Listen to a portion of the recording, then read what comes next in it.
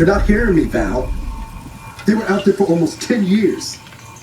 You know what usually happens when someone left in suspended animation that long.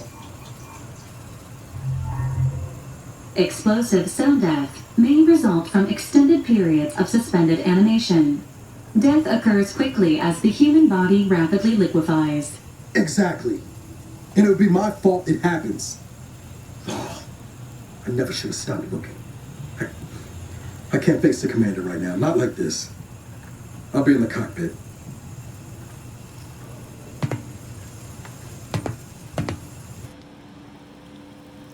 Welcome back to consciousness, Commander. Please accept your back pay for the previous mission. It has been prorated according to the mission's failure and your unapproved 3,468-day sabbatical. 3,000... What? I've been in suspended animation for almost 10 years? That is not okay, Val. This unit is not programmed to judge the activities of off-duty agents. Revival protocols mandate a physical and cognitive test to confirm mission readiness. This is to ensure no unexpected changes have occurred regarding your abilities, Commander.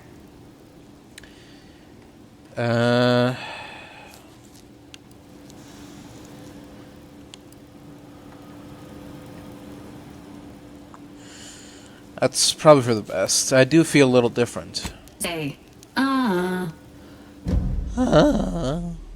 Okay, can I just... Oh, I can't change my background? I feel like the fucking... Don't know how I got here fucking background is a little bit useless. Because it's basically the dumb trait. I thought it would be like... I don't know. I feel like not being able to do anything, not having like a specialty is different from being dumb, but apparently not. So yeah, okay, sure. Suave, and we picked it, right? Yeah. Lockpick, speech. Yeah, that's fine. Yeah, sure. Assessment complete. It appears you experienced some changes while in suspended animation, but nothing of concern. This unit will update your records accordingly. An event summary will now be provided to improve your situational awareness, Commander. If you feel yourself beginning to liquefy at any point, please notify this unit immediately. I'm ready. Give me the briefing, Val. Following an aggressive merger between Anti-Cleo's and Spacer's Choice, the new corporate entity known as Anti's Choice invaded Arcadia. Anti's Choice claims they are following market demands and liberating Arcadia through the power of capitalism. Many have died. Unfortunately, their invasion fleet also exacerbated the rift anomaly created by Agent Vries' sabotage of Horizon Point. This means no ship can enter or leave the colony. Rift also remains a threat to the colony. Current estimations suggest the Rift will destroy Arcadia in the next 10 years. Give or take 7 to 8 years. Yeah. Great. Plenty of time to figure out how not to die, then. Correct. At some point in the next decade, the Rift will result in the complete annihilation of all life in Arcadia. But currently, it is a low to medium priority concern. Agent Ibarra has expressed far more confusion and alarm about Agent De Vries' latest actions.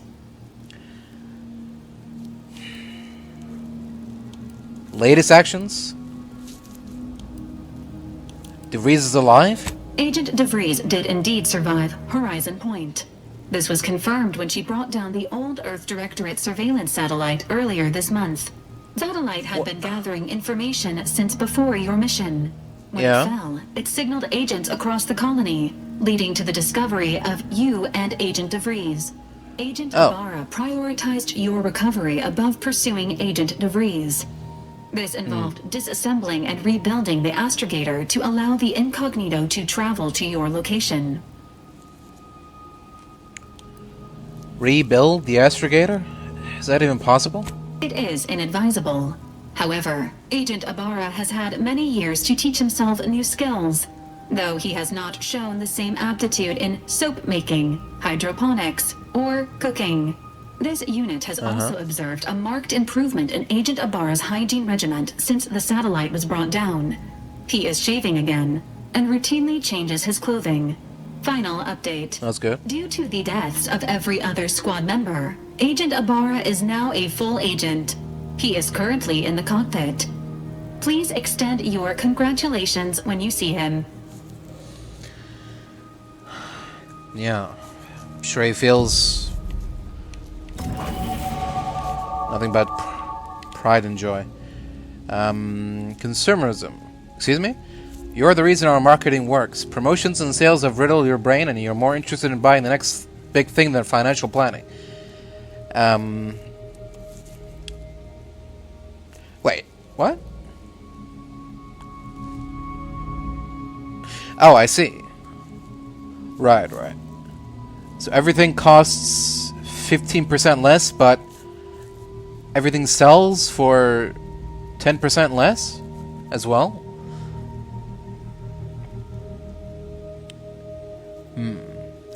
So I'm technically getting a 5% discount.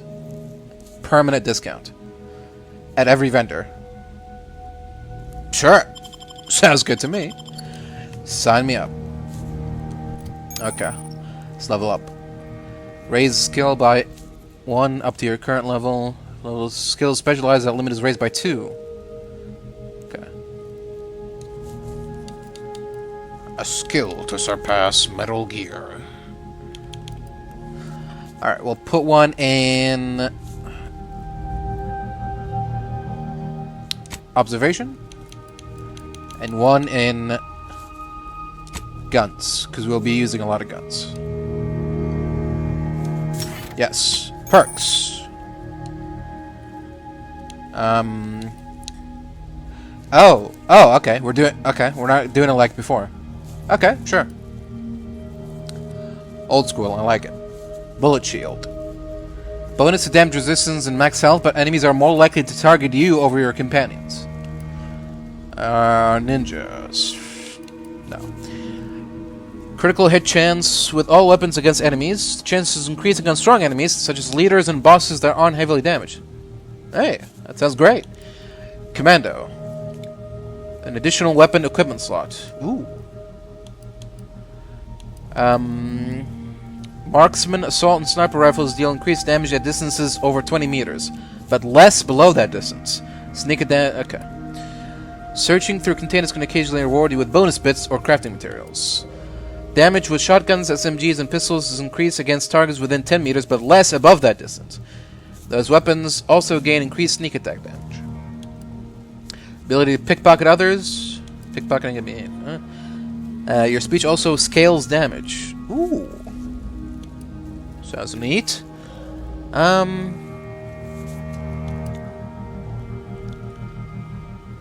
Okay. Alright. Sure.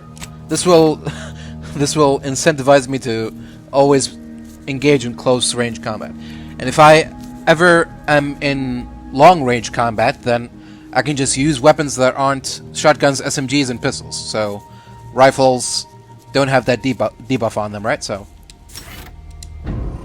should be good to go.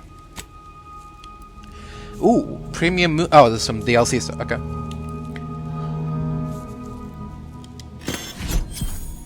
Oh, I don't have my. I guess didn't manage to grab that with me. Premium Moonman armor. Cool. Looks like generic armor to me, but sure. Evasion chance, damage resistance. Same stats. Yeah, same stats. 5% damage resistance is lost every time the wearer takes damage.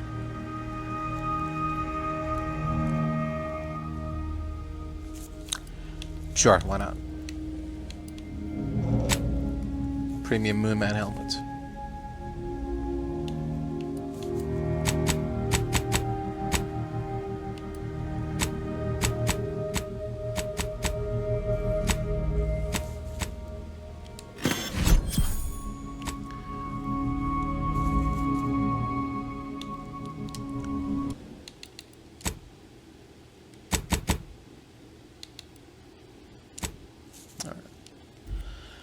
What's enough of that? Can't stand to stare at my shaven face any longer. Okay. Gained some stuff. Took away all my other things too. My inhaler charge. Oh, it's not going up. Am I maxed out at 3 now? What? Man.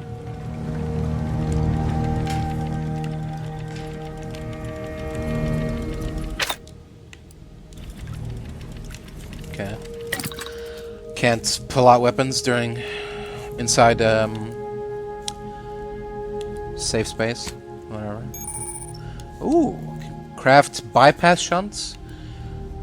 Rounds, mines, extraction devices, explosive charges, inhaler charges, mag picks.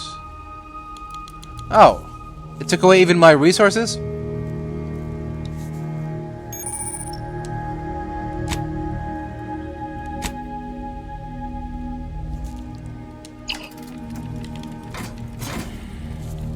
Hibernation suit. Biomass container.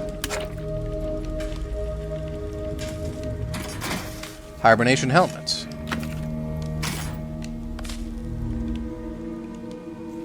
Lockpick 11. 11? Wow. Okay. Must be a real good weapon you're hiding there. I don't know why you're holding out on me in the first place, but sure.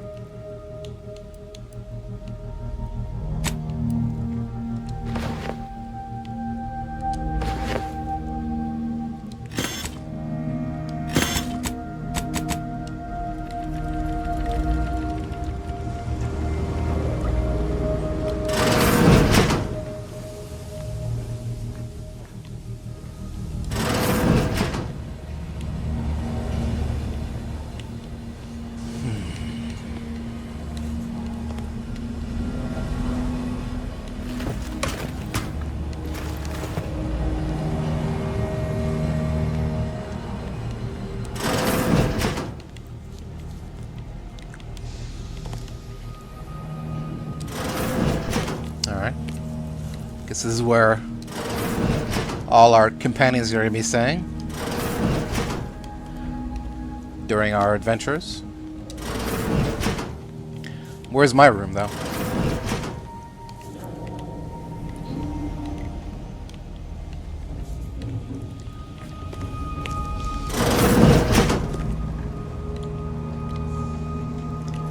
Ooh. Fish. Oh. That hole has been plugged up. Incognito. Ooh. Moonman Bobblehead Season Pass reward. I guess this is my room then, eh? Commander Safe Key. Crumpled list. Repair leaky pipe in Eric's room. Order who? Order Val to run a self-diagnostic. Cook dinner. Spot worst. Bullet point has been violently crossed out. Store all intoxicants in the safe. Hide the safe key with Val. Okay. Looks like we're going to be pickpocketing Val. Correspondence. Mission failure. Maintain your cover and continue observation of Arcadia Colony until further orders.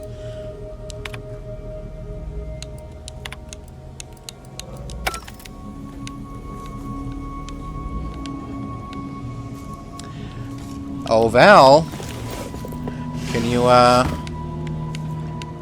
come here for a second? Let's talk to you. Records indicate that lockboxes, such as the 2 housed in this dispenser, yes, were originally part of a failed smuggling operation. Special lockbox keys are needed to open them. Yeah. After discovering the first lockbox, Agent Ibarra installed this dispenser to house additional lockboxes, which may be located throughout the colony. Unfortunately, due to a jam, the dispenser is currently inoperable. Agent Ibarra deprioritized its repair in order to focus on rescuing you, Commander. I see. Well, you give me 2 seconds with that lockbox and I'm sure I can have it open. Tampering may result in damage to the container's contents. Theorizing. Extracting the contents from the first lockbox may disencumber the dispenser, allowing it to return to normal operations. This unit has an advanced decryption key that can open the first lockbox, Commander. Alright, thanks, Val. That'll save me some time. Helpful addendum. Scans also indicate an Auntie's Choice dematerializer within the first lockbox, which you may find useful in the discreet disposal of bodies, Commander. I'm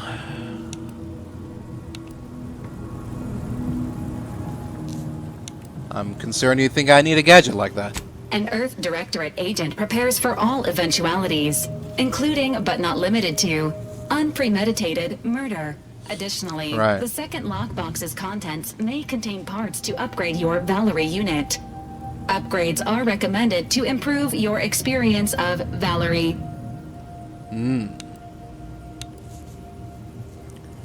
Any idea where I can find more of these special keys? Agent Ibarra theorizes that some keys may be obtainable from vendors, but the majority are likely scattered around the colony.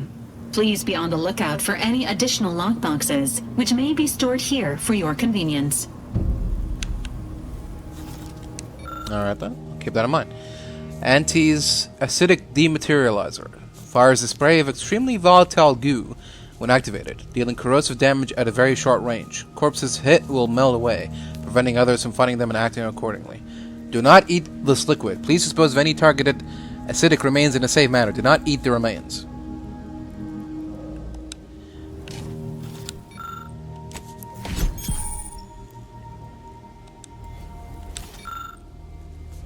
I see.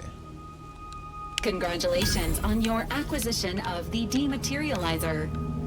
The dispenser is now functioning normally. Yep. Your ability to conceal homicides has also been increased by 85.9%. This unit is currently unavailable for further. Subject appears to be exhibiting signs of mental confusion. Updating medical charts. Just wanted the key that Ibarra gave you.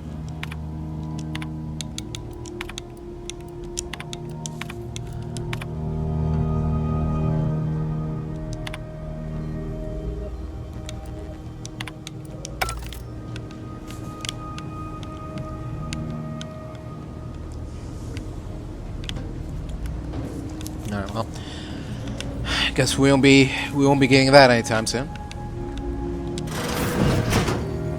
All these years and I still can't get my head around what Augustine did. Sacrificing our whole team. And for what? What did our blood pay for?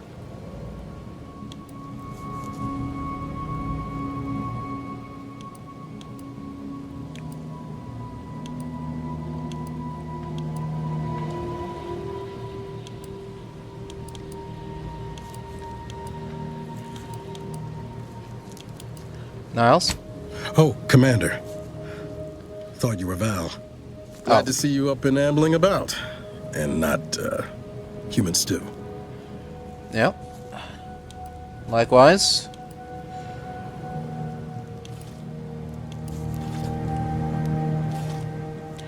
This is definitely the better outcome, I agree. You know, when I first learned some of the escape pods made it away from the station, I'd hoped. I mean, I did search for you, Commander.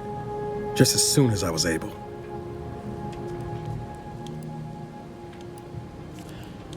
Don't beat yourself up over it. I'm sure you did the best you could. Might be you're giving me more grace than I deserve, but either way, thank you. So then. Sure. I gather Val's described our state of affairs? Confirmed. The Commander has received a full briefing on the following topics: the invasion of Arcadia, the Rift, and Agent de Vries' survival. Vries. Would have been better if she joined the dead. I figured she'd done just that until I got the alert that she brought down the Earth Directorate satellite. If she's of a mind to, she could use the information on that thing to destabilize the Rift and destroy Arcadia. She was one of us, Commander. It's our responsibility to stop her.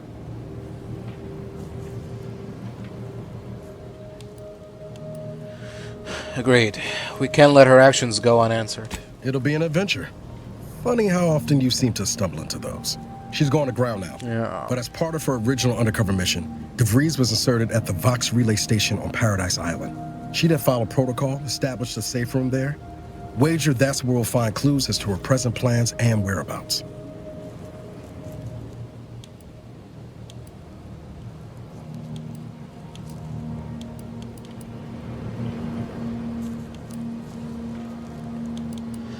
Well, I guess there are worse places to be stuck investigating than an island called Paradise. You'd think so. But even before Antis invaded, the island wasn't exactly a utopia. No matter what lies the Protectorate tries to sell you. Brother's mostly nice, at least. To be clear, Well, I'm not saying we're strolling up to the Vox station and knock nicely. The Vox is highly restricted and heavily defended. It'd be a death sentence. We might ought to explore the island first, find out what we can. The satellite alert pinged DeVries' tracker in a town named Fairfield. Wasn't nowhere close to shores, so we need to poke around a bit. Doubt she's there now, but it seems a better place to start than assaulting her Protectorate communications hub. Alright. Sounds good to me. About as good of a plan as any. Let's get the show on the road.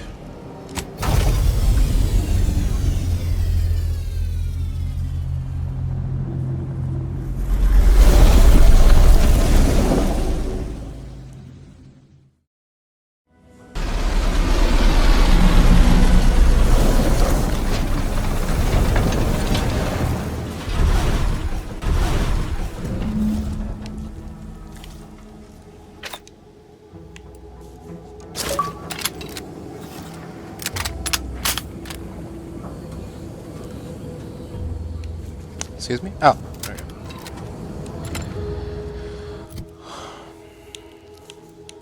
go. Okay. Thanks.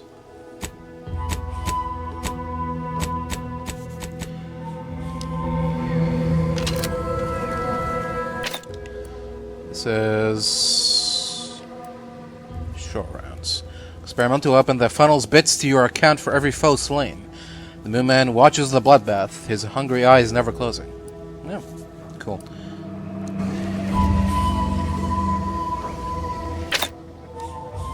Okay.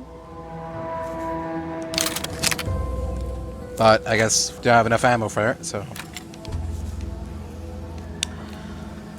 we'll stick to pistols for now.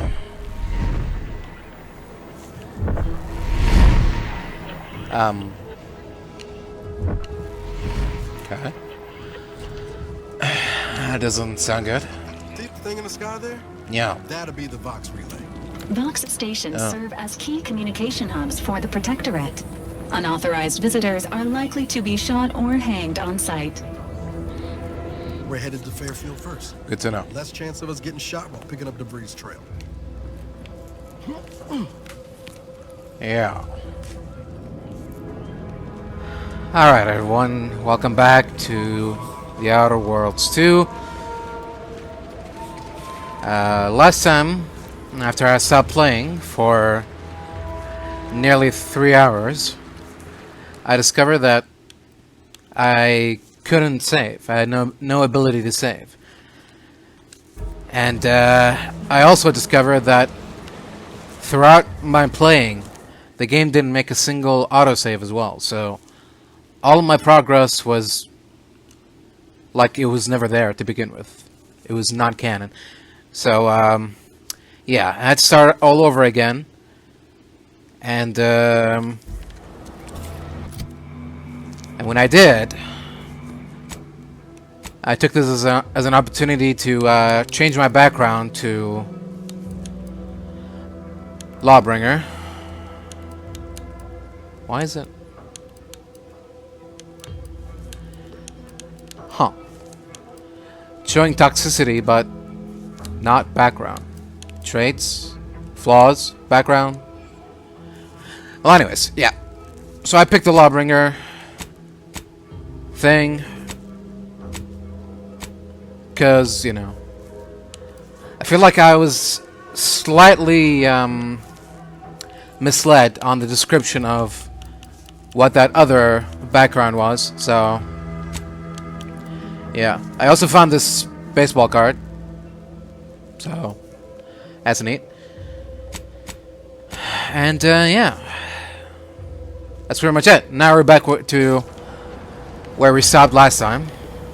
So, yeah. Thank you for listening to my update. Let the gameplay commence. Or resume, I suppose. Company. Must be from that ship on the landing pad. Hello there, go-getter. Hello? Welcome to Fairfield, now under the new and improved management of Auntie's Choice. I'd usually ask if you were affiliated with the previous regime, but you lack the bewildered gaze of a yay-saying protectorate subject. Even so, Thanks. going to have to ask you to identify yourself. Still a war on and all.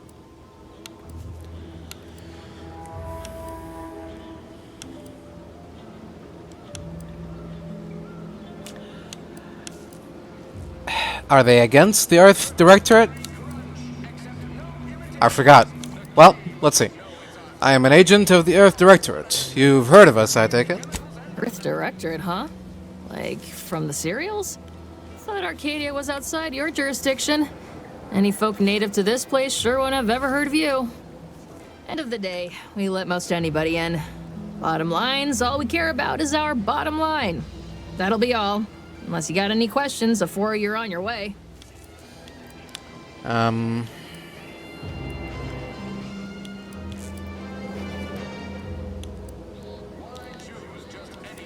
Looking for a trader who goes by Vries. Any idea where I might find her? As I've never heard of her, can't say I can. Seems like Minister Milver Street knows everybody, though. Probably ask him. Anything else? There anywhere I can buy a gun or a drink or some meds? Oh, we got everything. One of them, at least. Clinic's over there on your left. Watering hole's a bit down on the right. Market's a straight shot down the lane. So, is it normal to get shot at by auto mechanicals on the way to town, or are we just special? On the way from the landing pad? Had a convoy out that way. They're overdue. See any sign of them? What? What? Found evidence of a battle. Didn't look too good. If anyone made it, I didn't see. Damnation. I had a friend on that detail. He always carried this, keepsake. You didn't happen to find it, did you? Didn't find anything like that, I'm afraid. Not much in the habit of plundering corpses. Well, never too late to start. Plunder's plunder, Auntie always says. Them protective drones been a serious menace of late. Heard Trooper Faulkner shot a few. You find a way to put a stop to them. There's a bounty for it. Yeah, and how might someone accept that bounty? Bounty terminal's out next to the jail, across from the bar. Just down the lane here a spell. You get to Town Hall, you passed it. Alright, I'll leave you to it. Again, welcome to Fairfield, the official new home of free trade and self-reliance on Eden. Can't get that Auntie's Choice jingle out of my head. Hey, if I start humming it, you do what you gotta. Anyway, need something, Commander? Do what? I'd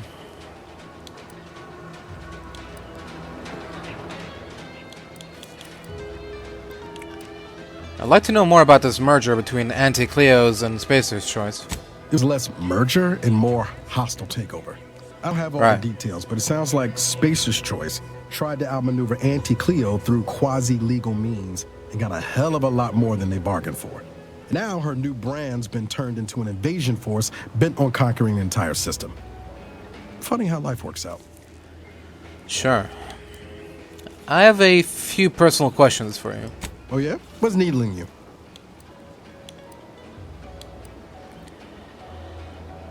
We never really got the chance to get to know one another. I'd like to change that. Fair point. Guess Horizon Point didn't exactly foster a lasting fellowship, did it? Yes, irrevocable betrayal does tend to put a damper on most relationships. Why, Commander? You mean to tell me you don't enjoy being jettisoned into space and left for dead? Color me stupefied. Not particularly, Just no. inside, what's there to tell? Spent the first year getting back up on my feet, literally. Been mostly laying low since then, maintaining my cover. Before the invasion, at least, the Earth Directorate still needed someone to watch the colony, and I had 2 working lamps.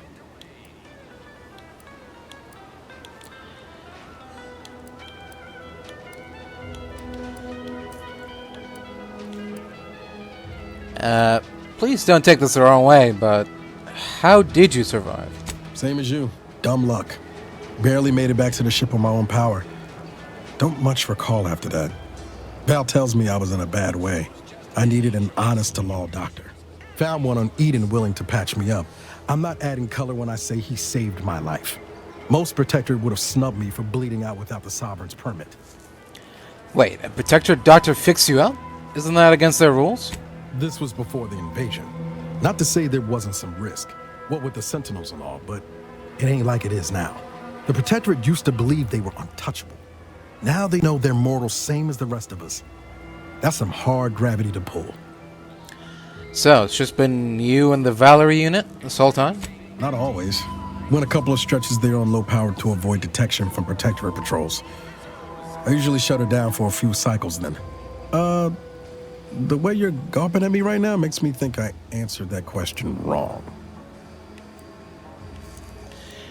You're alone a long time now, so I just want to make sure you're okay. I appreciate the concern. Won't lie, had some hard years. Got caught up in a few lost causes, the particulars of which I'd rather not go into now, if it's all the same. Has anything good happened since Horizon Point? I found you. Oh, and Val's been stalling less since I patched her acclimator. Oh. Ship doesn't smell anymore. That's about it. Wait, what did the ship smell like before? Spratwurst. Were you cooking Spratwurst? Pretty horrifying if I wasn't. I was trying to teach Right. myself some new skills in the galley. Val got it into her hardware. I needed a hobby. I figured Spratwurst ain't an easy meal to mess up. And what did you discover? Well, I learned about 20 ways how not to fix a worst. So, you didn't grow up in Arcadia, obviously. What was life like where you're from? Like most colonies. Good people being ground down from above. A lot of fancy talk from suits about streamlining and quarterly earnings while them on the line barely scrape by. Triangulum's known for churning out freighters, and shipbuilding ain't exactly known for being clean, safe work neither. Especially when corners get cut. Can't remember a time I didn't end the day all banged up, filthy, and smelling like I just crawled out of an exhaust port.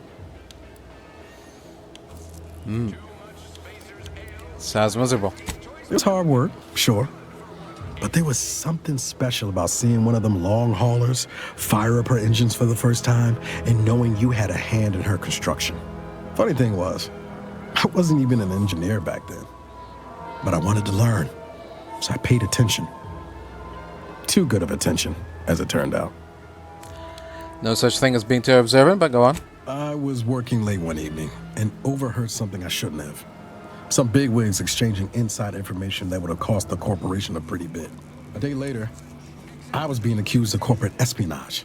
Didn't want to bring any heat down on anyone else, so I went on the run before the first jackboot showed up at my door.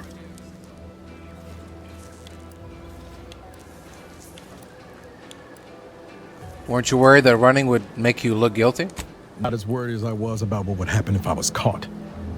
Probably they would have spaced me and called it a day. I was on the run for... I don't even know how long. The days sort of bled into one another. I started losing hope of things ever changing for the better. Then, the Earth Directorate showed up. They liberated Triangulum, pulling me and the rest of the colony out from under the corporate boot. Joining up after that just made sense. Tell me how you first met De Vries. She was one of the forward agents who went ahead to assess just how bad Triangulum had gotten. We met while I was in hiding. I helped her learn the lay of the land, as it were. She was no nonsense. I thought her one of the smartest people I'd ever met. And while she could also be cutting, I felt like I only caught her edge when I deserved it. I liked her. And for some reason, she seemed to take a shine to me. But she wasn't around long. By the time I officially joined up, she'd already moved on to the next mission. Was that the last time you saw her before Horizon Point? Sure was. Kept hoping I might run into her during training. But now I know she was busy turning her coat here in Arcadia. Do you ever regret becoming an Earth Directorate agent? I could ask you the same thing.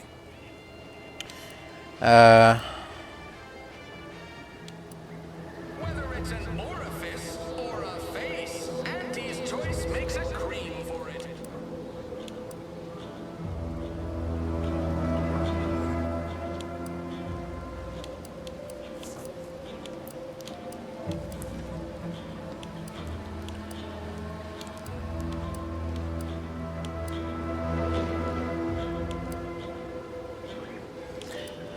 No, never. I find it rewarding to help others. Protectorate has a way of casting a pall over that, too. You'll see. Sometimes I wonder what would have happened if I'd gone back to my old life instead of becoming an agent. Stayed on Triangulum, become an engineer or something near to it. I knew joining up with the Earth Directorate wasn't going to be a life of low turbulence. But at least it'd have dignity and purpose to it. Do you still believe that? How much dignity in having your limbs blown off? Sorry, that was blunt. You have to apologize, Niles. I just get tired of talking around it, you know? But back to your initial question. Do I regret becoming an agent? Yeah. Some days. But then there's days like the one when I found you. And, well, not much to regret there. Only thing I know for sure is my opinion today is colored by more than just the rosy tint of a low-run kid looking up at the stars. Life's not fair. But it keeps on. Well, I bet that kid would be awfully proud of the man you become. You buttering me up for a favor? I'll tell you right now, I'm not taking extra shifts cleaning the head.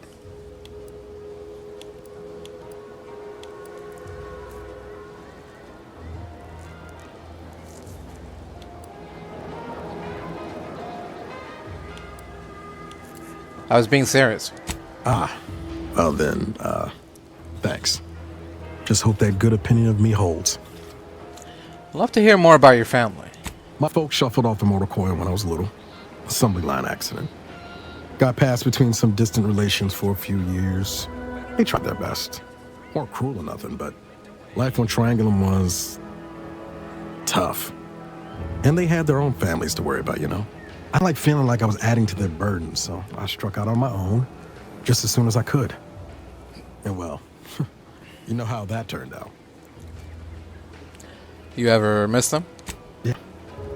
Thoughts crossed my mind over the years, especially when it was just me and Val. I wish I spent more time with her when I had the chance. No point missing something you're never getting back, though. Hey, we won't be stuck in Arcadia forever. Maybe you can go visit them one day. That's either hope or foolishness, Commander, and I can't tell which. Even if we survive the rift, 10 years is a long time to be gone. No word. They probably figure I'm dead. Avoid it all. Now you got me thinking about it. How about this? We ever make it out of this system, I'll take you back to Triangulum, make the introductions myself. Deal? Deal. Oh yeah. They're gonna get a real charge out of you. There's something else I want to talk about. I've got time. Actually, never mind. It can wait. Utilizing socialization. How may this unit assist you, Commander? I'd like to know more about Paradise Island. Paradise Island is a sparsely populated landmass located off the west coast of Eden's primary continent. The island is host to idyllic coastlines, verdant flora, and extremely hostile protectorate garrisons. Plan your visit accordingly. Tell me a little about yourself, Val. Presenting the Valerie unit, the latest and greatest in a line of Earth Directorate support automechanicals. All you could want in a squad mate at half the cost. The Valerie unit is the exclusive property of the Earth Directorate and is not intended for civilian or commercial use. Resale of this unit is strictly prohibited. What does Valerie stand for, anyway? Vitality augmentation, logistics evaluation, reconnaissance, and information extraction unit. Yeah, that's a mouthful. I can see why your creators went with the acronym. Do you have any other queries, Commander? What is your view of our mission? Searching mission parameters. One moment. Searching. error. Unable to find current mission parameters. Defaulting to last known objectives. Goal: infiltrate Horizon Point Station and retrieve data pertaining to skip drives and rifts. Pardon Val, Commander. She gets confused sometimes. Logic unit can't always keep up. I keep tinkering with her assembly, but no dice. I'm sure you're doing everything you can to keep her functioning, Niles. Mighty kind of you to say. Just wish I could do more. But I suppose age comes for us all in the end. Do you have any other queries, Commander? You've been in operation a long time. Give me the highlights of your service history. This unit was first deployed on a mission to Redacted more than 10 years ago and was primarily credited for that operation's success. Other highlights include the triumph at Redacted, the rescue of Redacted, and the first successful execution of the Stanfield maneuver in zero gravity. The Stanfield maneuver? What's that? Detailed instructions on how to perform the Stanfield maneuver are proprietary to the Earth Directorate and strictly confidential. Niles, do you know what it is? Never scored myself the clearance to learn it for fact. But best as I can tell, it's a complex EVA involving a drone and an agent shot up with enough adrenal to wake the dead. Attempts at the Stanfield maneuver, as proposed by theorist Marion Stanfield, has resulted in multiple deaths, mutilations, and maimings, leading to a ban shortly after discovery. Do you have any other queries, Commander? No, that's all for now. Thank you.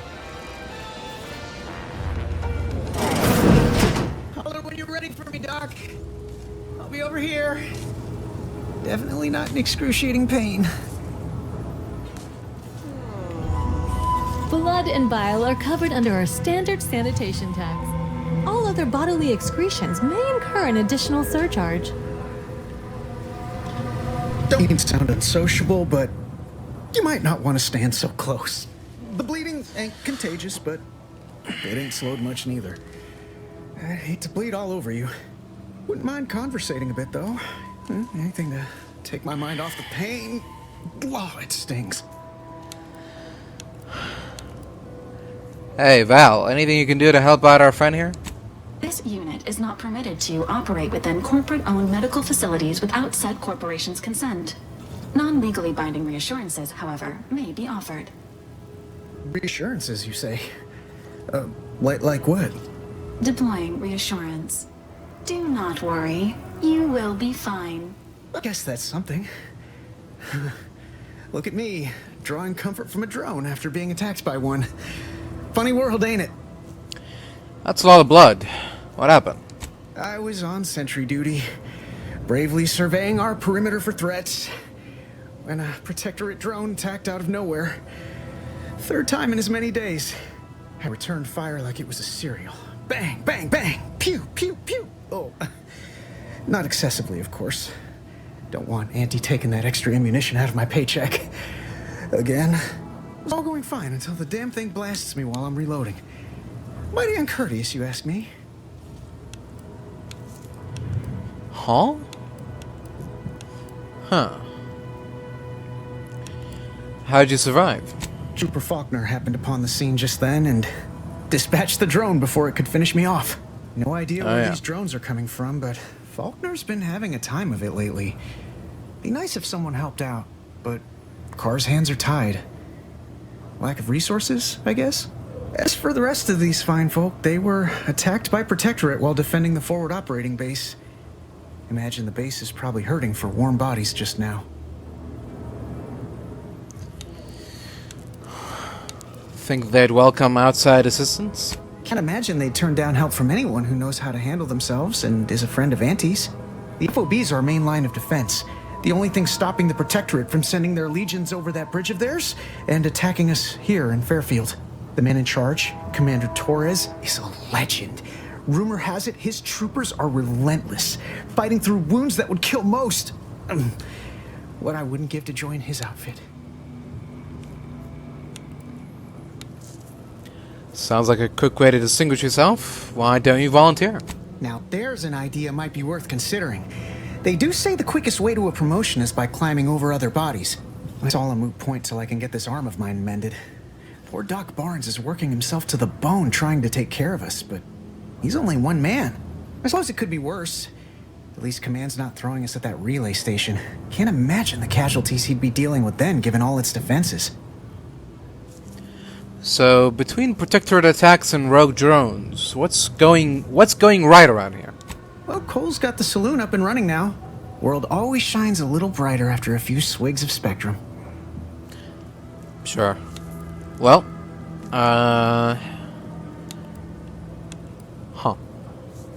sorry I can't be of more help. Don't sweat it none. Auntie's Choice advocates for self-reliability anyway. Can't go around expecting other people to solve my problems for me, right? But you're here to see the doctor. Isn't that letting someone else solve the problem? No, I'll be paying him for a service. I'm supporting the local economy, you see. Anyway, Right. thanks for stopping to chat. The other troopers here ain't exactly chatty types. Maybe on account of the blood loss? That would certainly do it, yes. Consume like a good consumer. I must ask you to hold still.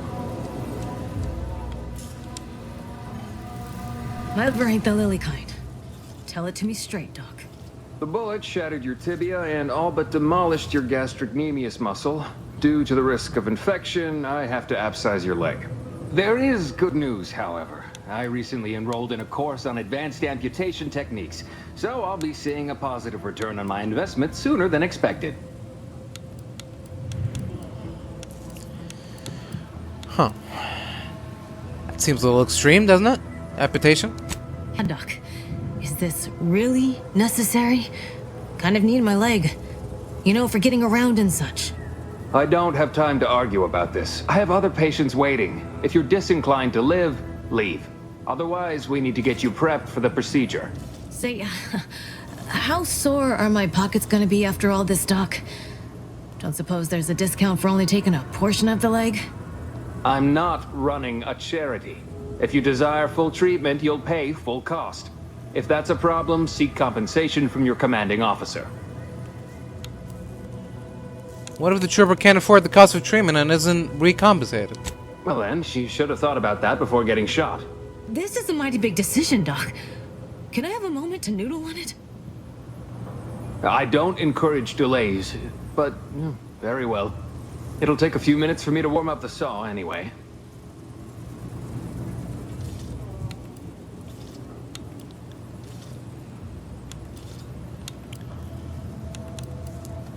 You've got a full crowd in your waiting room. Is there any way to speed things up?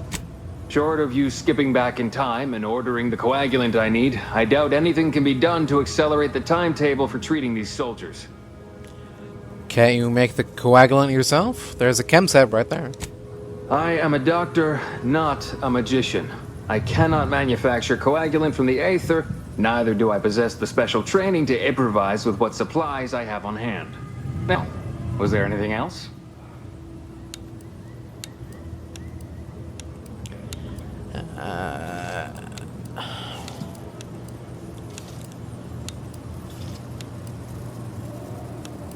I see Auntie's Choice here, but do you get many ex-protectorate coming in for treatment?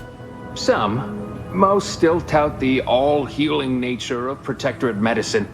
But despite that, they're surprisingly amenable to accepting treatment. Growing up with the right to dissent. Probably wouldn't even occur to them to turn down poison if you told them to take it. Good thing I don't prescribe poison then. Normally. In truth, I expected more resistance given the sudden transition. But I'm not one to complain of a headache I don't have. Alright, well, I'd like to see your medical supplies. Pharmaceuticals, bandages, tinctures. It's all here. What have you got? Extra primer port. Additional medical inhaler slot.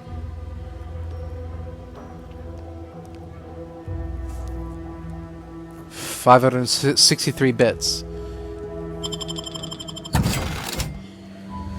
Dreno infusion starter. Heals 200 instantly, increasing up to 2 times that amount the closer you are to death. Huh. Coagulare mushroom. Trauma kit.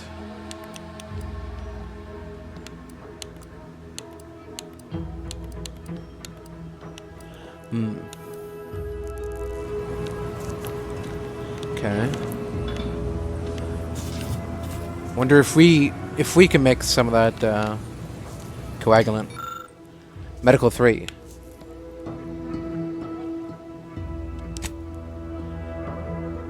Poison. Well, that's certainly a result. Excuse me, that chem set is not a toy. Sorry. Just trying to help out. Unlike some others here. What does it mean, trait you use lucky? I'm not lucky. What? Okay. Well. Oh, maybe if I was lucky, I would have succeeded. Just by randomly mixing stuff. Mystery coagulant. Hodgepodge of dangerous and volatile chemicals that have certainly not undergone safety training. Oh, and I can't touch that again. In future, I'd appreciate you keeping your unsanitized hands to yourself. I'm gonna have to re-sterilize that chem set now. And I just cleaned it 2 weeks ago. But look, I made a coagulant, I think. No, that doesn't look right at all. Please do not try to administer whatever that is to anyone. My morgue is already near capacity. You know, Doc, actually feeling a lot better. What's that burning smell? Oh, good. I think the saw's all warmed up. Well, sorry. I try to help. Take this admonishment with all the professional affection a physician can legally administer. In future, you might consider moving away from bullets instead of into them. But without my leg, how am I going to climb the ranks? Literally, probably not very dexterously. Metaphorically, well, my stimu... Alright. Can I sell the coagulant? Or is it a quest item?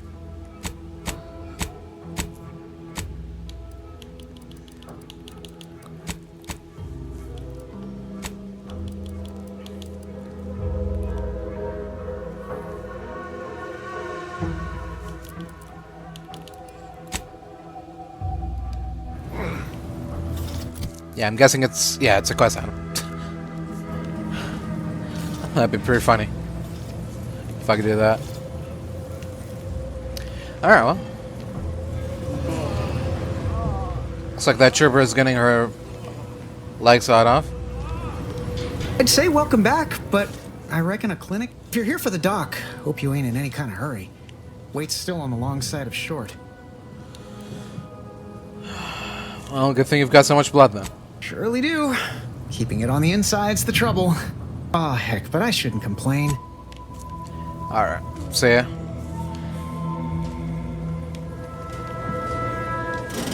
I thought that I would at least get a quest to help out the doc with something. Get him some supplies, but... I guess technically I did. I got the quest to make coagulant for him, but... that turned out to be a bust, so... no. Guess everyone's fucked now. Sorry. Keep your petty skepticism. I'll pay my tab in no time. You'll see. My word. What the? When my deal comes through, I'll have enough bits to own this place. Wasn't there a person standing there? I thought I saw someone. Was it you? Can't even talk to her. I see a huge opportunity for us in Fairfield. There's zero competition and plenty to drive people to drink. Welcome to the name-pending saloon, purveyor of spirits and stimuli. What'll it be, stranger? The name-pending saloon? You haven't named this place yet? That is an ensuing step on my 19-point business plan. Trying to find a name that would convince patrons to spend their hard-earned bits here. Like to hear a few contenders? Sure. What have you got so far? At present, my top favorites are 1. The Drunken Haggler, 2. Accessories, 3. Absinthe-Minded, 4. The Fair Shake. Now tell me, which would make you spend your hard-earned bits here?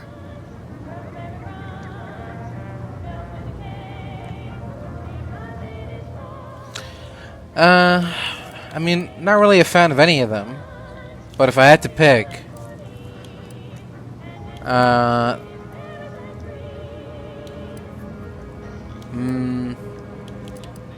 Drunken Haggler. I would go with the Drunken Haggler, but... honestly, not even that is good enough. The name pending saloon, it remains. Or should I say, name still pending. What'll it be, stranger? Alright. I'm looking for information. You have any? Why, sure. You'd be surprised how much loose talk and idle speculation occurs around here. What, yeah? Between them Protectorate defectors, finally able to speak their minds, and all our off-duty Antes employees carping about work and the war. Any particular topic you have in mind? Anything you can tell me about the people who are running this town? Oh, Minister Milverstreet's blessed with the gift of gab. Swear he could sell bypass shunts to a Raptidon.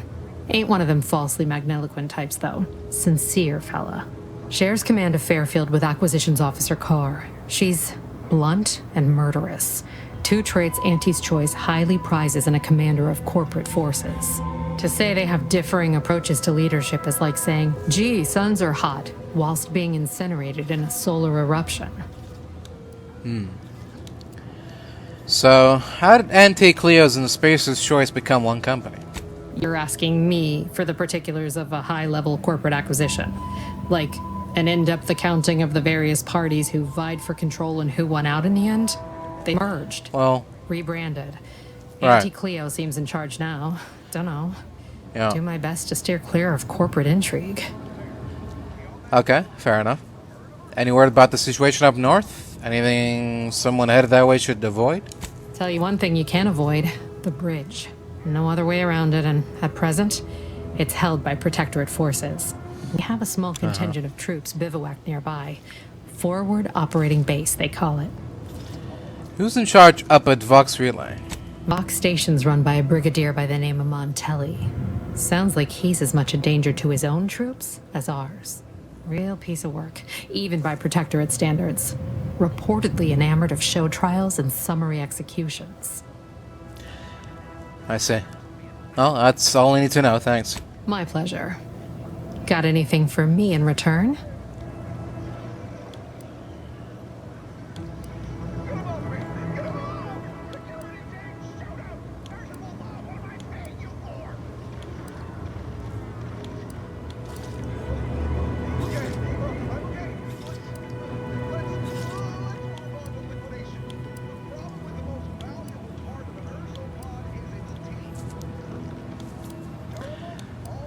Well, I was frozen in space for the last 9 years after raiding a secret Protectorate base. Apologies, but tall tales and poorly formed fabrications failed to impress me much. Here I was hoping you'd have a good story for me in exchange, but oh well. Not everyone's a seasoned raconteur. I suppose not. I could really use a drink. Reckon so. Here's what we've got.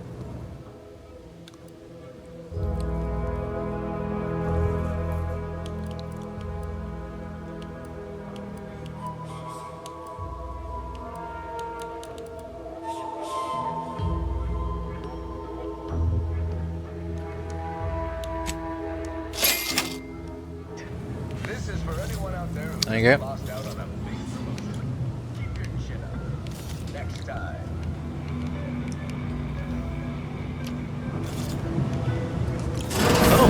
Be one of my copious direct reports. Rest assured, I'm making adequate progress in my manual labors. Time for another performance review already. Apologies, I'm still applying the required elbow grease to scour these surfaces, just like a novice facility sanitizer should. Facility sanitizer? You mean a janitor? Oh no, I'm not getting demoted again, am I? This meritocratic society is still so foreign. The workplace skullduggery, the prioritizing of self over community, the excessively colorful nutrition.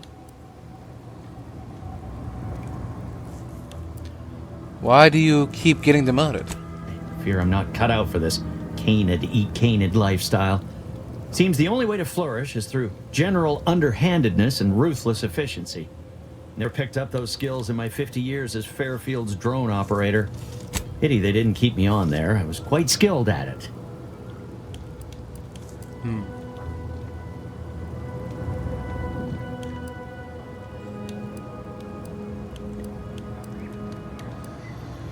Well, sounds like you have your work cut out for you.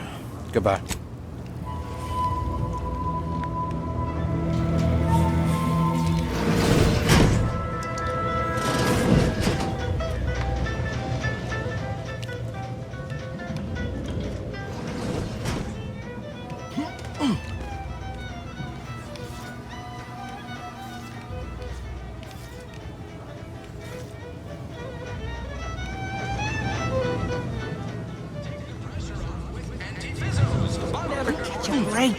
Finally find a way to get ahead, and this happens.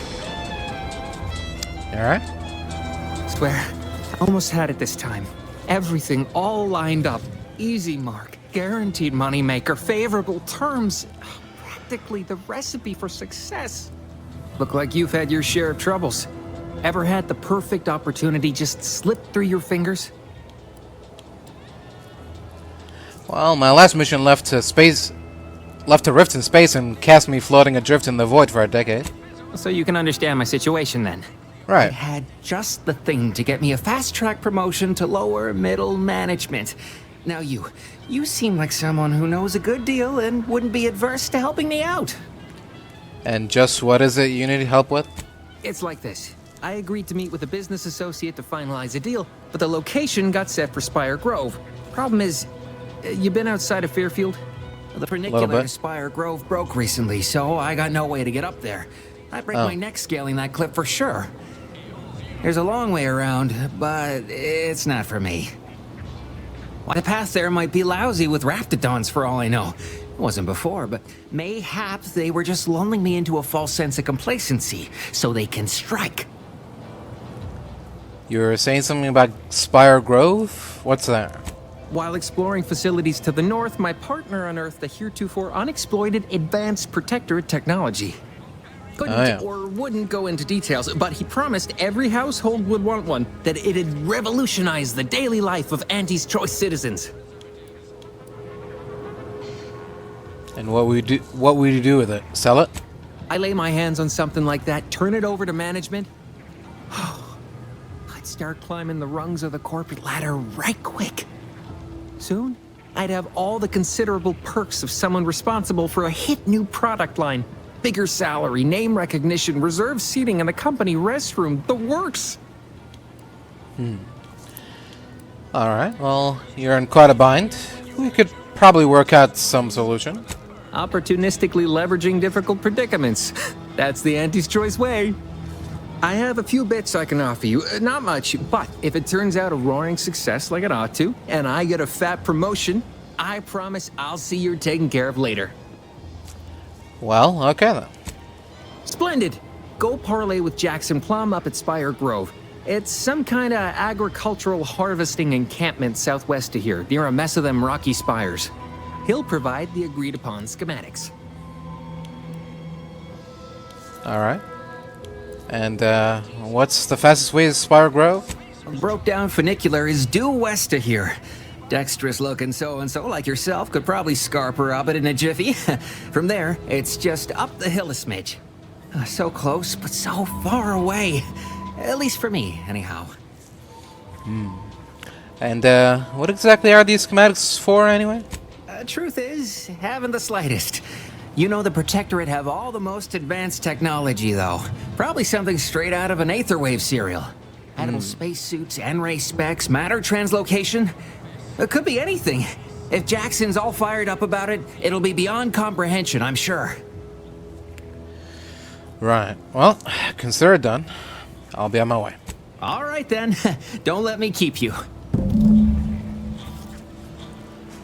Don't worry, I won't.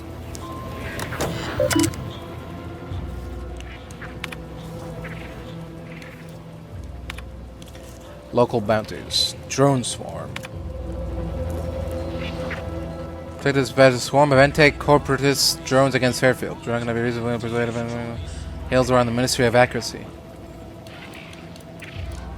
Okay.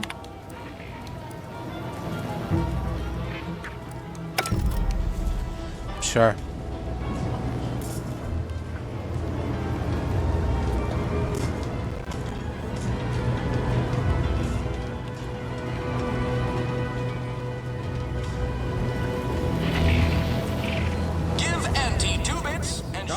I wasn't being ironical about the giant hologram over Town Hall. Well, guess we ought to go acquaint ourselves with that minister like she said. My current and very temporary shortage of funds. With a door this tough? They must be storing something good in there. Yeah, guns, armor, probably some ammunition too. Honestly, Kemp ain't that much of a mystery. You're thinking too small, Murph. I'd put money on the Protectorate stashing treasure inside. A whole pool of bits enough to swim in. It constabulary, not a bank. And certainly not some kind of gold-filled swimming hole. Besides, these Protectorate lack imagination. Never had an original thought wasn't written down for them first. Like I told you before, it's probably just guns. Excuse me, is this door giving you trouble? We've tried everything short of skipping a ship through that door to get inside. Though, come to think of it, maybe that's not such a bad idea. Well, sure, if you don't mind taking out all of Fairfield at the same time. I'd love to see the quartermaster's face after turning her lamps onto that requisition request. Fine, Skip drives out. Say, maybe we could commandeer one of them tractors out in the field instead. Oh, bet that could plow through the door. Why is it so important that you get into the armory anyway? In case you haven't noticed, we're in the middle of a war, and hard to say whether we're winning or not. Better question is why no one else is treating this like a top priority. Is the situation with the Protectorate that dire? In any siege, advantage goes to the defenders. Right now, the Protectorate still has control of the bridge to the Vox station. That station is the key to taking Paradise Island. When Officer Carr ever gets the go-ahead, we need to be ready.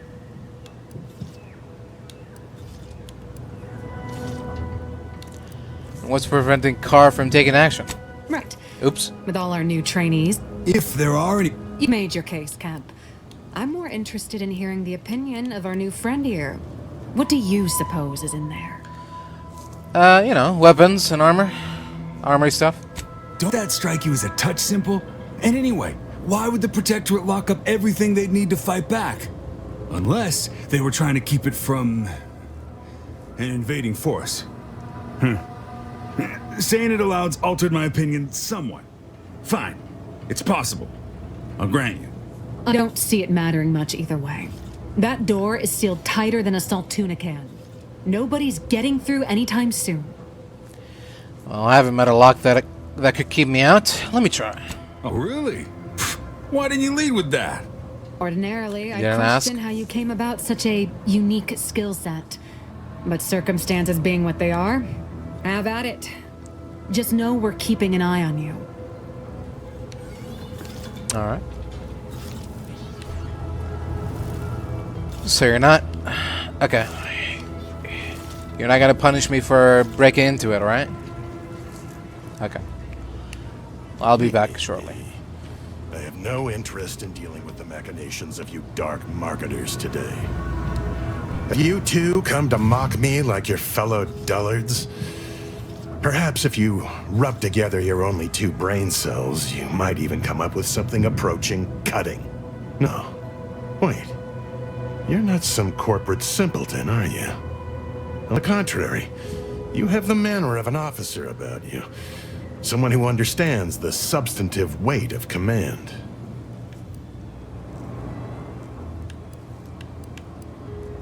And who exactly are you? Please, allow me to start over. I am Warden Sterling, dedicated servant of the Protector of Arcadia and caretaker of worlds, the Sovereign Henry Varick.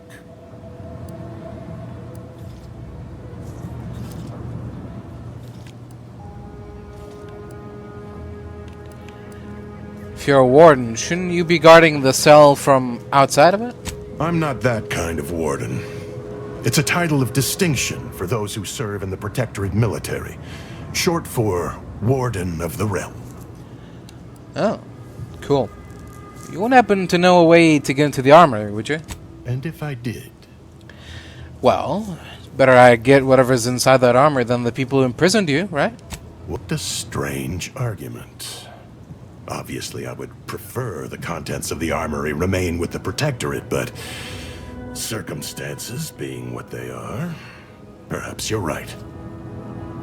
We need more privacy before continuing this conversation. Go to the back of the building, and I shall meet you at the window of my cell. Alright. You can rely on me to be the very spirit of discretion. I'll be waiting. Yeah. None will be the wiser. Ooh. Why can't I have that?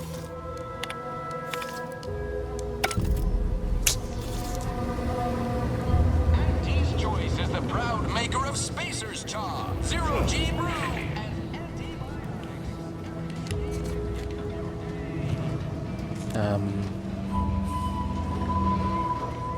There you go. We'd be able to speak freely here without the risk of being overheard. Right. Now, about that armory. There's an entrance on the roof by which you may gain ingress. Had these two dolts bothered to do even the most cursory inspection, they'd have found it. The roof, you say? How am I supposed to get up there? I leave that to you to discover. Be grateful I offered you this much. That's all I have for you. I must recuse myself now, lest I draw undue attention and be subjected to another lecture on the benefits of the free market. Goodbye, and pray we never meet outside this constabulary. I will, of course, be required by duty to meet you as an adversary under such circumstances. Alright. Fair enough. Good luck to you. Look out! That's not what I want to do. Why did he leap so far? What?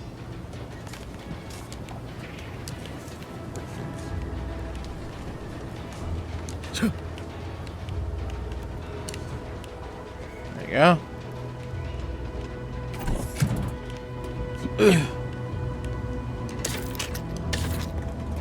Ooh, bandolier uniform.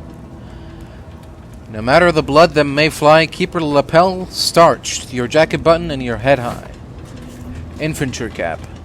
The visor keeps the sun from your eyes, while the mask keeps the wind from your face. There will be no distractions to your duty while wearing this cap. Shock machine gun. Shock rod ammo type. Interesting.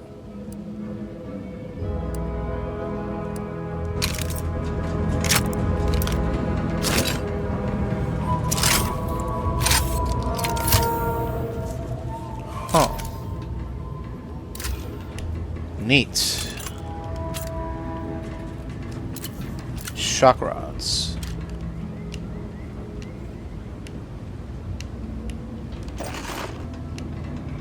Defensive plates.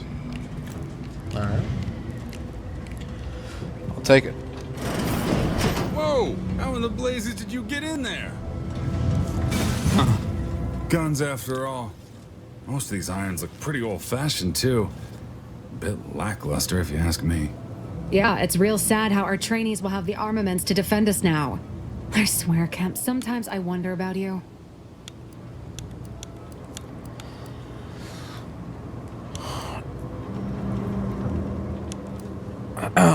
And of course, we have you to thank. That sure was an impressive display of ingenuity and forward thinking. I don't know. I just saved you two a lot of time. Surely that's worth more than a pat on the back. What do you think, Murph? Guess we could make this some kind of tax write-off. If anyone asks, you're a professional we hired through the proper channels. Definitely not some nobody drifted in from the aether. Understood? Sure. Good. Fine by me.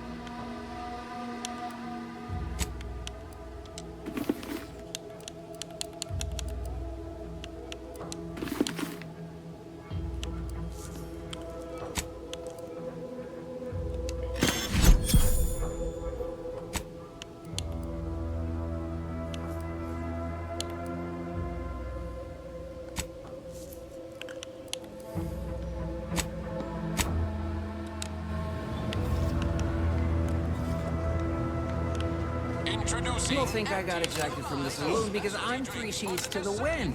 Well, maybe I am drunk. Drunk on bold ideas.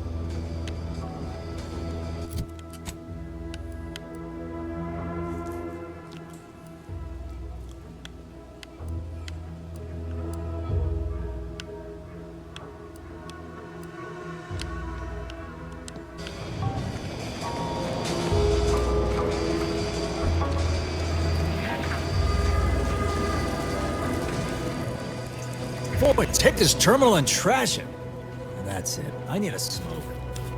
If you're about to blast me about fixing that void-forsaken terminal, it'll have to wait. I'm entitled to a break like anyone else. It's in my contract. I triple-checked. Someone seems a little tense. What do you think the smokes are for? Are they helping? It's like getting a few breaths of air while standing in a decompressing cargo bay, so... yes and no. I'm getting pressure from the folks up top to deploy these Protectorate drones to the military camp on behalf of Auntie's Choice. But that terminal's been giving me some trouble. The drones are ready to launch. All that he's doing is fixing their targeting priorities so they mark us as friendlies. But I can't breach the terminal's security protocols.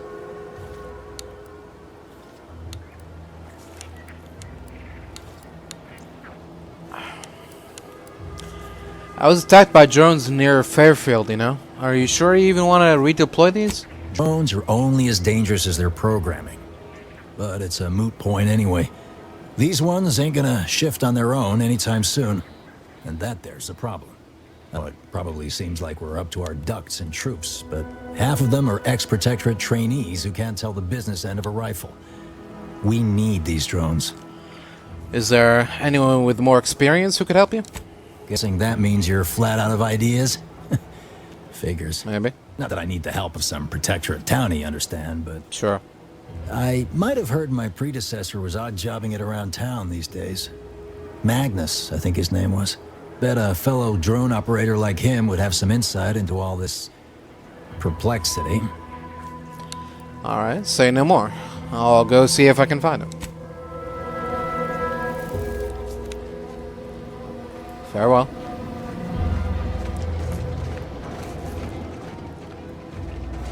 Protectorate folks must have been bored out of their skulls before we showed up. This place really sticks with you. The mud, in particular. The target's not on the ground, recruit. Nealand, be so kind as to remind us all what the first rule of the range is. Guns are weapons, not toys. And do we aim weapons at colleagues, or at our own unprotected upper stories, even in jest? Hint, we do not.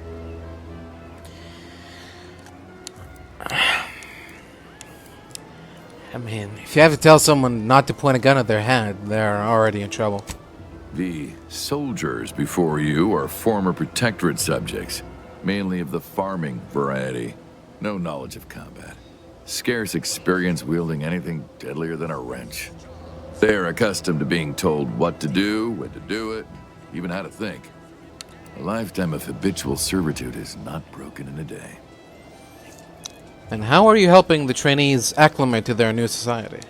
I'm only responsible for familiarizing them with the weapons they will come to rely on in future.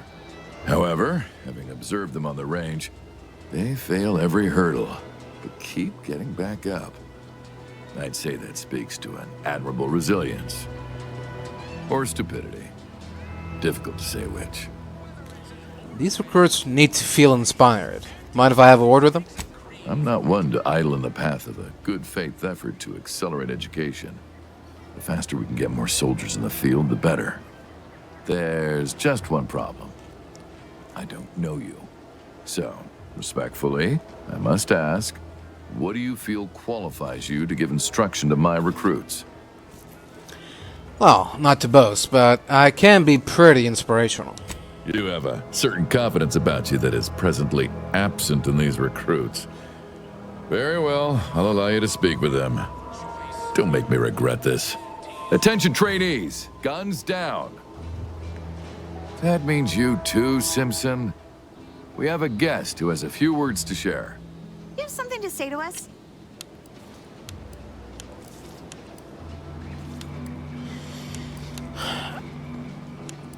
When you hold that gun, remember what you're fighting for. Wait, I know this one. Low overhead and competitive prices.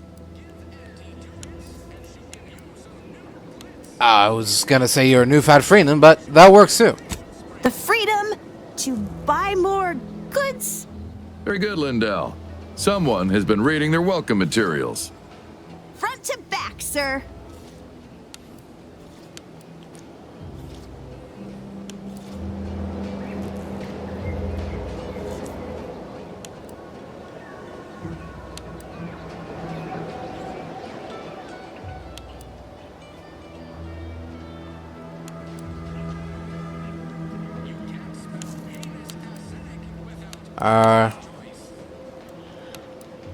Just remember, aim your sight ahead of where your target's headed.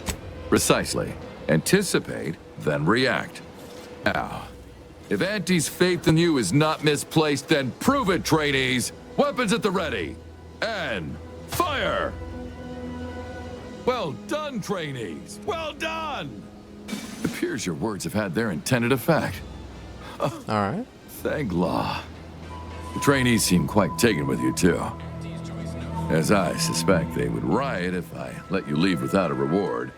Please, accept this revolver with Auntie's thanks. Land willing, I will have as much success deploying your wisdom with my next batch of recruits. Alright. Appreciate it. Hello, and goodbye. Hello. Guns are weapons, not toys. Yeah. Ever read the Middle Manager Handbook? Really shores up the foundation of your fundamentals. The Protectorate made you farmers, but Auntie's choice has made you soldiers.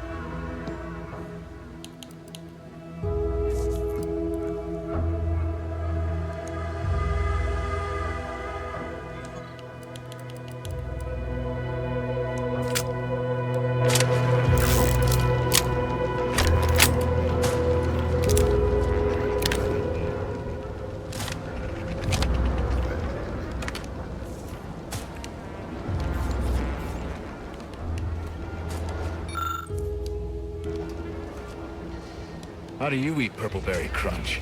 Real warriors eat it right from the box.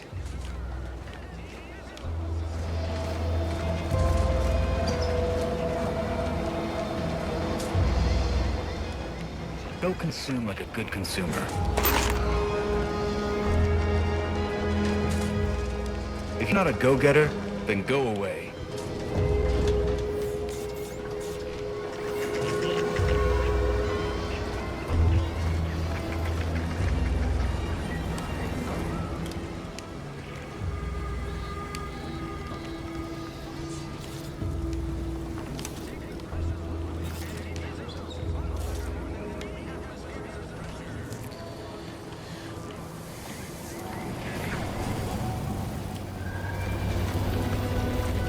Gonna need a bigger storeroom for all these orders. Let me guess. Gun keeps jamming, armor don't quite fit snug as you like. State your division and I'll get you outfitted, quick and proper, or your next provision's free. Not with Auntie's choice, not officially. Astounded the minister hasn't yet converted you to our cause. But in the meantime, I'll trade you my own bona fides for jotting down your name. All bits spend the same to me. As Chief Replenishment Officer, it's my privileged duty to furnish our brave troops with all of their wartime essentials. You could say I put the ration in liberation. Tell me what you need, and I'll do my ample best to supply you. Alright, let me see what we have for sale. I'm sure you'll find something to your liking. Let's hope so. Reclamation raiment. Some sort of armor. Designed to encourage new recruits to charge into incoming fire. What doesn't kill you lines your pockets.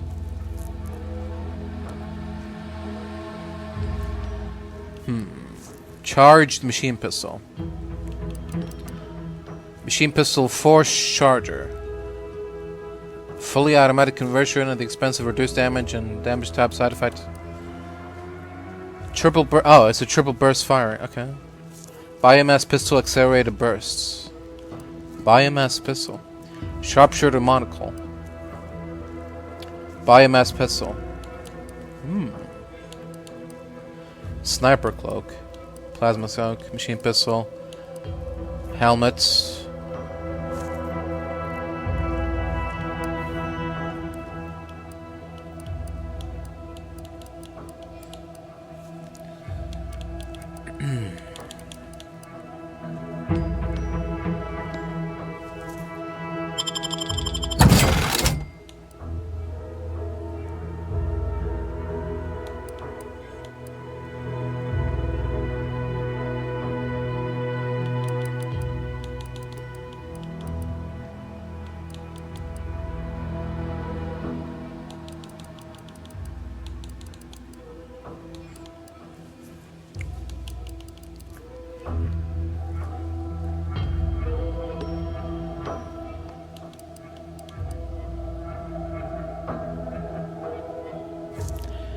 Alright. Try this out. And, sure. I'll try this out too. Thanks.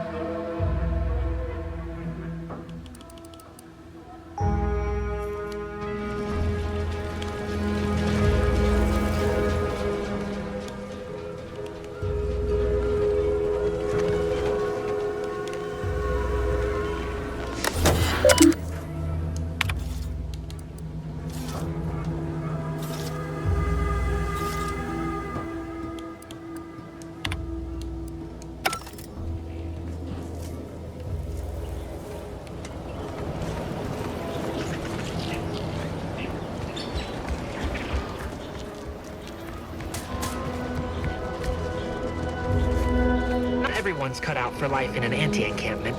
It's intense, but only 3 to attend, and we sleep in shifts. Cot's comfy enough once the adrena time burns off.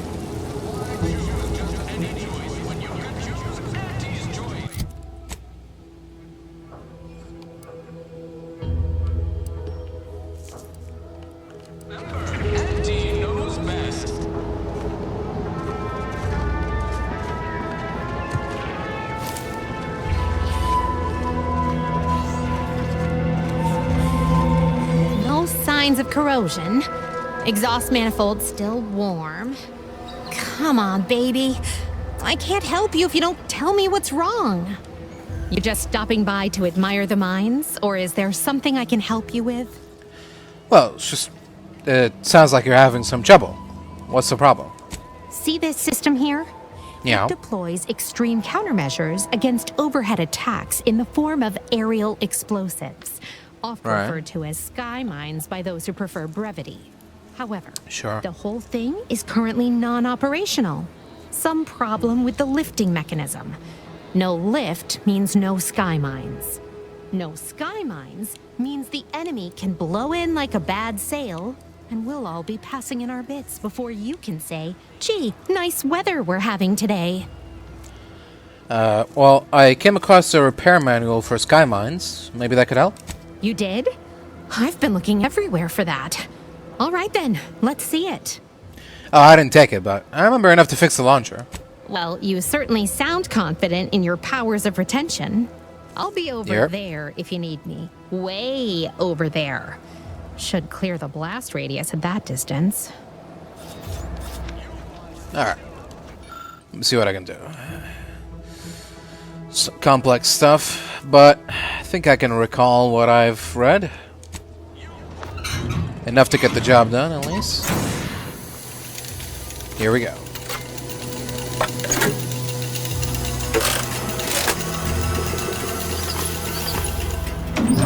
What in the...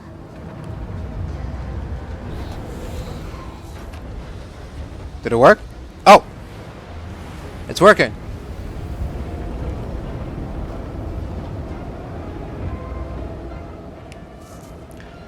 How far away are they supposed to go?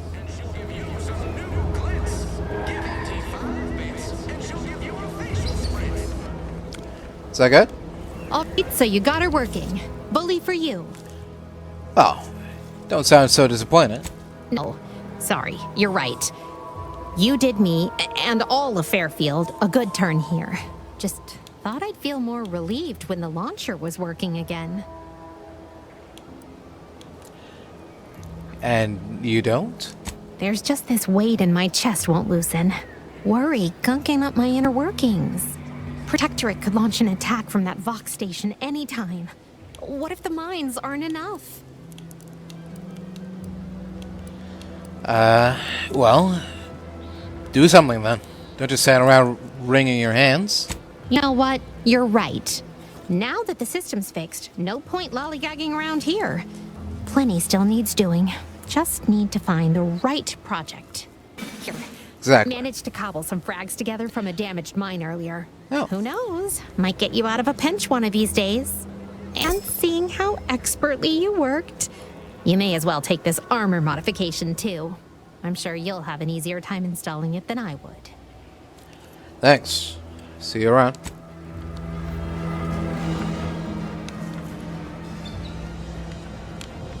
That was easy enough.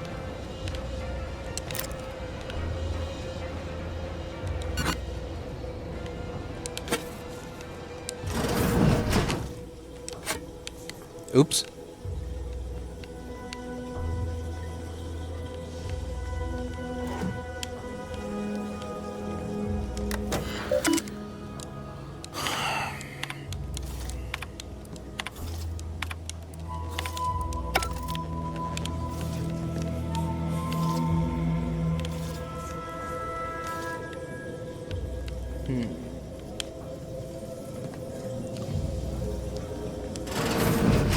That must be the greenhouse. You know, one where that Emily is supposed to be moving stolen goods.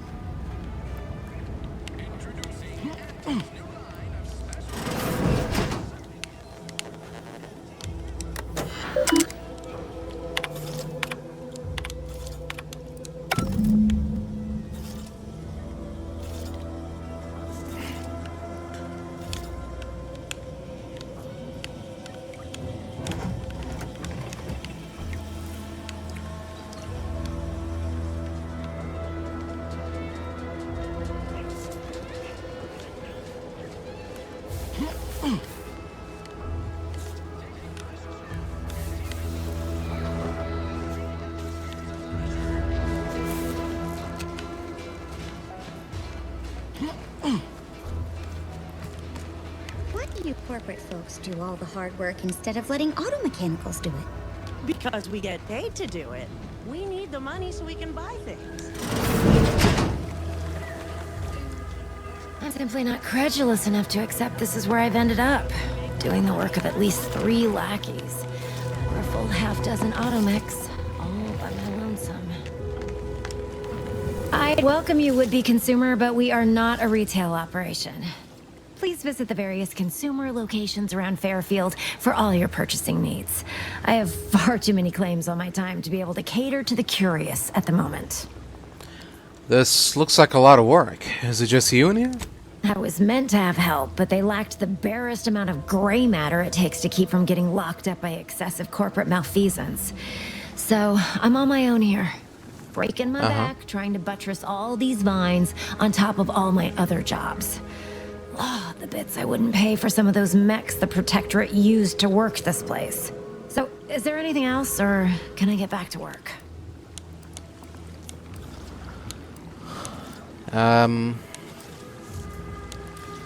Well, it's just that I read your terminal and know you're involved in a lot more than just this greenhouse. You read my terminal? How embarrassing. Yeah. The compliance adjusters broke the door lock when they arrested my predecessor, and I haven't gotten around to fixing it yet. Not that I thought anyone had come snooping. I'd made careful arrangements to tie up everyone's loose ends. Everyone except you, it seems. So, why are you so interested in my other work? You're not part of compliance. I just want to know why you turned on your own operation. Because Auntie's Choice expects you to forge a path that's ambitious and self-deterministic, but not so much so that it disrupts other folks' ambition and self-determinism. Well, I can't even fathom Auntie's economy if every eager go-getter operating on the gray edge of strictly legal suddenly closed up shop. Our whole society had fallen to ruins. You know, I've been looking for some backfills with the kind of cleverness usually only found on the seedy lower decks of the claim. Feel like making a few bits? That depends on the job. What are you offering?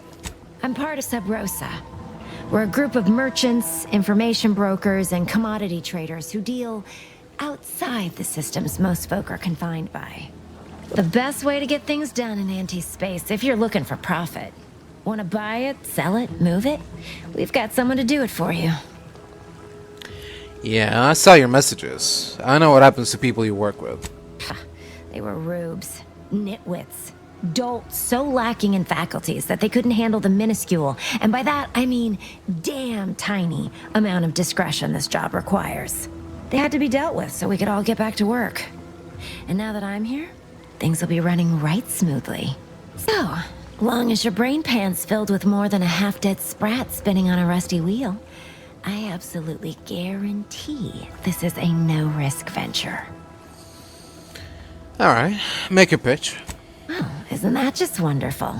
I had no suspicion when you walked through my door that you'd help resolve the last of the morass Paradise Island has become for us. And all we need you to do is access Quartermaster Cardossa's terminal and scrub any Spectrum vodka from her ledgers. It's already been resold, so having it in her system could become problematic. Expunge it, and I get you some bits, and the friendship of Sub Rosa all over the system. You get me? And why should I care about Sub Rosa's friendship?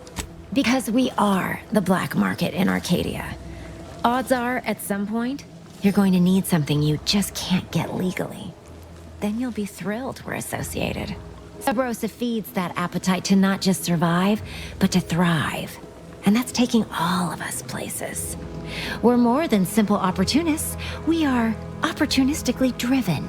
Trust me, for both short-term benefits and long-term prospects, you want to be our friend.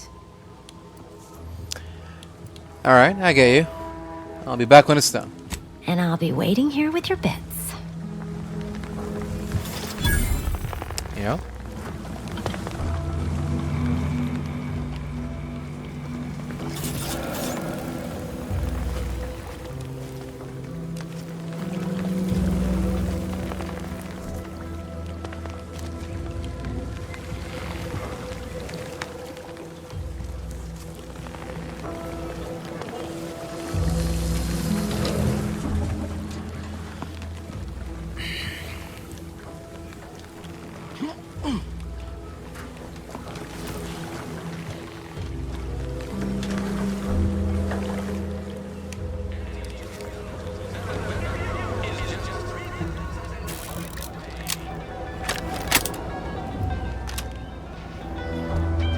new corporate life is all so confusing for us protectorate folk.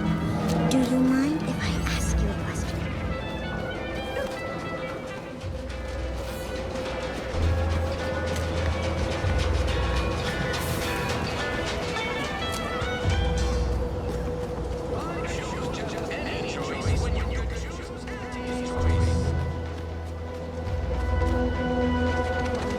My commanding manager gave me great advice.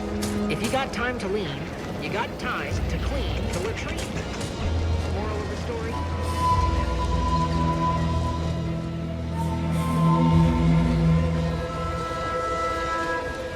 Knew you'd be back. What do you need this time? I'll be going now.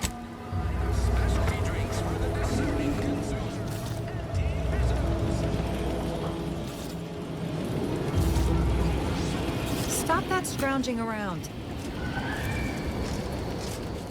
Who said that?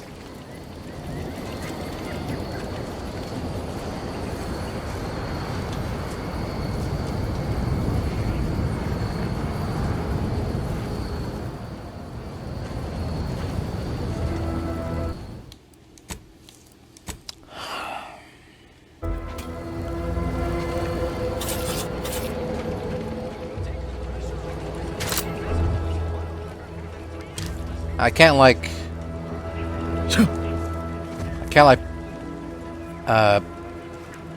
pick up items like in Bethesda games, right?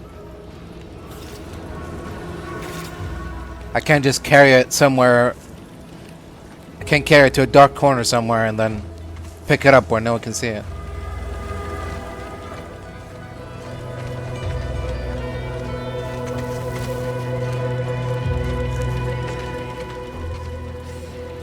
Will she go to sleep if it's night? Is there even night?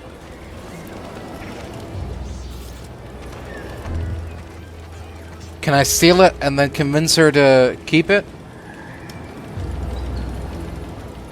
That ain't yours. Nancy's choice don't look kindly upon thievery.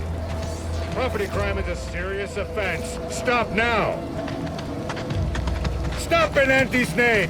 He's been looking for you, criminal. Pay what you owe, or your reckless behavior ends here. Let's talk about this. I'm listening. Why don't you and I make a private deal? I'd rather my money go towards someone deserving. Funny you should say that. I've been entertaining a theory this was a mere misunderstanding, and you were a trustworthy sort. Pleases me to see I had the right of it. Well, here you go, then. Pleasure doing business with you. Watch yourself in the future. You're lucky we're patient sorts. Okay. Do I still have it, or did they take it away from me? Nope. Still here. Okay. There you go. Stealth.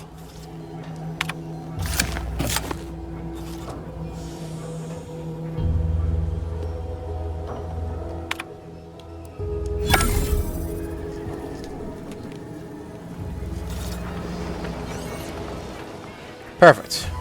None were the wiser.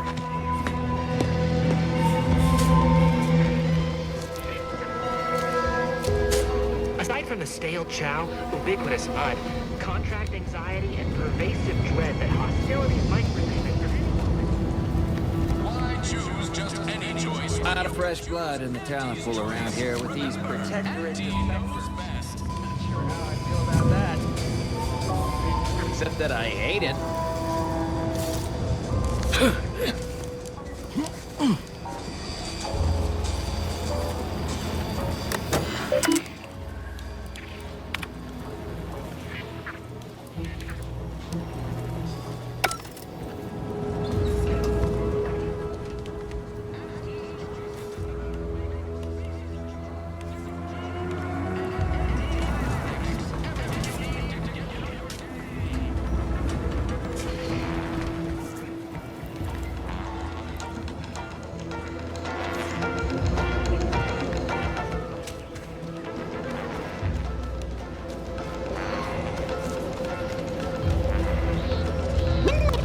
begin laboring for Auntie.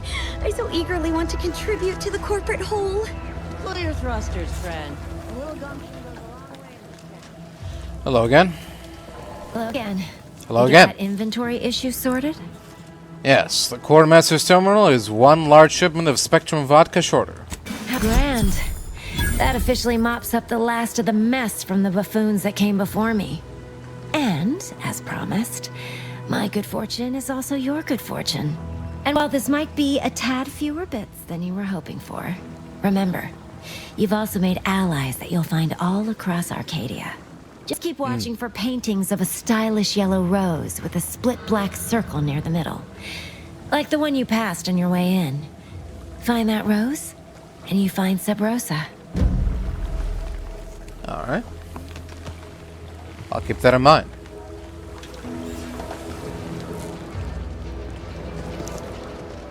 This paradigm thing you people are always going on about.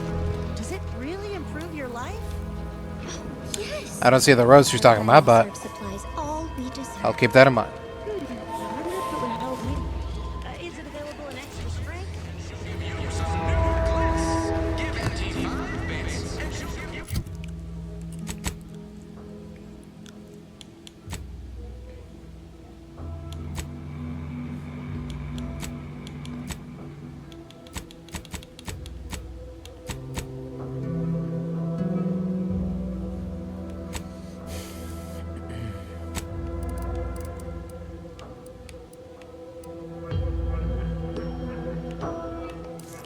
Simply.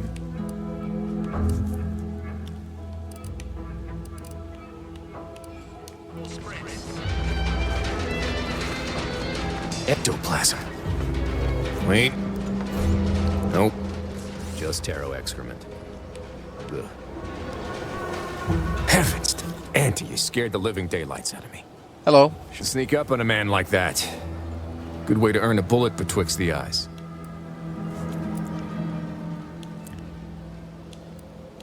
You seem a little jumpy, friend. Guess I should apologize for all that hullabaloo before. Just mistook you for another unfleshly manifestation. Unfleshly manifestation? Look, I know how it sounds, like I'm a few crabbles short of a hurt, but just hear me out. It all started the other night. Saw a personage leaving the greenhouse, late. Figured it for Emily, but when I asked her about it, she didn't know what I was talking about. Happened again the next night. Gave chase that time, but lost him hereabouts. I turned a corner and they'd up and vanished. Probably whoever it is just didn't want to get caught. Protected holdouts, maybe? Or maybe this entity only had the strength to manifest but briefly on this mortal coil. Communication would have proven too difficult for a being of pure information. Let's just stick with hard facts for now. Strangest part is that foodstuffs have also been disappearing from the greenhouse since we took Fairfield. You think it's all connected? Have you investigated the houses nearby for clues? I've knocked on doors, peeped a few windows, respectfully, mind you. Sure. And I ain't spied anything more exciting than a chair. But then, a being of pure information probably wouldn't linger on this plane any longer than necessary. Too tiresome, would be my guess. Sorry, did you say being of pure information? Well, maybe. I still don't know all the particulars, yet. But it's one theory. Matter can only be transferred, not destroyed. And what is the body but a mass of atoms? Right? It's all gotta go somewhere after we cash in our bits. Who's to say some of that matter don't stick around in one form or another? Right, well, I'll look around, see if I can turn anything up. I certainly won't say no to having a fresh set of lamps on the scene. Just be careful. Hate to see you disappeared like that foodstuffs. Alright, I'll see what I can do. Take the pressure off.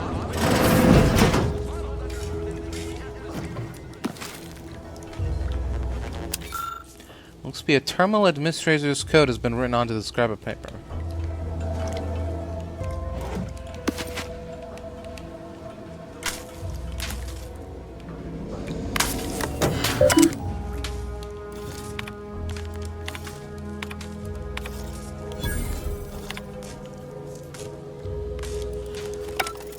Unsealed cellar. What? What cellar?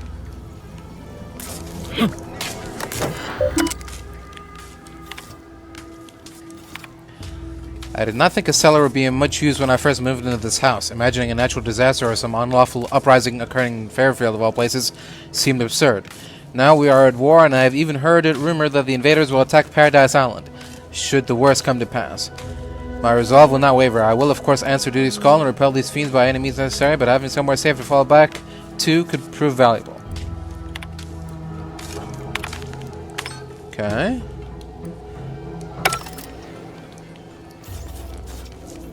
Exterior exit to the cellar is now open.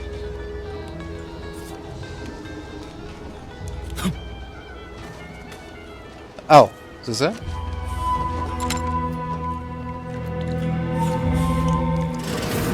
I suppose it was only a matter of time until we were discovered. Oh. Though what an odd thing to die for. Apples. Apples? What are you talking about? Is that not why you've come? Because you discovered our recent larceny at the greenhouse? Oh, actually, stumbling upon you was a complete accident. How coincidental. When we've finished here, your fellows will call your death the same. Why would you ransack the greenhouse? The greenhouse's stolen bounty offered a healthy alternative to gorging ourselves on that vending machine poison. Alas, I was spotted on 1 or 2 forays. Your hands are shaking, and you stink of old saltuna. You're starving, aren't you? I am merely quivering with rage over this insulting interrogation, and that scent you so subtly pointed out is the aroma of noble effort.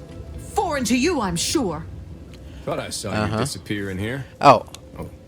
Yep. Seems I've stumbled into quite the shindig. You lot been hiding out in here all this time? Touch cramped, ain't it?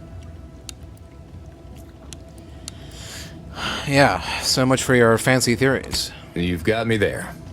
Nothing enigmatical about a trio of Protectorate stowaways.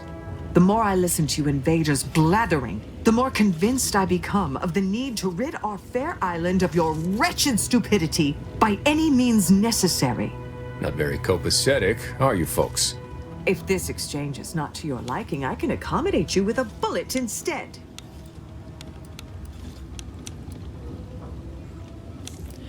You really are all brainwashed, aren't you?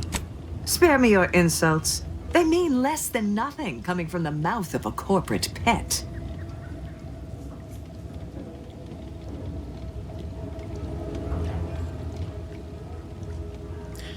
Guessing that means you also wouldn't consider joining Auntie's choice?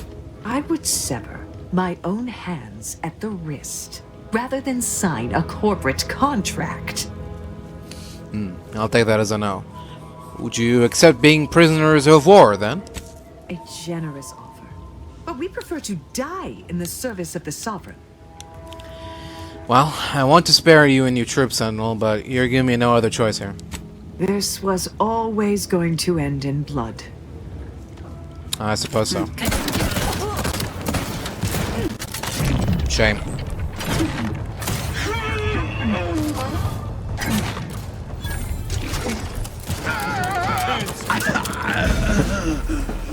Guess I had this mystery all wrong.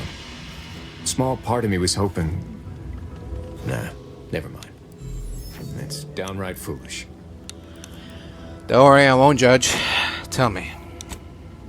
I lost a friend in the invasion. A good friend. Thought maybe all this was her trying to send me a message of some kind. Like I said, foolish. Sounds like she was really special to you. She was. Yeah. Well, that feels good to say aloud, even if it hurts too. Romantic entanglements ain't exactly encouraged between troopers, especially in the same division. Supposedly compromises our decision-making in the field. But I digress. Thanks for your help, and for listening to my languishments. Glad someone else might remember her now, too. Sure thing, pal. see you around.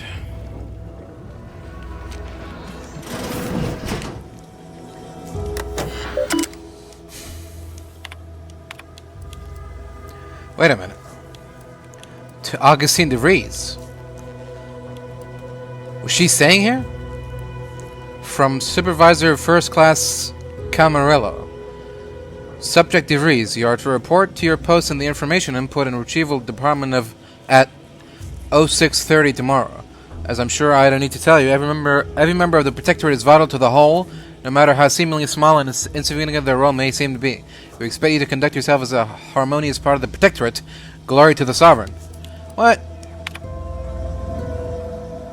Pitchball incident? It is not unheard of for one to sustain injuries in the course of a spirited match of pitchball, even ones as serious as your shattered femur and internal hemorrhaging. In my experience, however, virtually all cases can be traced back to overindulgence in Sovereign's Pride vodka.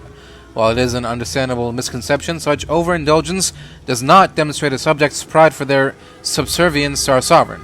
Fortunately for you, in the short time you've been here, your work has been nothing but superlative,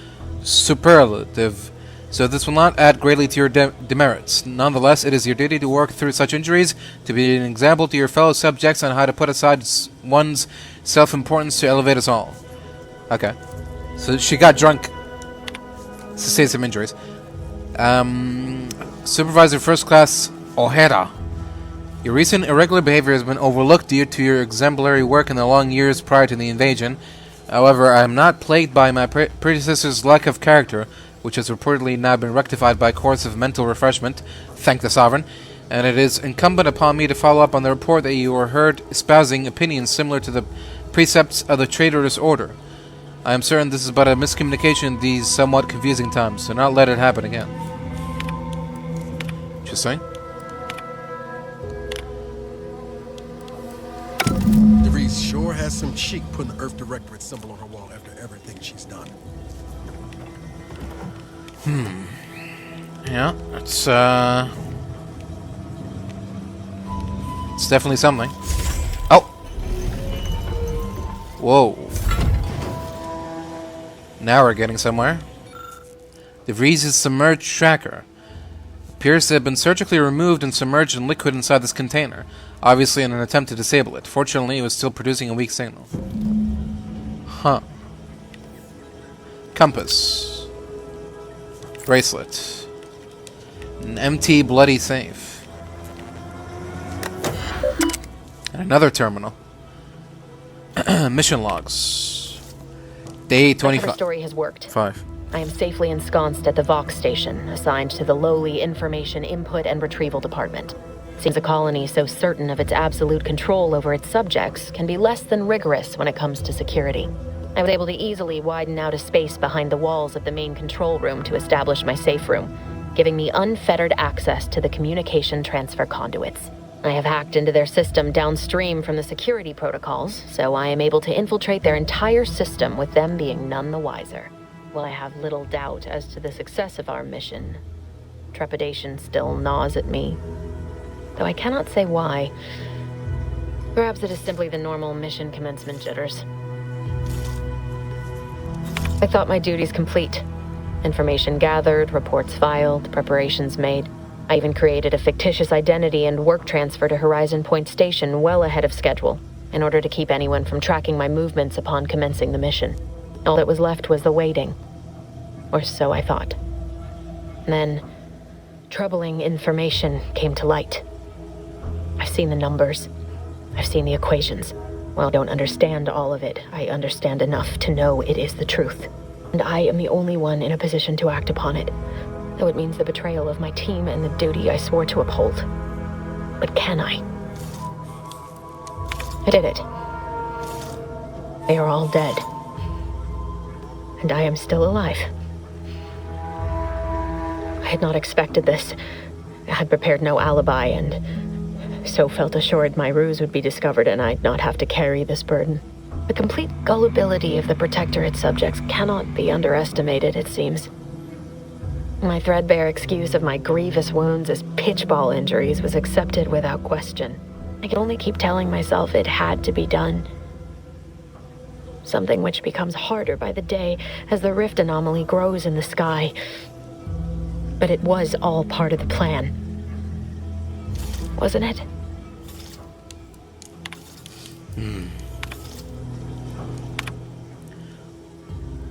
From Augustine de Vries to Savannah Lockwood.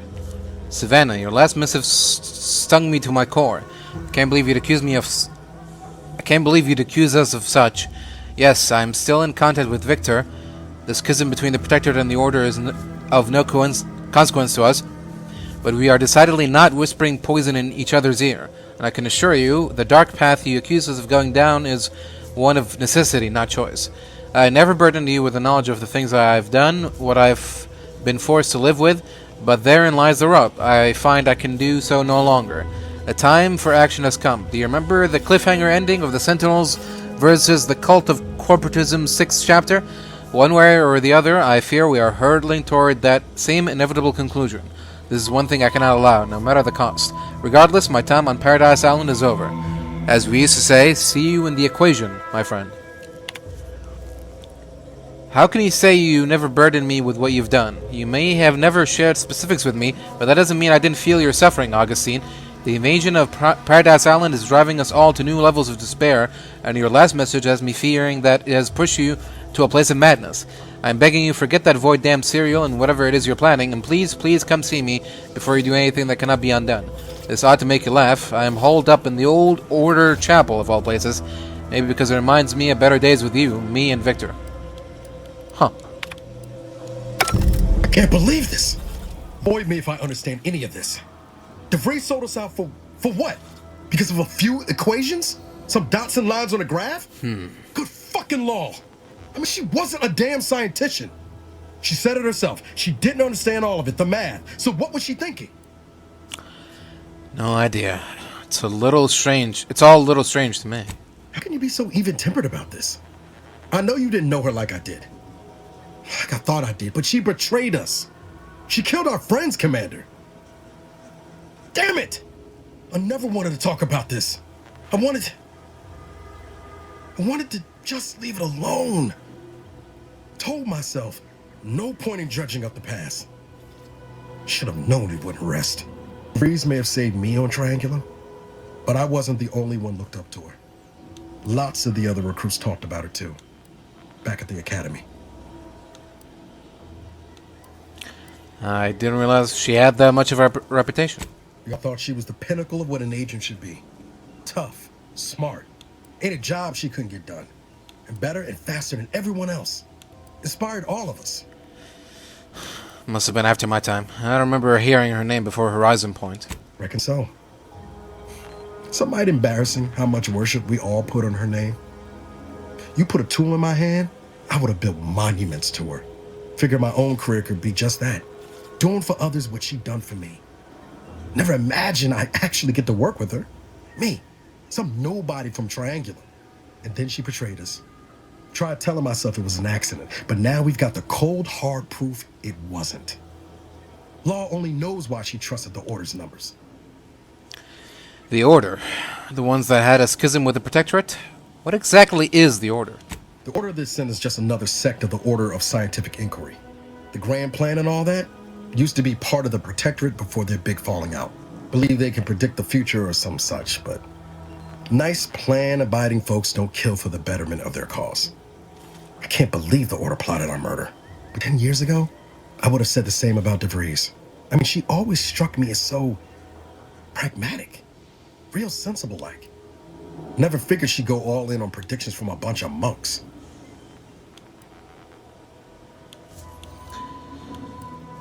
Well, whatever the seers showed her must have been convincing. Sure, but why act alone instead of reporting her concerns to the brass? What made her believe the Earth Directorate would dismiss the threat? I don't take issue with folks clinging to whatever keeps them afloat. Math, science, the Grand Architect, Void, even Capital. I know how most colonies run. But when those beliefs start to require hurting others, even killing them, that's worth questioning their virtue.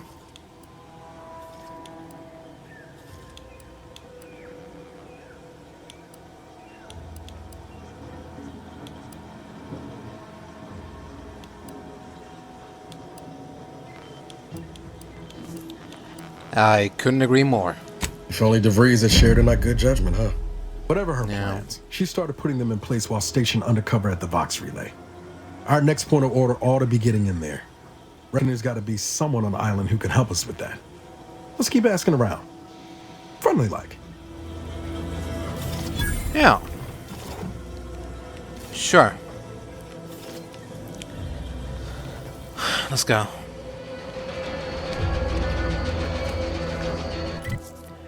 Dun, dun, dun, dun, dun, dun. Dun, dun, dun, dun, dun, dun. Heinous ascetic without Auntie's choice. I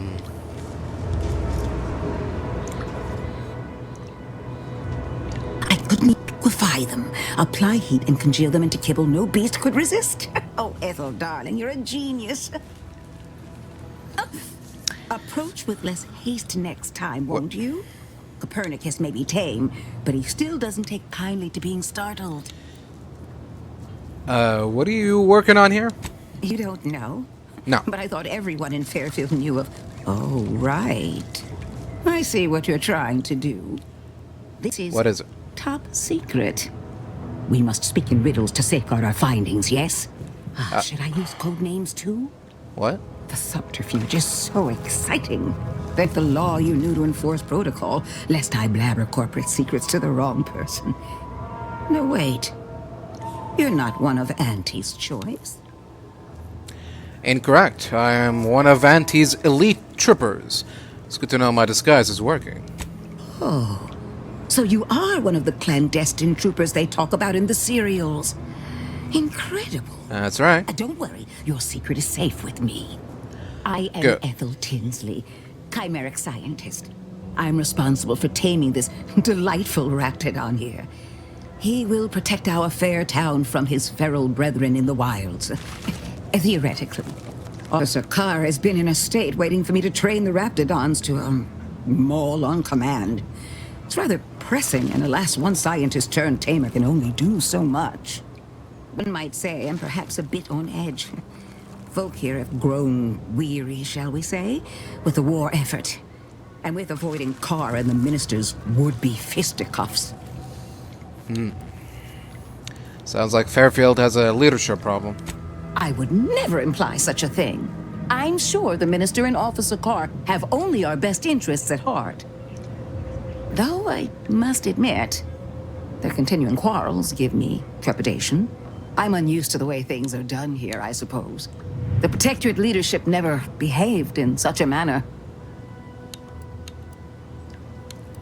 And how would you know about that? Well, because I was Protectorate. Once. I defected to Auntie's the second I could. But that's not the point of this conversation. Not when our leaders cannot reach an accord. One wishes to woo Protectorate subjects to our ranks. The other wishes to secure a decisive victory with weaponry and technology. As for which approach is best, I wish I knew. All right. Let's talk about something else. Very well. I ought to focus more on my work than on social tensions anyhow. Tell me more about taming Raptidons. I work directly with Officer Carr and her soldiers to ensure they're outfitted with the best Raptidon counterparts Paradise Island can provide. In theory, they'll be trusted to guard our most precious assets, including our leadership. For now, they deter encroachment from wild Raptidons. It's most agreeable.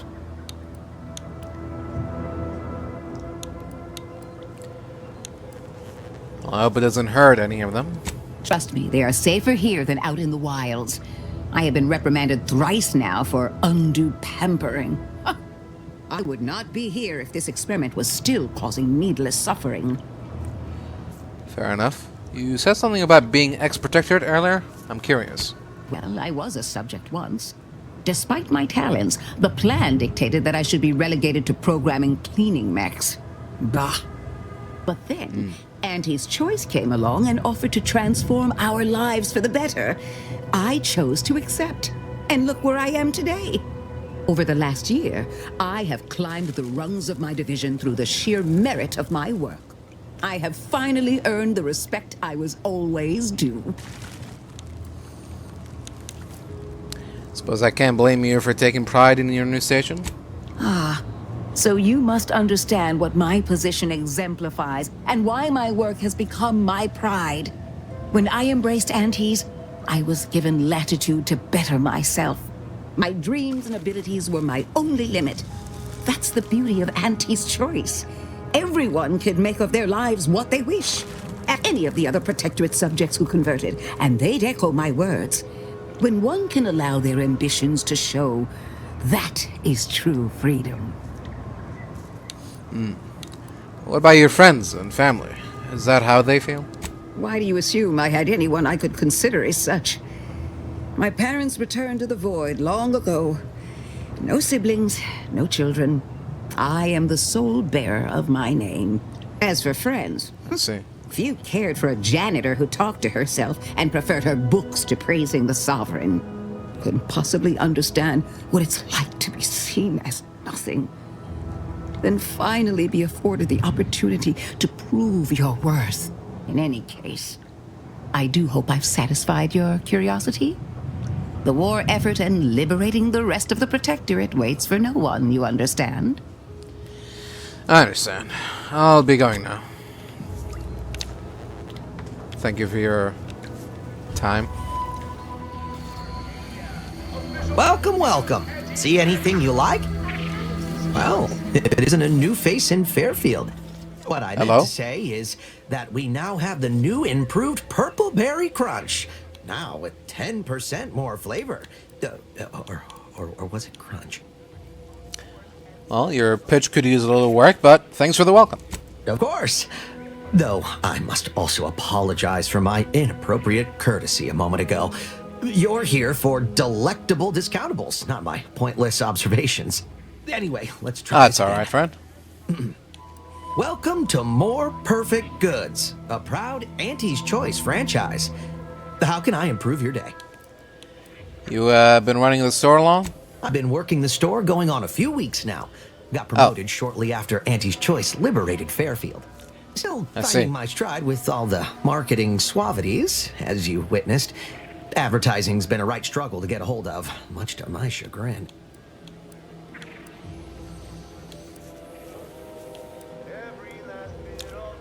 How did you end up in charge of the store? Took Auntie's aptitude and attitude test, like everyone else in town. Scored high in personability, and something called numerical dexterity. Think it means I count good. Now here I am, manager of the best little discount house in all of Paradise Island. Still boggles the gray matter. And what was your job before this? Associate Waste Systems Technician. Wasn't the job I wanted, just the one I got. Came home smelling like a sewer sprat more time than not. I do not miss those days. I've got myself lucky that putting words together in a way that sounds smart is the hardest challenge facing me in this job. Reckon I'll get better over time. I hope. What's the problem, exactly? Well, advertising is an essential part of my business. But I haven't got any new products to advertise. Just the same stock I had yesterday. And the day before that. According to the guide, in situations such as this, I'm to consult my marketing department for new copy. Except I don't have one of those either. Can you put in a request for new merchandise? I didn't want to seem discourteous by asking. I still sometimes forget this isn't the Protectorate. Maybe I will put in the request. That'll sure show some initiative. Thanks for all your help. Yeah. Now, is there anything I can do for you? So, you have some expensive stuff lying around. Thanks for noticing. All part of the presentation, of course. Think success, present success, be success. Aren't you worried about thieves? It'd be a mite tricky for anyone to swipe something when I'm standing right here. Nothing gets past these peepers. Of course. Fair enough. I'd like to see the goods you have for sale. I'm sure you'll find something that'll fit your liking. I sure hope so. The Rattler, Snake Shot, converts all standard cartridges into shot shells that provide increased spread and devastation at close range at the expense of accuracy. You asked for it, now you have it. A shotgun in the form of a revolver.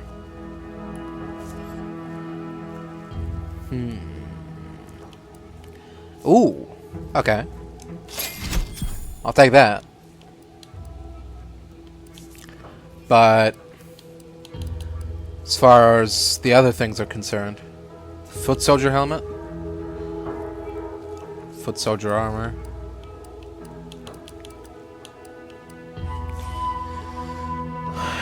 $11.25. Yeah, I don't know.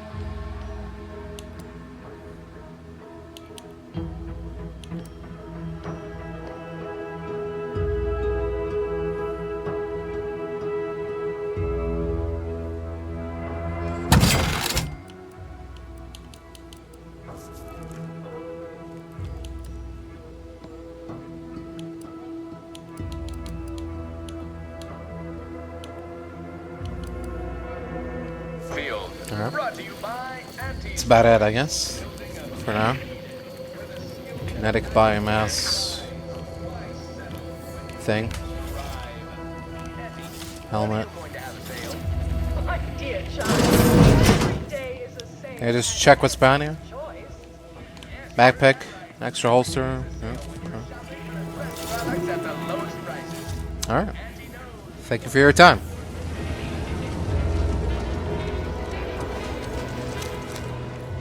Let's see what we got over here.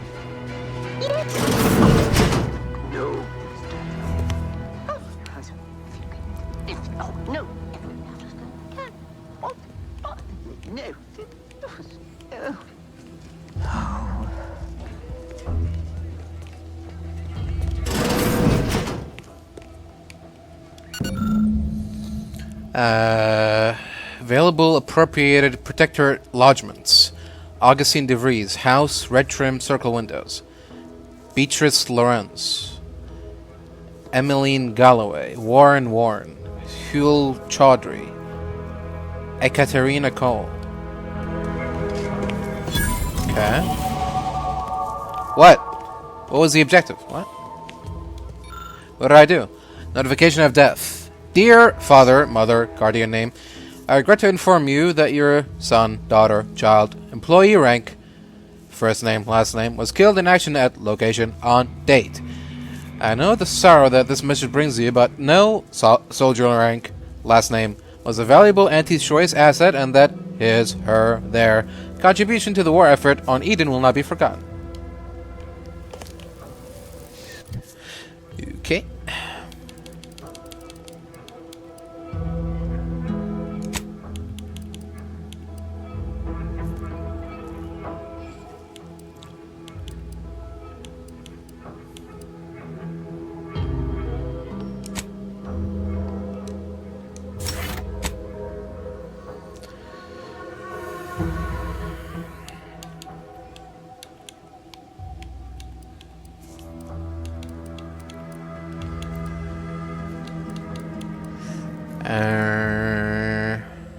You now apply electrocuted faster when dealing shock damage.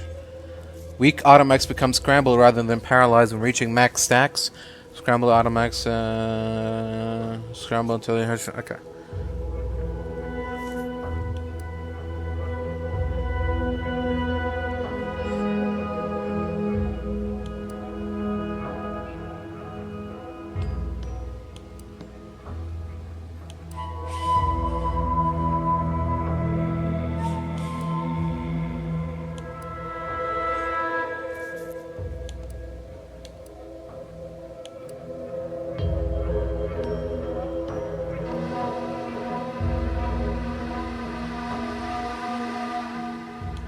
Same brand.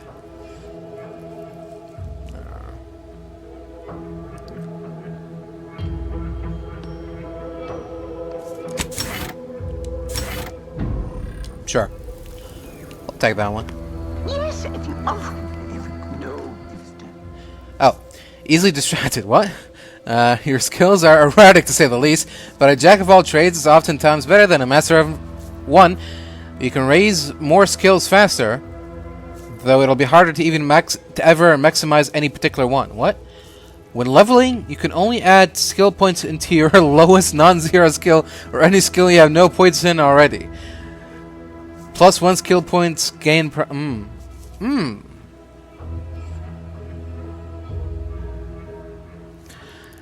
Huh.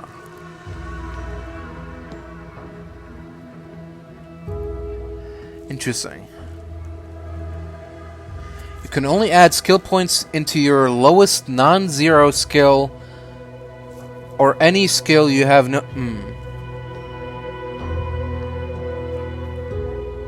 No, but the thing is, it's going to keep forcing me to put skill points into melee weapons and other trivial skills, like leadership and stuff like that, so...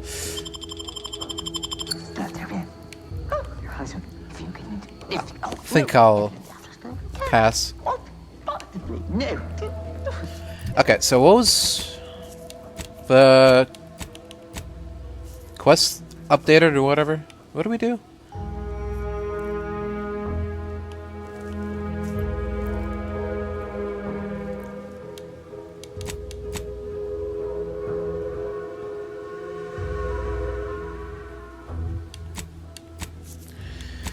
I don't know. We did something, and we got rewarded for it, so I'll take it.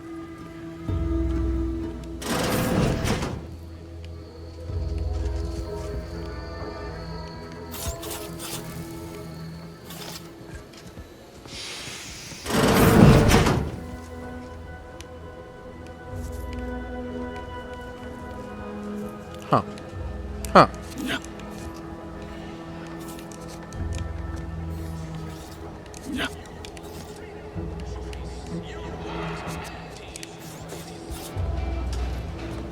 Interesting. Really? I feel like I could reach that, but sure. Yes, if you... Oh, no. Oh, if you can... If... Oh, no. If you can... No. It seemed fit to keep me in a constant state of consternation. With each unauthorized act, you jeopardize our hold of Fairfield. Yes, but you must understand, the Protectorate citizenry is a hair's breadth from defection. Within the week, I'm certain. Certain. Like the week prior and the week before that. Impressive foresight you wield. Should apply to join the Order of the Ascendant. It would be difficult enough to convert the stubborn populace without your soldiers' constant, ill-advised forays. Enough! Your yipping reminds me of my 2 old canids. I loved those canids. You, on the other hand, are trying my patience. We don't want to try Auntie's patience, do we? No, Auntie. Yes, I thought not. Now, unless you care to see what life in the lower rungs looks like, you will both of you cease your foolish maneuvering immediately. Do I make myself clear? Yes, Auntie. Good. See that it is done. I will brook no more disappointments. And while you're at it, you might want to look into your security situation, Commander. I'm not accustomed to an audience when addressing my subordinates. Who in the void? Hello. Eavesdropping on Auntie's choice business is like to get a body shot for spying. Though you're not wanting for moxie. I'll give you that. Sorry, I just kind of stumbled on here. Opportunity comes visiting. Perhaps it's better not to riddle it full of holes. Our new compatriot may be of assistance. A surprisingly good point, especially from you. She only forbade us using our own personnel. Be a whole other matter were a stranger to happen to aid one of us. But which? Well, you seem an observant sort, so I expect you'll tire of Milver Street's bluster soon enough. Come see me before agreeing to whatever absurdity he proposes. Unlike him, I have some work actually befitting your time. I'll be waiting. Alone at last. I never thought she'd leave. Now then, Allow me to introduce myself. I am D.B. Milverstreet, Minister of Marketing, Duke of Demographics, Commercial Condottiere, President of Promotional Material. Tell me, do you believe in signs? Well, I believe everything happens for a reason. Everything happens for a reason. Yes. Yes, I can see that kind of line working with our protectorate demographic. I do not believe in signs. I believe in opportunities. Right now, at this moment, you and I have an opportunity to save countless lives. But I'm hardly the type to beg and ask for nothing in return. Tell me, what do you desire of this island?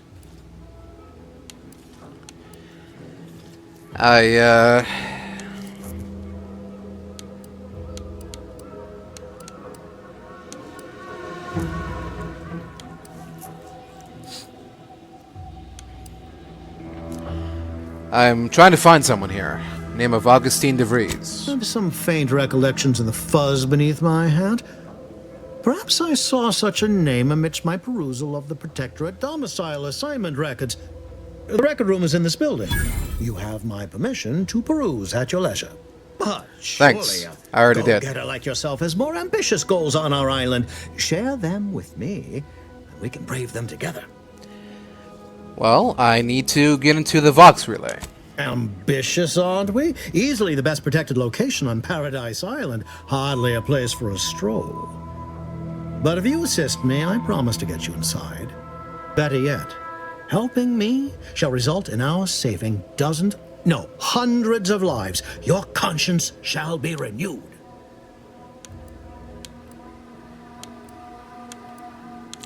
Well, with a premise like that, figure the least I can do is listen. Auntie may demand car and I do nothing. But for each moment I remain inactive, dozens fall in meaningless combat. I seek a persuasive method of alleviating this conflict. The Protectorate utilizes a procedure known as mental refreshment to ease the temperament of wayward subjects. The Ministry of Accuracy contains vital information about the process and where it is performed. This is the prize I seek. I previously sent a grafted soldier, Trooper Sealong, to retrieve said information, but I have not heard from her in some time. Consequently, I must presume the worst. And, what's a grafted soldier? Grafted soldiers were the subjects of the Enhanced Soldier Program, so named as its intent was to utilize nature to enhance a soldier's natural talents. Unfortunately, the program resulted in many casualties, and what few successes we had were, literally short-lived. So, go to this ministry and retrieve the info? Anything else? Yes. One additional word of warning. The good Commander Carr shall not take kindly to your working with me, though that is a bridge most worth burning in my estimate.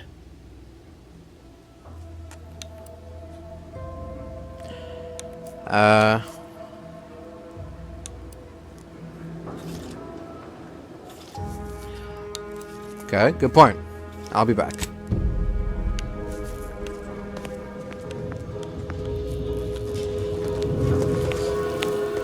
Where'd you go? Watch out for that Auntie Cleo. I know she don't look it, but she's more dangerous than she seems. Even the whole of Spacer's Choice couldn't outmaneuver her.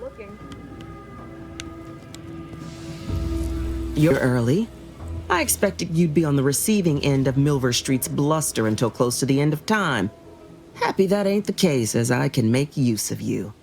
I'm Officer Babylon Carr, head of aggressive acquisitions and persons elimination on Paradise Island. Let no one say I can't be official when circumstances merit. Now, not to say I question the presence of a wayward sightseer in the midst of a war-torn waste, but it might be safer for us both if I knew your purpose.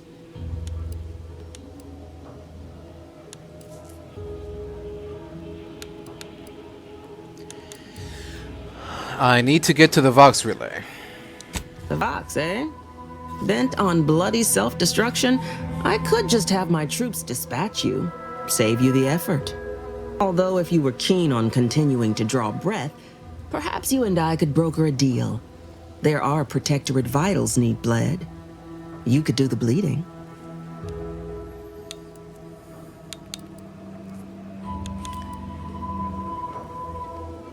Seems to me they care more about efficiency than saving human lives.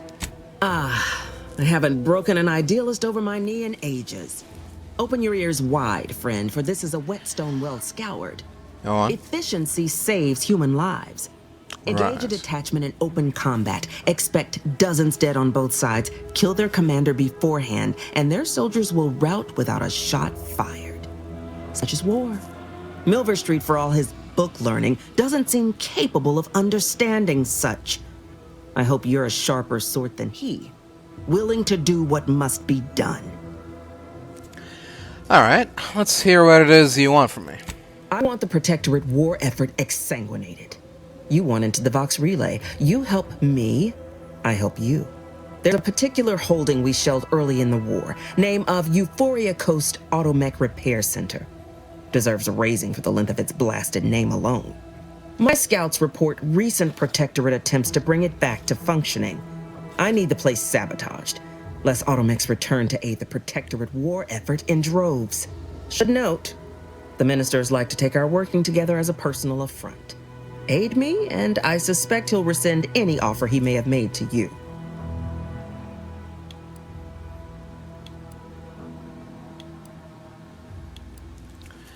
Wouldn't it be simpler to kill everyone in the facility than to sabotage it? Certainly could. I wouldn't shed a tear on behalf of those drones, but the Protectorate is used to losing its people, and there'll no doubt be a replacement crew in a week's time. The repair center itself needs to be permanently put out of commission. Anything else is temporary. And what's the plan for infiltrating the facility? Could be direct. Feign that you're an assistant of some kind, though you'd have to have some know-how regarding engineering. But a simpler path would be paying a visit to the Ministry of Accuracy, liberating some credentials. Yaysayers ain't capable of suspecting a piece of paper.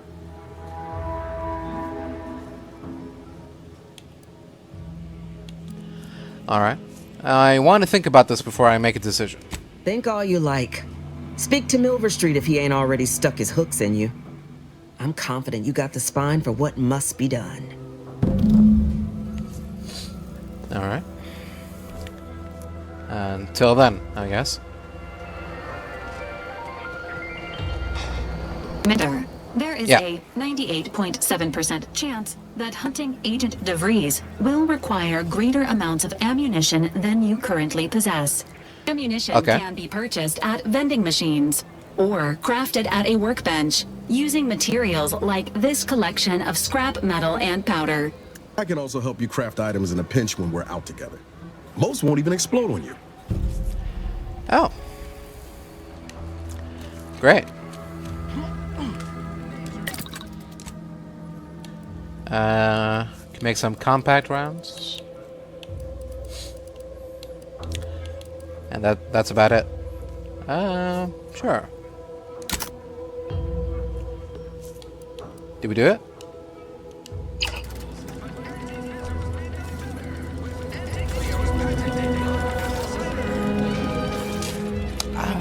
I think so. Alright. Let's get back to it.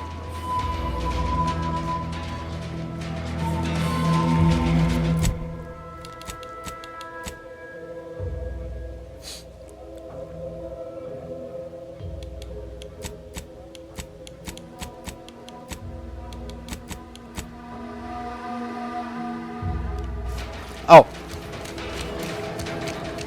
Do we not do it? Do we have to hold? Oh, we have to hold it, maybe? Oh, okay. There we go. Done and done. 10 bits, they said community. Might have a word. Community. You good? I know I've been pushing to find De Vries, so this might seem a bit of a left turn. But void it. I'm just gonna ask. You remember that doctor I mentioned? One saved my life after Horizon Point? Yeah. Well, I've heard he's here on the island, holed up somewhere on the outskirts of Westport. Tracked him to Westport a short time ago, but never got up the nerve to visit. Reckon we could drop by and pay him a visit? Brief one, of course. Sure. I wouldn't mind meeting this friend of yours. Not sure he'd still consider me such, but that's part and parcel of the reason I want to see him. I had some bad years on my own.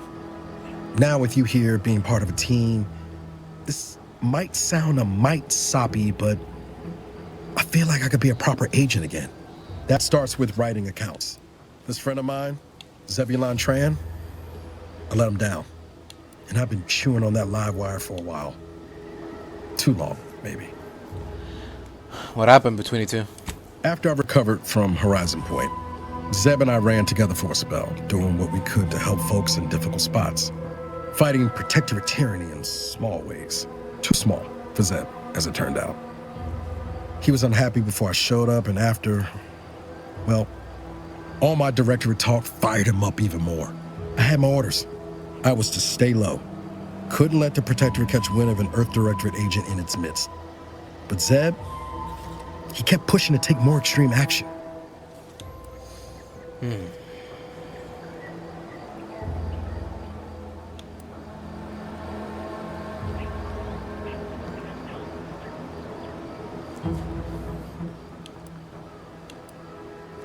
Sounds like he put you in a tough spot. Wasn't like I didn't want to take things farther. Hit the protectorate where it hurt.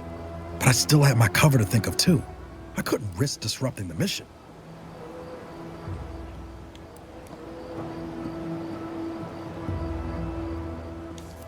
What mission?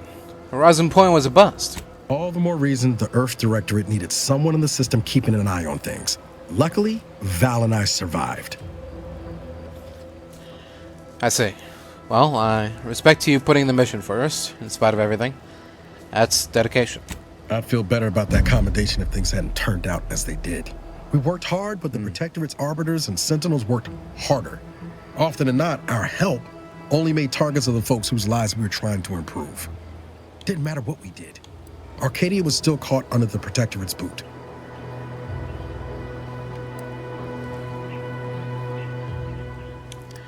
You were trying to do the right thing. That's what an Earth Directorate agent should do. Guess some of what you said way back when stuck. All that talk about putting people first. Figured that's what I was doing. Putting a stop to all the pain I was causing. Anyway, things weren't good. Zeb and I couldn't find the rhythm we had before. We were arguing every day. Eventually, cutting ties just seemed for the best. Clean like. Only later I learned Zeb hadn't given up the struggle like I assumed he would. He got to stay in mental refreshment for his trouble. That's the last I heard of him, till recent.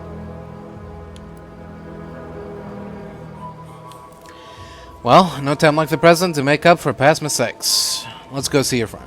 Much appreciated, Commander. Promise, I won't be making a habit of pulling skeletons out of my closet. Westport's on the east side of the island.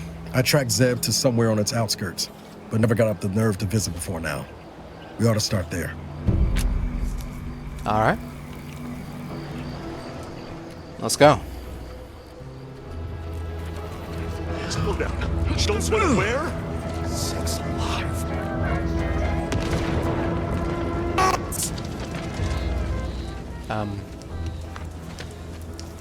Hello? Anyone got lamps on Schultz? Anyone? Void be damned. Sallying into the wire like that with nary a wish in her pocket? What was she thinking? Did I not make clear our orders to hold the line here regardless of provocation? Should my instructions have been more robust? Perhaps assisted by pictures? I'm afraid there's more bad news, Commander. She also took Scrabbles, sir. Would have he done her more good? Seems Calamity has claimed 2 good soldiers today. You there. I don't normally sanction nameless passers-by giving ear to my private discourse. Oh, don't mind me. I'm just passing through. Whatever your purpose, I feel a contractual obligation to warn you against setting a heel past this base. If you go any further, you go alone and at your own peril. No Anti's forces are permitted beyond the forward position upon pain of disemployment and possible litigation. Our orders are to sit and mind the store for as long as need be. What about that soldier who went on to the minefield? First Officer Schultz's decision to enter the minefield was not sanctioned, approved, or encouraged. Frankly, I have no idea why she defied orders. Schultz was a good soldier, admirable sense of duty, less than optimal eyesight. Her loss will be felt in this unit. If only she had recognized the merits of our post. By steadfastly holding the line here, we forestall any retribution the Protectorate would seek to inflict upon Fairfield. And we will continue said watch until orders change. I've got bad news about your reinforcements. Raptidon's got them on the road here. Calamity digs its claws in deeper. Thank you for notifying me of their demise. I'll send a car for replacements, and pray we do not suffer another attack before then. I heard your subordinate mention a Scrabbles earlier? What is that? I thank you to affix some ballast to that name when you speak it. Scrabbles has been integral to this unit's success for years. Outsiders may see him as a toy, but we've bled alongside that stuffed Sprat. He's damn near family. Schultz obviously knew the risks and hoped he'd protect her through the minefield. Alas, even Scrabble's power has limits. Still would help morale to get him back, though. Hold on. Scrabbles is a toy? And yet you think it's been protecting you somehow? I'll pardon your skepticism given your lack of acquaintance, and say only this. Ask not what Scrabbles achieves for us, but what we can achieve with him. Alright, that's all for now. Before you depart, a final word. Stay out of the minefield. I won't be the one who answers to Carr when the Protectorate mistake your rootless gallivanting for encroachment. Alright. Duly noted.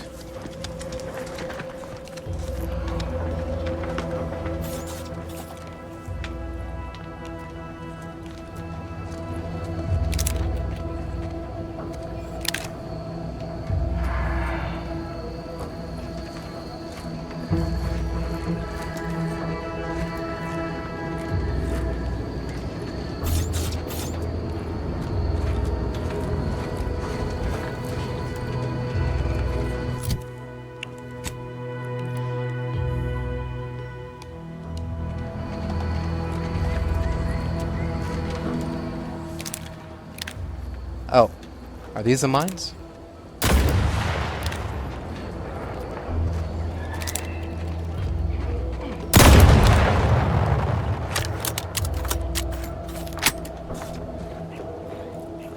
Well, they only do 32 damage, so not that scared.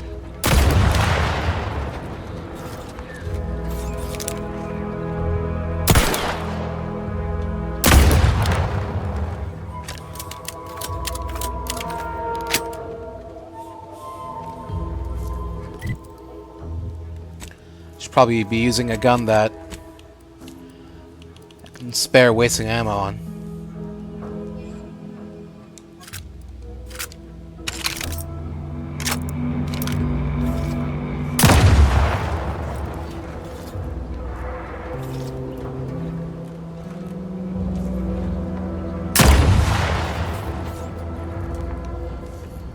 If I were a stuffed Sprat toy, where would I be?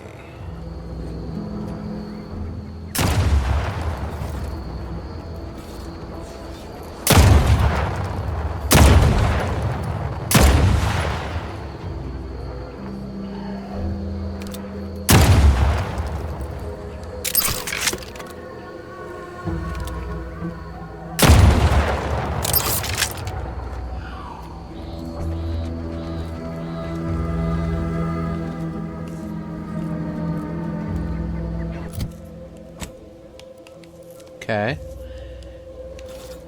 We're in this. Oh, I think I just saw him. Is that it over there?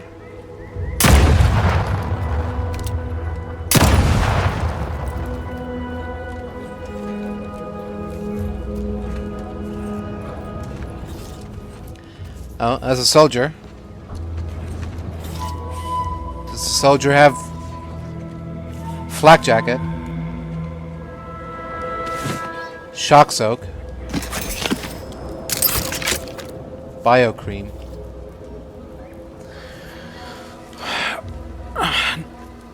No Scrabbles.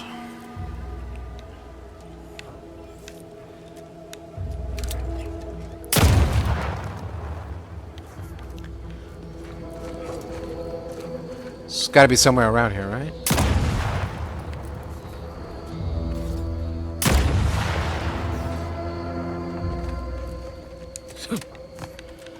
Is it up here?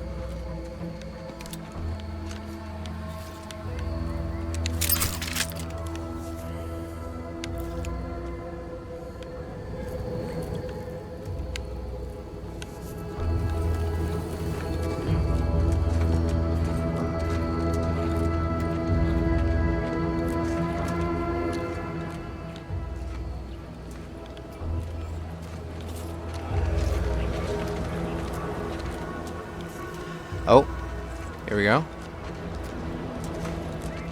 What do we got here?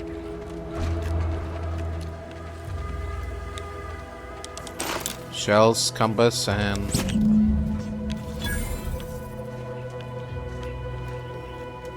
the famed Mr. Scrabbles.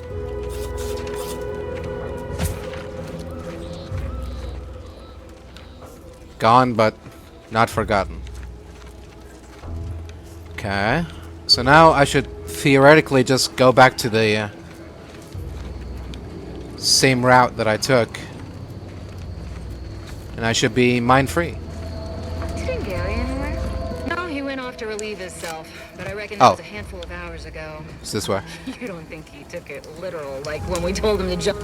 I see you haven't gone and blown yourself up yet. I think this might belong to you. I'll be spaced. Scrabbles! And hardly the worse for wear! You've no grasp of what his return means to this unit. Scrabbles was originally a gift from my daughter. He fought with us during the Consolidation War, and has seen this squad through every hard deployment since leaving Tau Ceti. He's also packed with some of the finest grade stimulants this side of legal. I see. For your trouble. Livener like that comes in handy when you're in a pinch. Thanks, I think. Before you depart, a final word. Yeah, you just told me that. Inhaling primers. Okay. See you around, pal. There's nowhere on Paradise Island's going to touch me.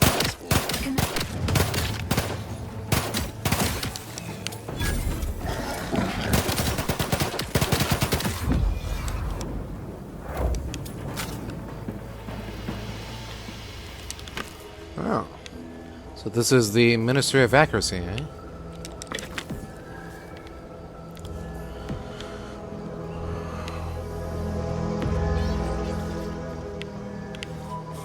Wonder what happened to it. Prism repeating rifle. Venerable may stay in almost all Arcadian households. Every man, woman, and child of Arcadia is trained in operation maintenance of this tried and true weapon. Prism side.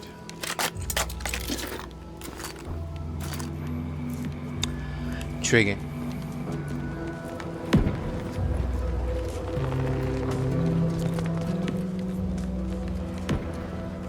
What the hell happened here?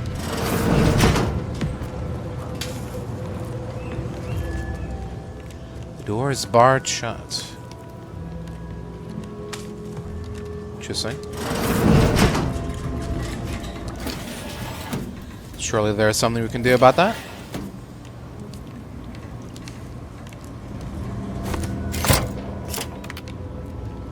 There we go.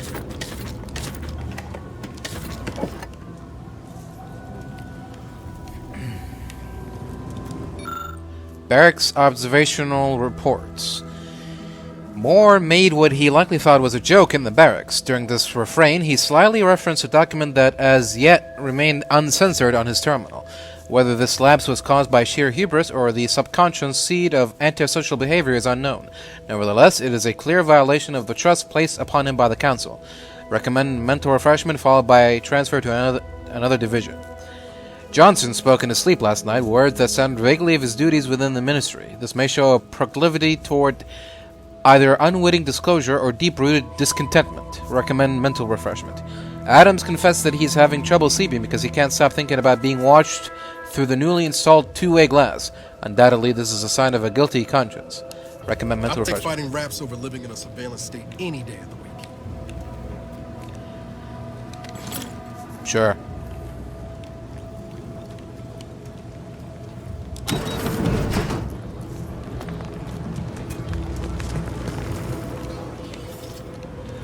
Okay, guess we gotta squeeze back through here.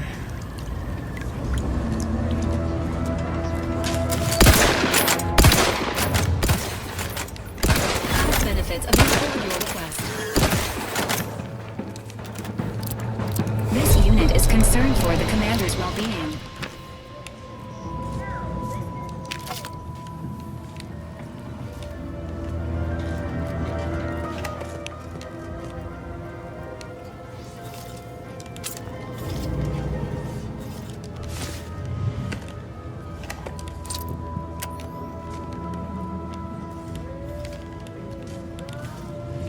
Oh. Could have gotten in through the roof. White chocolate yummies.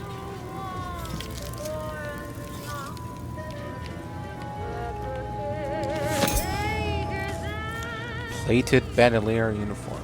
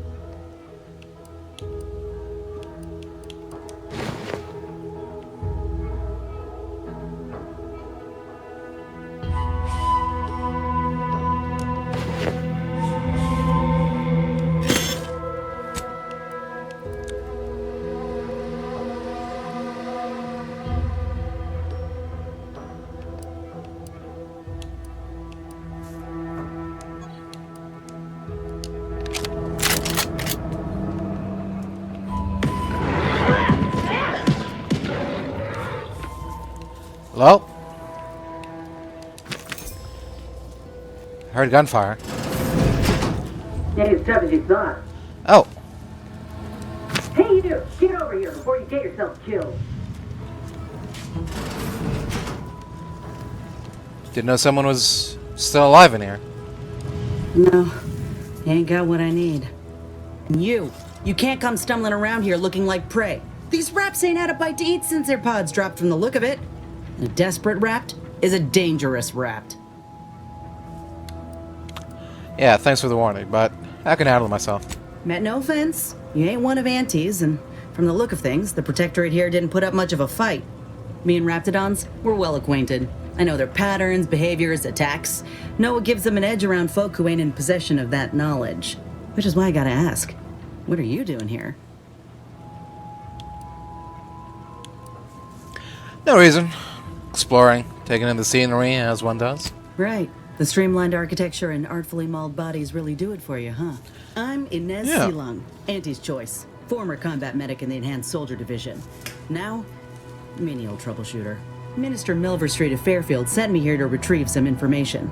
Not my most exciting assignment, but suppose we can't expect much with the stalemate on this island.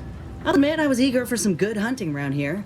My graft, needs some bolstering. But if the raps here are as weak as this one, it won't help me none.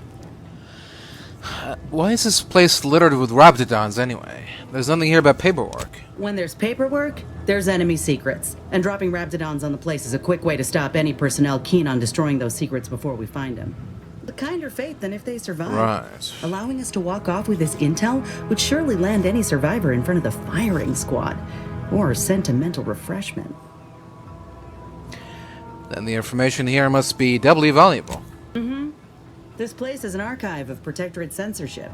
If it's been sanitized, censored, or rewritten out of the Protectorate's history, the Ministry's where you'll find it. Apparently, there's some highly sensitive intel about mental refreshment hereabouts. The Minister sent me here to find it. You get stuck with grunt work often? I've had worse. Most times it's mundane work, like paper pushing or tidying Milverstreet's salon. Other times it's bloodier, but the rat pods made quick work of the folk here. Can't exactly afford to be picky about the jobs that come my way neither. Considering my condition, options are limited. By condition, you mean being a grafted soldier? Don't think I've seen many of you around. If you had, you'd know. Unless you're accustomed to seeing folk roaming around with exposed muscle fibers or stunted extra limbs on their backs.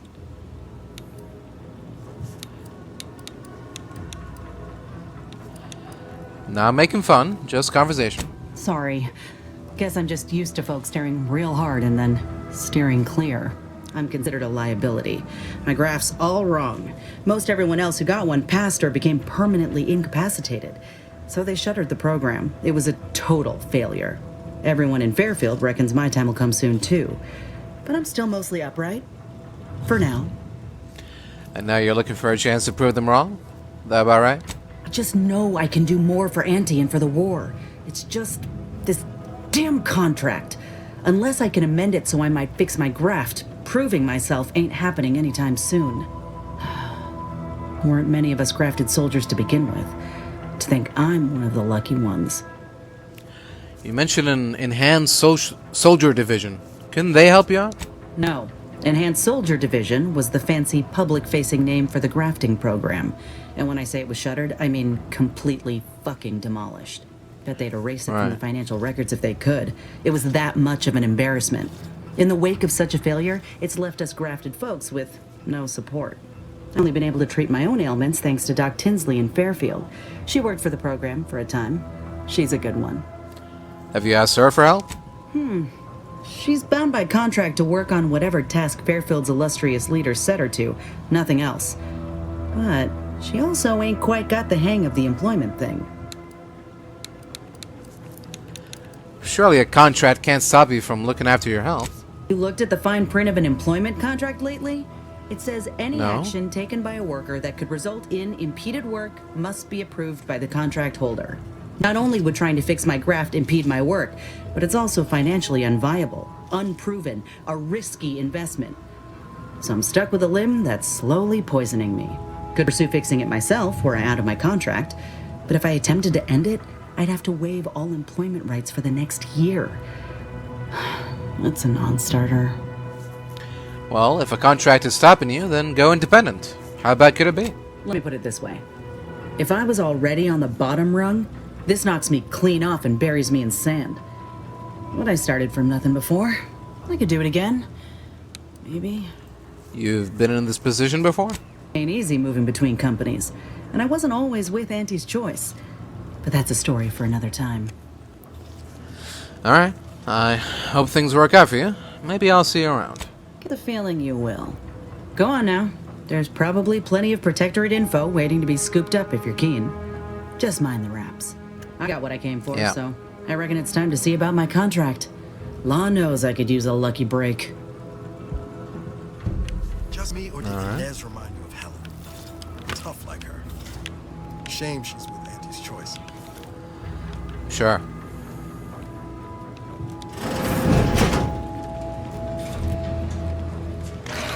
Engaging combat protocols. Give the order and I'll take care of it, Commander.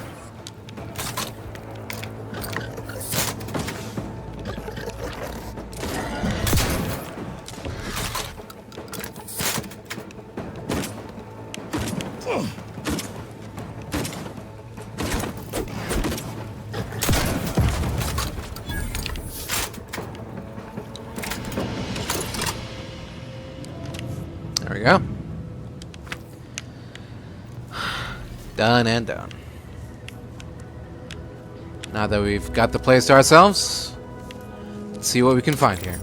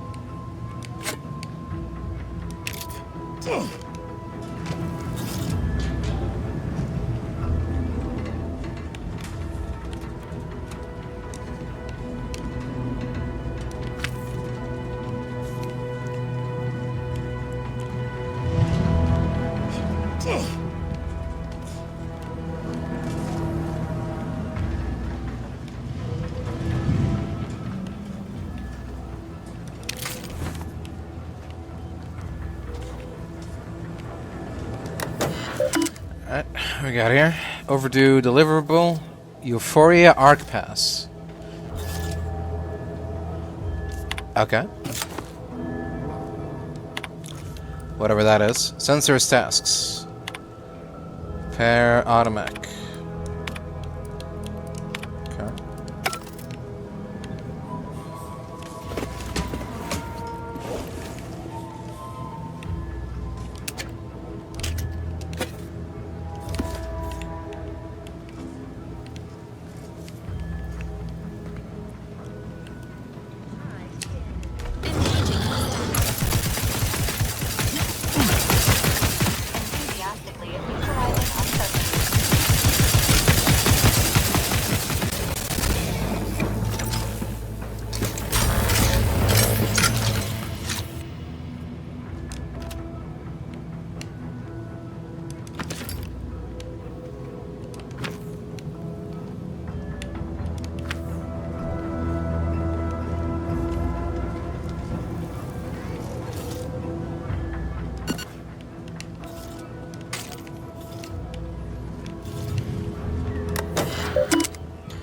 Unsanitized reports. Fairfield under siege by Raptidon threat.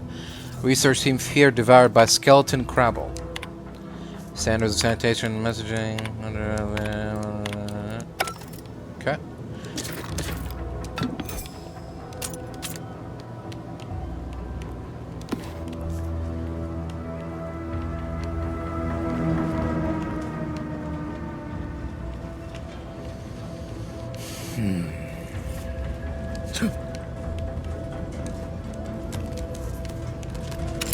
Sequencing. I'm the one you need to worry about. Hey, got a distraction for you.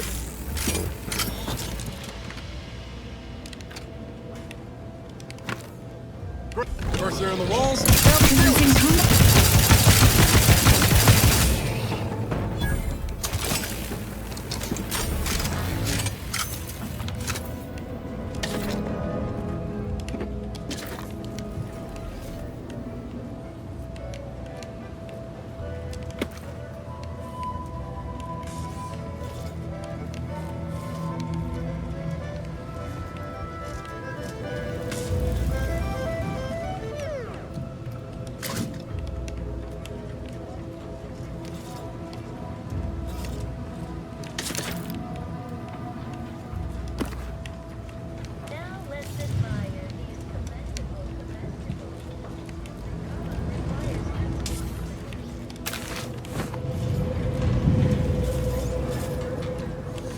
Oh. Is that it? Wait, what is this? Oh, is this an alternate way to... No? Because you can't climb up there.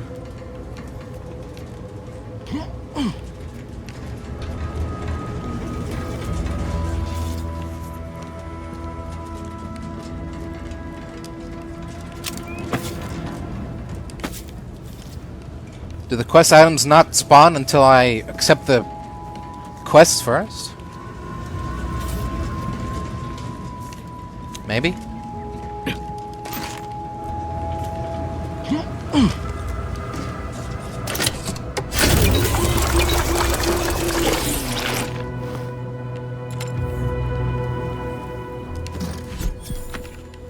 Ooh. Okay. What do these lockboxes do again? Secure locks was insert your ship and oh, I see. I see.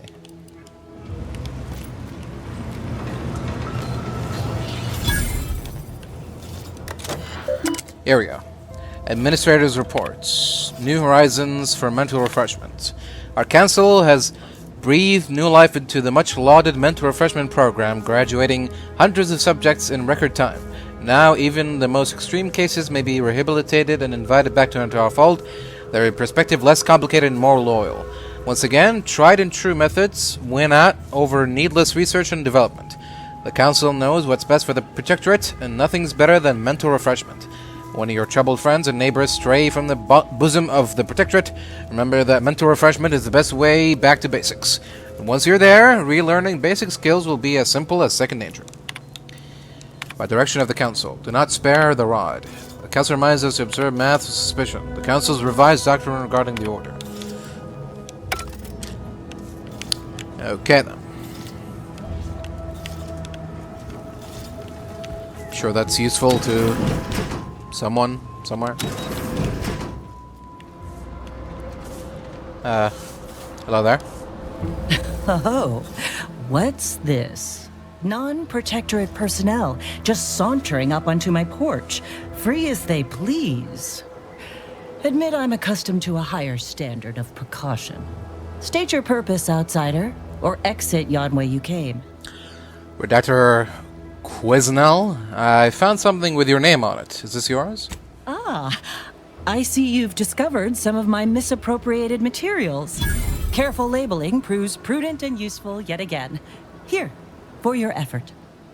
A full set of Science Adventures Quarterly was stolen from me and sold to various unknown parties across the island.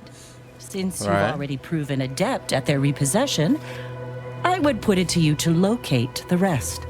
In exchange, I will provide you with rarities and bits. Sound kind of valuable. What precisely are they? A form of manipulatory ideation disguised as popular entertainment, intended to sway the audience to their point of view, couched within just a crackingly exciting narrative. Specifically, an Earth Directorate periodical featuring beloved fictional characters Commander Zane and Buddy. An effective mental conditioning device. And right thrilling.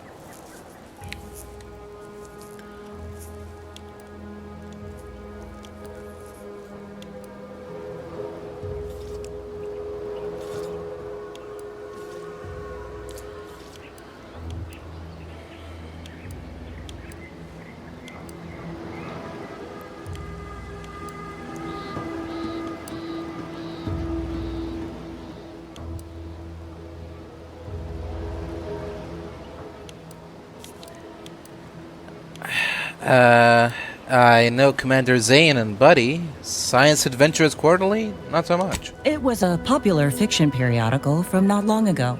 Each of its 10 volumes featured an exhilarating cover illustration depicting Zane and Buddy's thrilling exploits. Whether they faced automechanical industrialists or robber magnates from the Plutocrian kleptocracy, their tales remained invigorating thrill rides. I'm noticing a distinct personal interest here. The line represented a growth of the medium from the less sophisticated 2-bit dreadful, both in style and effectiveness. Its remarkable popularity not only mirrored a rise in public sentiment against greedy corporations and tyrannical governments across colonies. The brief window surrounding the volume's release saw a marked increase in skip drone requests for Earth Directorate aid. I believe there remains much to learn from them. I still can't help thinking this is for your personal collection. I'll admit, Commander Zane and Buddy's exploits make for a sensational read. They saved Carnefeller's brain, for instance. Oh, and Mammon Incorporated, of course, too. So no. Of course. I am not immune to their considerable charms, but my interests in recovering them are strictly professional. I can assure you. Fine, just so I get paid. Ah, quite right. In fact, delightful. I am pleased you are on the case, as it were. So very Zane and Buddy. Return again when you have another 4 volumes, and I will trade them for more valuable oddities. Safety, amity, and ease be yours. Alright. Until then, I guess.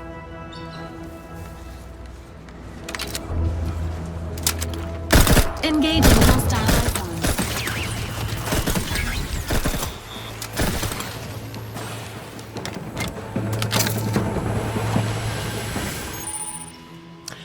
Xyranium.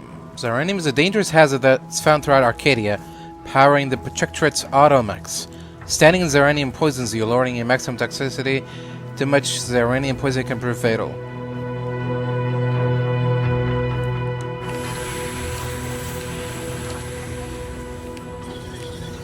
Okay. Enthusiastically neutralizing unfriendlies.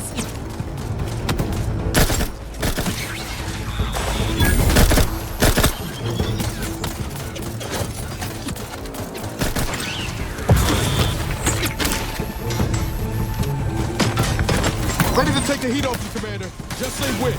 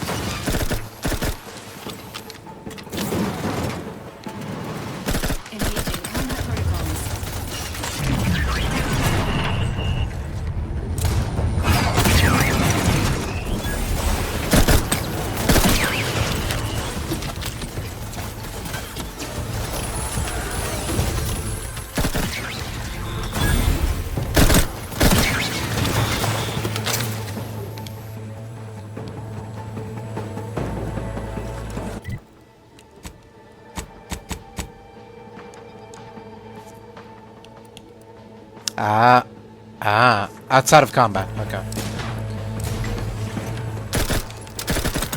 Fair enough.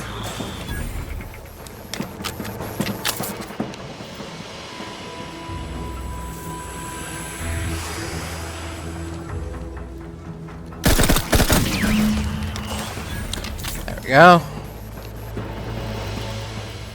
Done and done.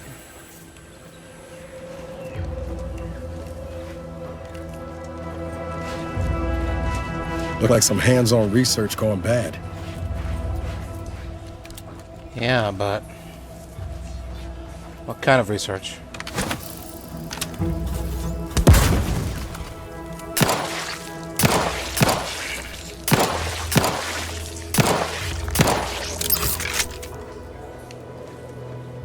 Whatever it is, sure it's not good.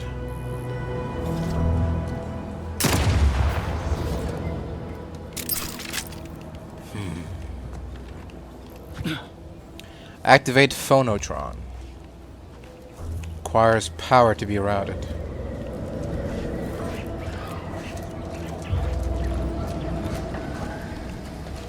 Okay. How do we do that? Last night, the entire research cadre witnessed a mutated Crabble emerging from the coastal waters. We had heard stories of this bone-white and terrifying specimen for so long, yet expected them to be nothing more than hallucinations of subjects in need of mental refreshment. Confounding as it is to admit, we were wrong. This subspecies appears to boast a thicker, more durable carapace, increased epitome muscle strength, and a generally more aggressive disposition. Curious indeed. If we are to fully understand Crabble evolution, for the benefit of Protectorate society, studying this mutation must be a priority. A closer inspection of the specimen is needed. Matriarch, guide us. Well, that doesn't sound good. The report contains an abundance of scientific jargon the average intrepid wanderer just wouldn't understand.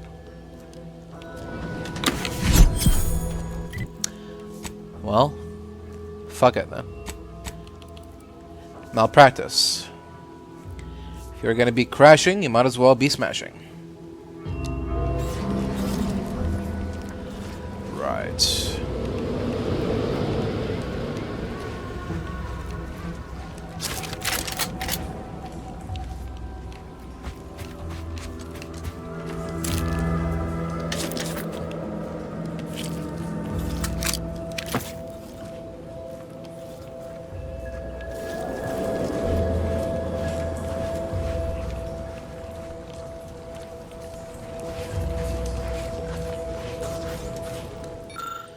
Various materials and tools are scattered across the table, some of which look like explosive charges.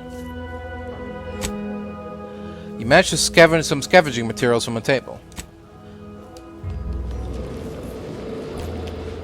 Alright.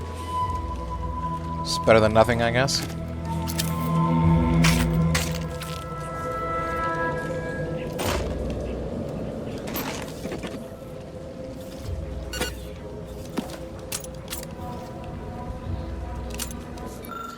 Trooper Connolly righted. Just wanted the record to show that me and the boys did not go AWOL. We patrolled the coast as ordered and just happened to find the wreckage of some Protectorate outing gone wrong. Couldn't make sense of what they were doing exactly, considering the Viscera coating their equipment and whatnot, but figure what's here might be worth salvaging. I did find me a little friend though, fellow that I've dubbed Chumpy. He's a baby Crabble, I reckon, real cute. Bet with a little house training, he'd make a fine town mascot back in Fairfield. He does shriek something awful at times. The others think his folks might come a-looking. But I reckon he's just saying howdy in his own way.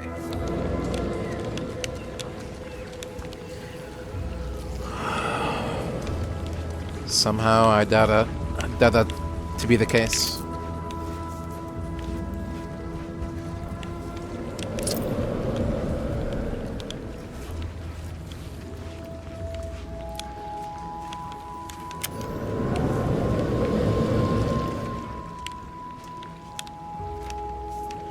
Hello?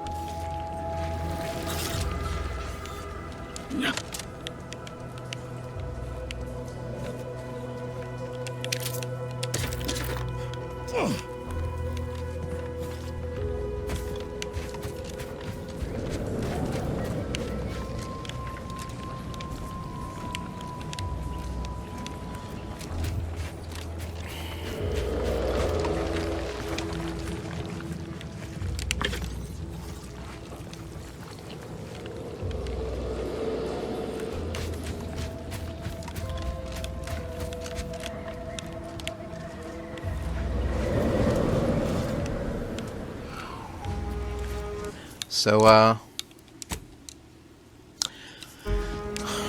how do we, power up this thing?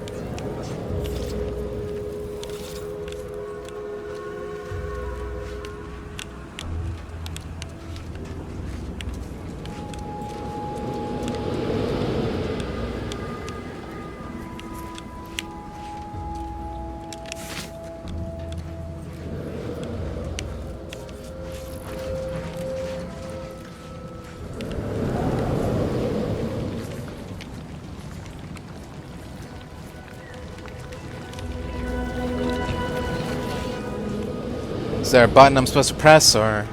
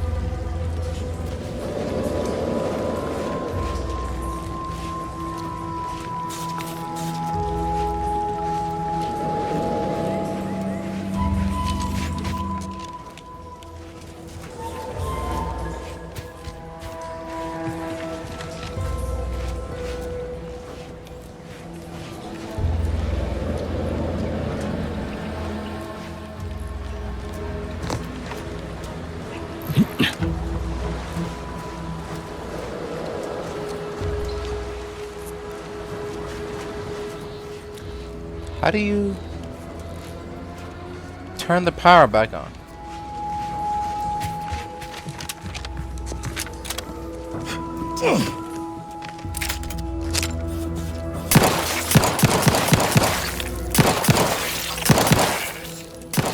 Do I keep popping eggs until he gets angry enough to show up?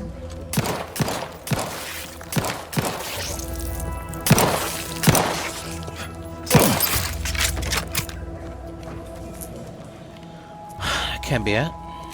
If that's the case, why bother telling us that you need to rewrap power or whatever?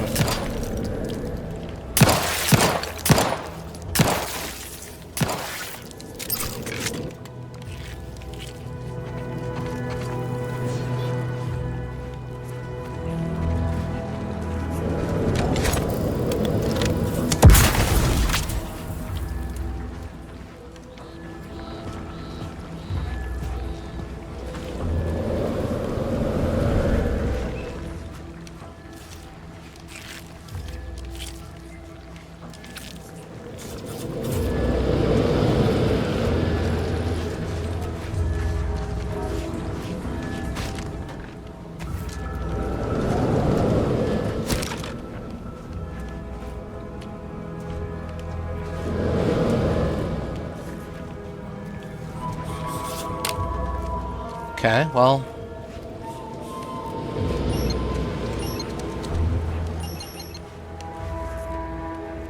Yep. Power from where? Okay.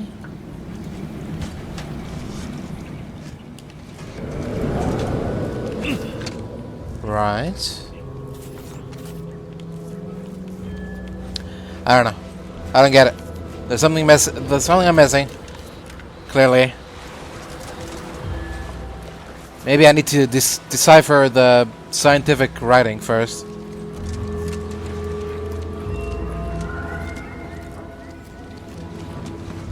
Oh. What's he holding? He's got something.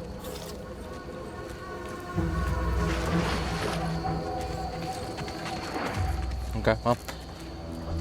I thought if I just found the power source, I could hook it up, turn the thing on, summon the big creature, and have a big old grand fight with him, but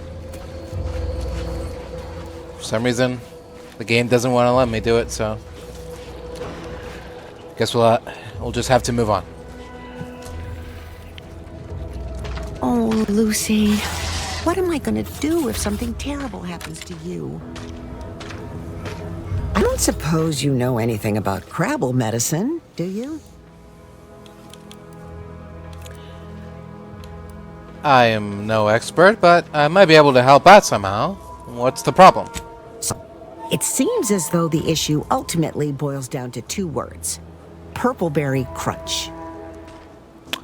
The cereal? Yeah. I brought a box from that fancy new shop in town, and Lucy... Oh, this is Lucy, by the way. Hello? Little Lucy became fully frantic when she smelled it, so I figured it couldn't hurt. The box says they're packed with healthy preservatives, so it's gotta be good for you, right? But I guess I was wrong. Now she won't get up. And these Crabbles, they mean the world to us. We raised them from hatchlings, and I'll be broken if Lucy dies because of me. A food poisoned Crabble. Huh. Guess it won't hurt to try. Any help you can offer is more than I've been able to do for her so far. And I'd be grateful for the try. Lucy the Crabble lies on the underside of her shell. She makes a feeble attempt to move, but doesn't manage to get anywhere, and settles for gurgling weakly instead. Even to an untrained eye, she is obviously very ill.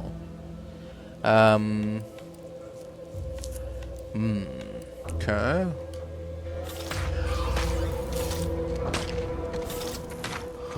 Looks like a trauma kit might be able to pick her up. I'll be back once I have found some. Jackson, don't! Don't fret. With these boots, I can fly! Hey, Jackson, you're too young to be a crater in the dirt! What? It wasn't the fall that killed him. It was the sudden stop at the end. Oh, law. I can't believe he jumped that way! Sir, I know this isn't the time, but are they gonna put us to the gallows for this? What? No! That ain't how we operate in Auntie's Choice, Liza. We might be looking at a pretty fierce demotion for losing half our workforce and getting stuck up here, though. Demotion to fertilizer? No. Now cease your jawing. This ain't the time. Hey, you! You down there! Would you mind checking on our fellow? Might he have survived the fall? Yeah, I don't think so. Why would anyone attempt to jump like that in the first place? He thought those boots would make him fly, but they really just allow the user to jump repeatedly. Unless their downward velocity is too great. If so, well, you see what happens. There's gotta be a safer way to test them. Why jump from up there? We've been stuck atop this machine since Ida, one of our new Protectorate acquisitions, had her gray matter scrambled by the height, jumped down, and landed right in its gears.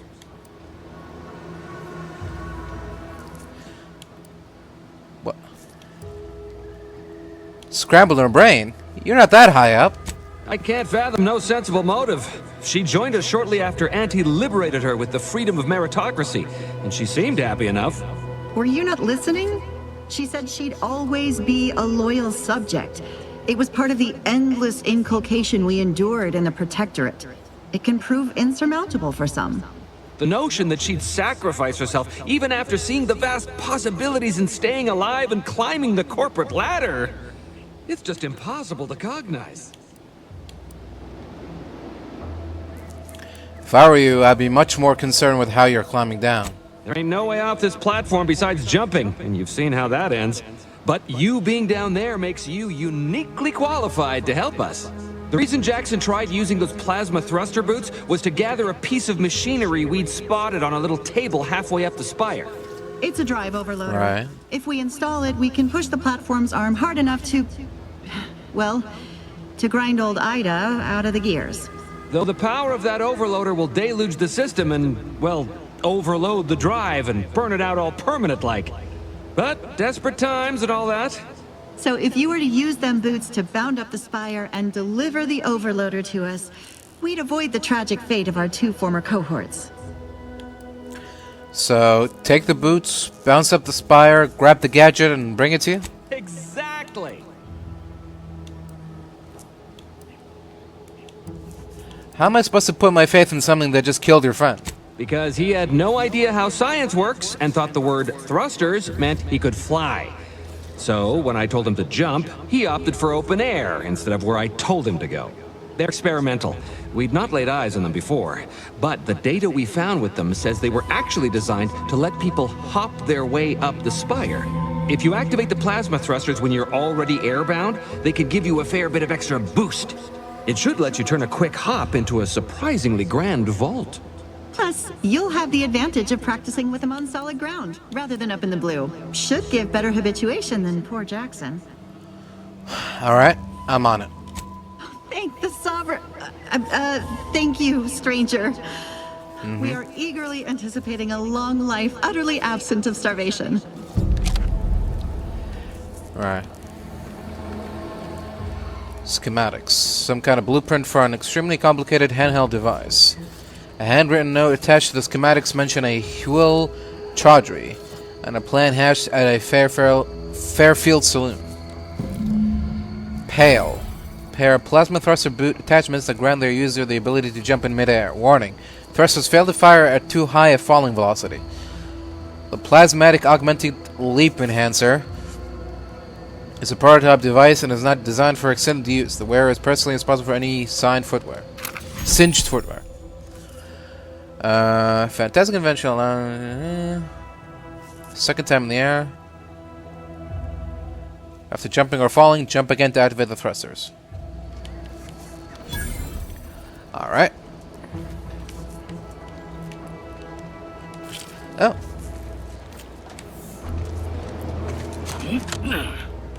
Whose arm is this, I wonder?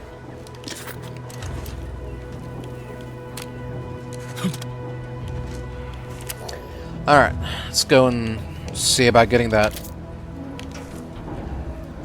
Whatever that they asked for. Amongst the various crops the Sovereign has discovered in Eden, few have had as sweet as an impact on the Protectorate as these densely fibrous, exorbitantly oily, stupefyingly acidic kernel crustlers. Originally dubbed... I don't care.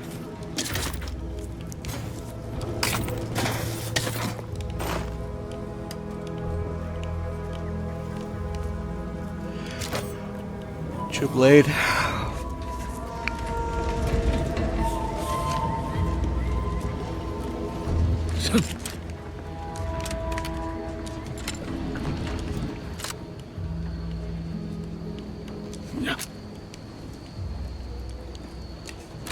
Alright.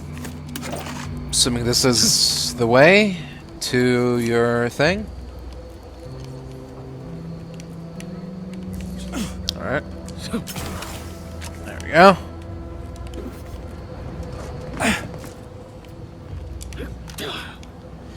Oh boy.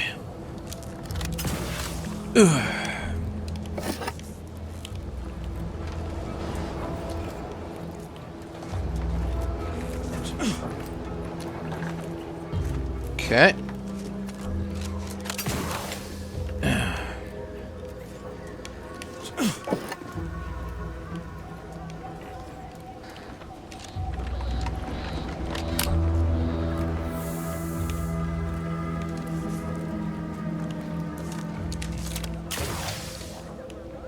Nearby are a crop of Brachythecium rotabulum.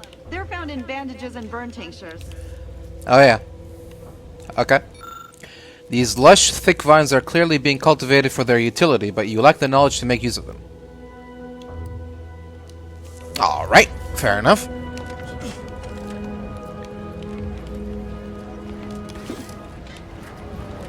If you don't have that drive overloader, ascending may be a waste.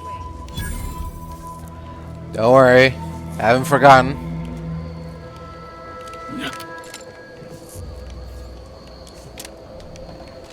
That's not what I wanted to do. There we go.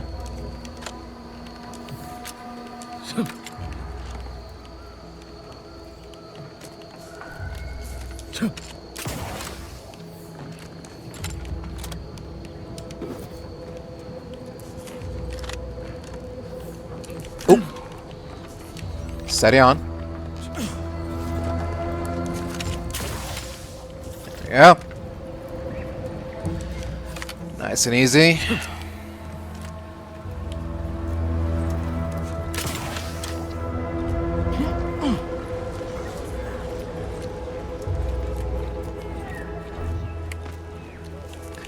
Alright, and...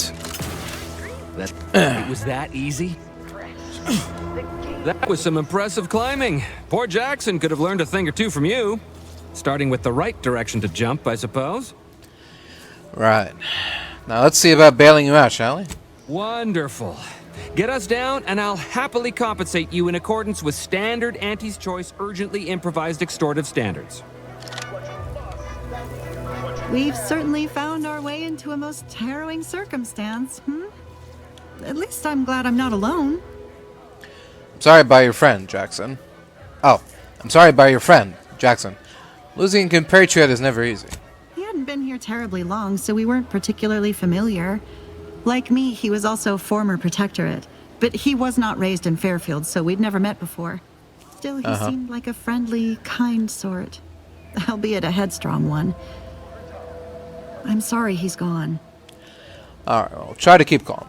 I'll be back later. Please do hurry. I've lost count of how many meals we've missed, but it is closer to many than a few, and we're starving. I understand. Let me see what I can do.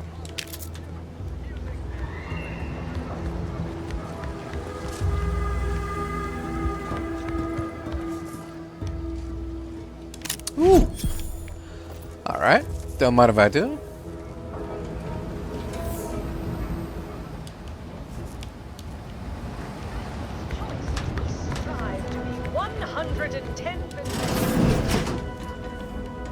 What are you guys working on in here, eh? Farmer clothing. Are there farmers on this platform? Interesting. Alright, here we go. The harvester's lifting armature has ground to a halt and needs a drive overloader to allow it to push through the obstruction. I could prevent it from burning out the system, but... Well, I can't, but... The option is available to someone with the knowledge, shall we say.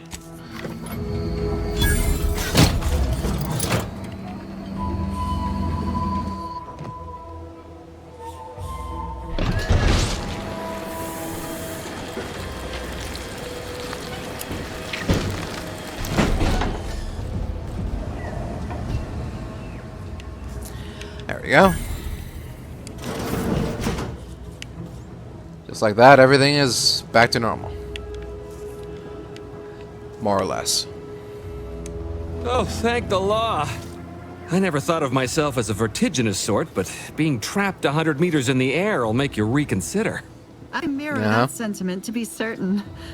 In fact, Auntie will have to pay me triple if heights are to be involved. And isn't it grand to be in a system that allows me that freedom? Sure. Well, keep from getting trapped in any other harvesters, will you? I agree with Liza. I'm inclined to keep a few paces from farming equipment from now on. Here's your reward for evacuating us with all our parts intact. I perhaps ain't as awash in currency as I'd prefer, so you can have my helmet as well. It was useful for identifying crops we'd missed in our harvest. But to be honest, I'd like a little distance from plants for a spell. Fair enough. Till next time, friends. Oh.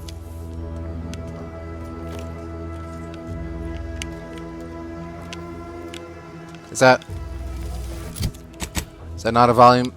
What? Yeah. Okay.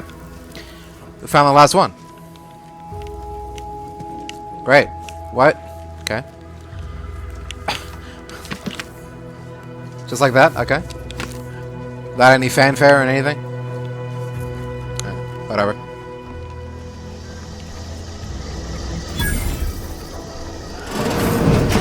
We're closed. Yeah, about that. Did you not hear me? This place is closed. No learning today about how everything happens according to the obscure calculus of an indecipherable plan. You're a friend of Augustine de Vries, aren't you? Why are you asking? Who are you? The people she tried to kill. But the architect. I had no idea. I wish I could say it was unbelievable. I was afraid she was becoming a danger to herself and to others. But this is horrifying. Yeah, imagine how we feel. Why don't you tell us where she is so we can make sure she ain't being a danger to herself or others? And how are you going to do that? That ain't something you ought to be concerning yourself about. If you think I'm going to help you do what I think you're talking about, you are deluded.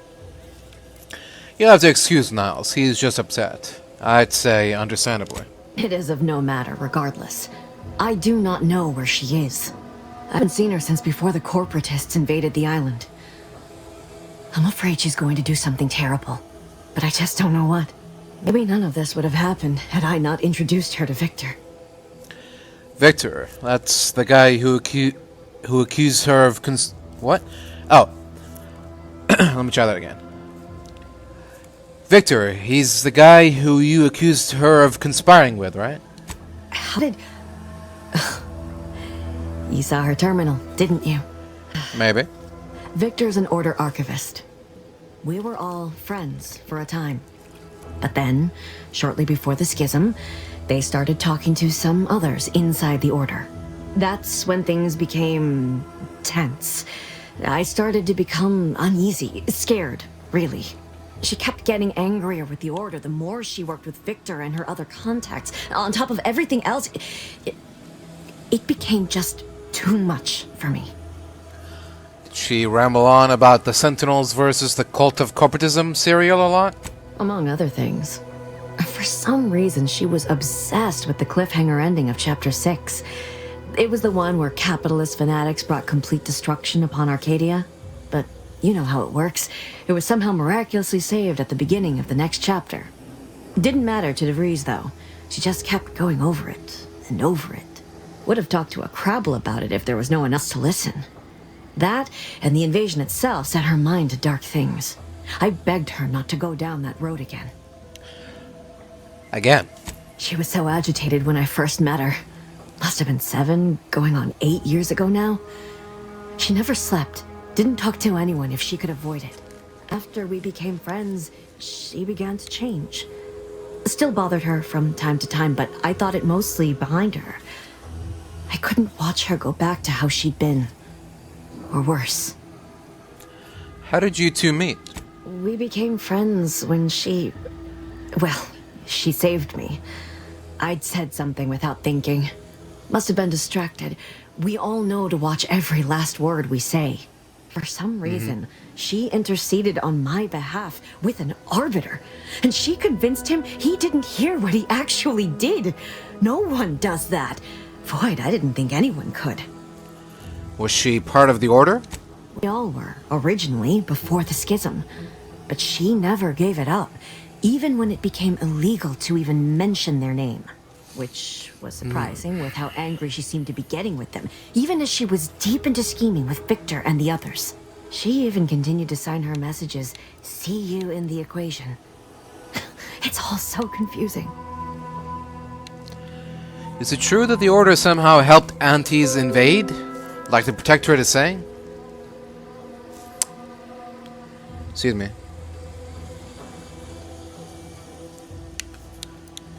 No. But it had to be someone's fault, right? The Protectorate couldn't possibly have failed to safeguard the colony. And they had to answer the accusations the Order leveled at them. What do you know about what she was doing at the Vox station? What do you mean? It was where she worked. One of the Protectorate's communications hubs. She didn't speak of it much. At least to me. She may have spoken to Victor about it. Right, well, this is all fascinating, but I have to find her before she does something drastic. Goodbye. I know I've no right to ask this of you, but... when you find her, please remind her of who she used to be. She's unwell, but I know there's still hope for her. I see. Anything else? Not that I can think of. Except... not sure if this will help you, but she did use the same code for everything. 15-778. I even used it to search her safe after she left Fairfield. That is Agent DeVries' identification code, Commander. She said it had some meaning from her previous life. I'd hoped she'd left something for me, but the safe was empty. Right, well, I'll see what she has to say for herself when I find her before deciding anything. That's all I can ask. Yeah.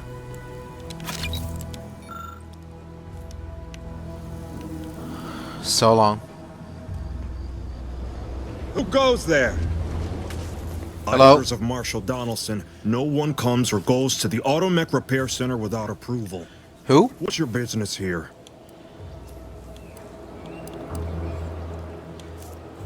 Step aside. I'm approved to enter. Now you've done it. Slowing down a ranking protectorate official is worth 10, 20 demerits if you're lucky. All right, let's not lose our heads over a simple misunderstanding. You're free to pass. Marshal Donaldson likes to greet new arrivals personally. We'll let him know you're inbound, so no one shoots on sight. Oh, and fair warning, watch out for xeranium gas. We sprung a leak. That would explain the toxic cloud billowing overhead. How observant of you. One more thing. Thank you. Don't cause any trouble around these parts. Donaldson runs a tight ship and has zero tolerance for lawbreakers. Alright. I'll keep that in mind.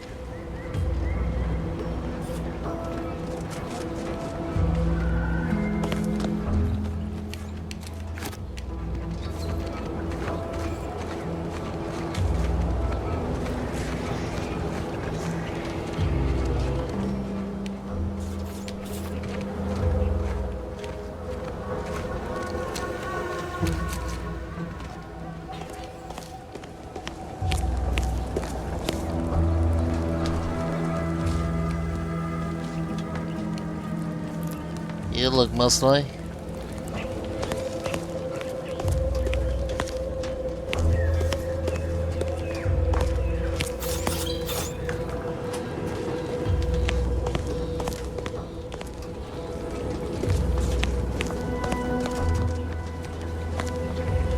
All that matters is getting these Automechs to the Vox Relay station.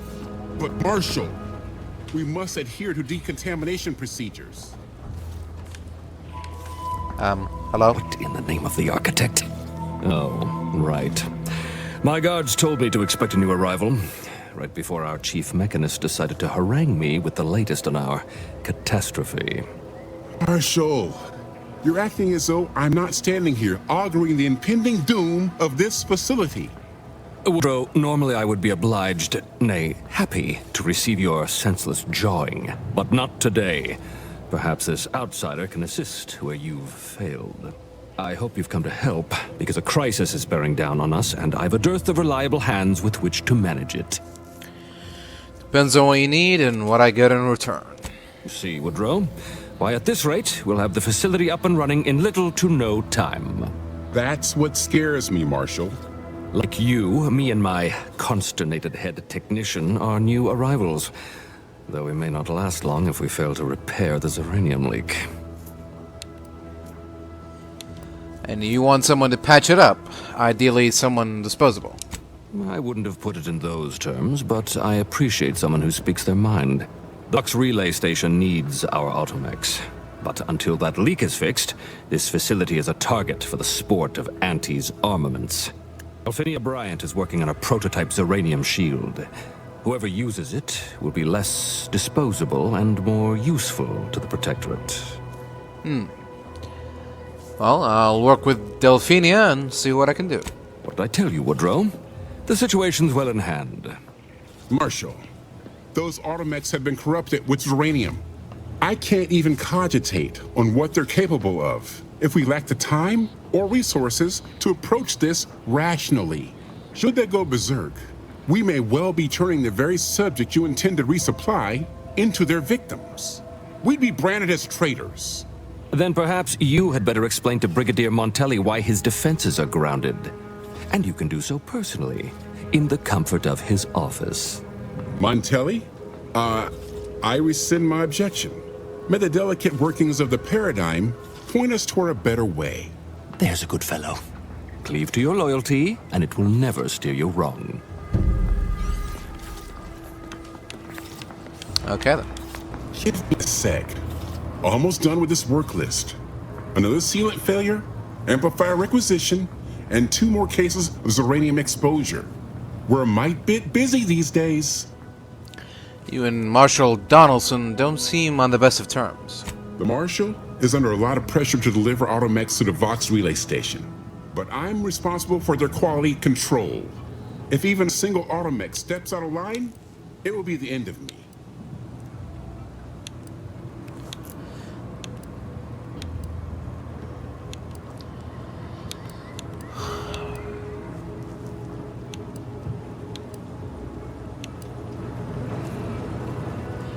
What's the worst that can happen? Uranium corrupted Automechs open fire on Protectorate soldiers, and I end up in the darkest bowels of mental refreshment. Oh. Oh is right. The Marshal is a good man, but he values speed while I value accuracy. Neither of us is wrong, but in this case, we both can't be right. You know where I can buy some supplies? You want to see the quartermaster. She's right next to the gate you entered through, under the marshal's office. She'll only be able to sell you our surplus, but you might find some of it useful. All right. Farewell.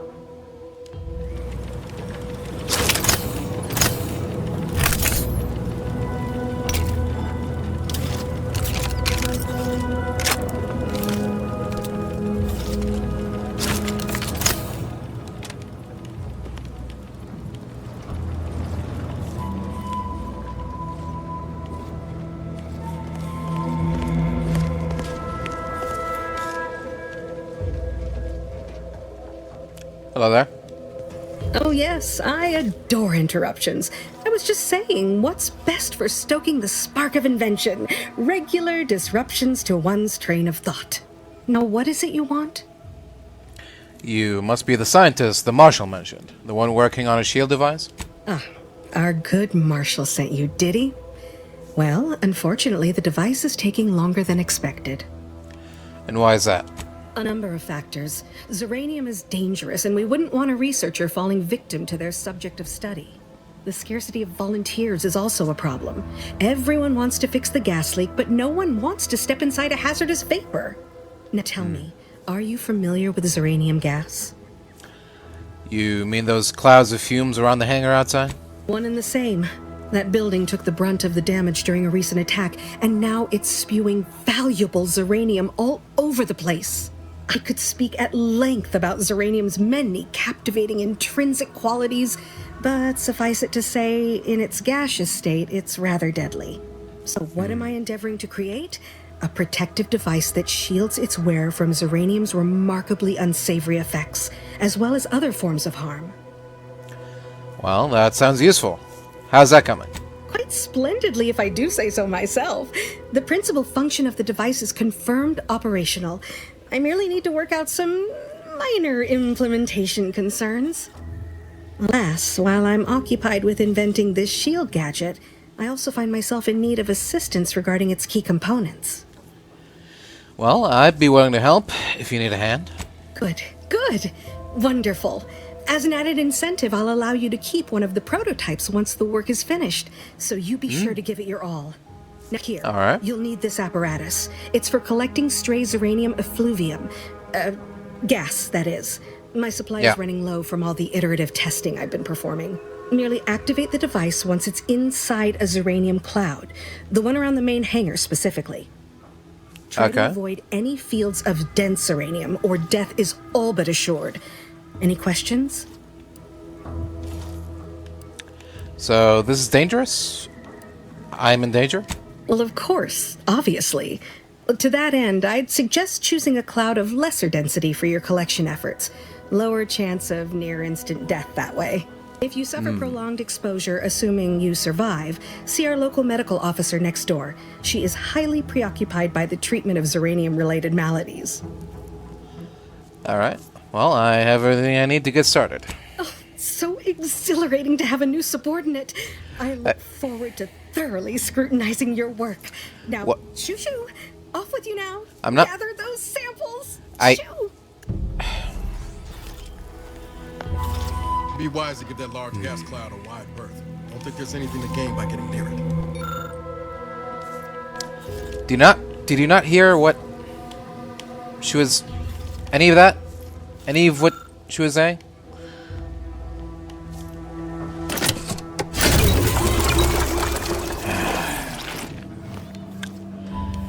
Never mind.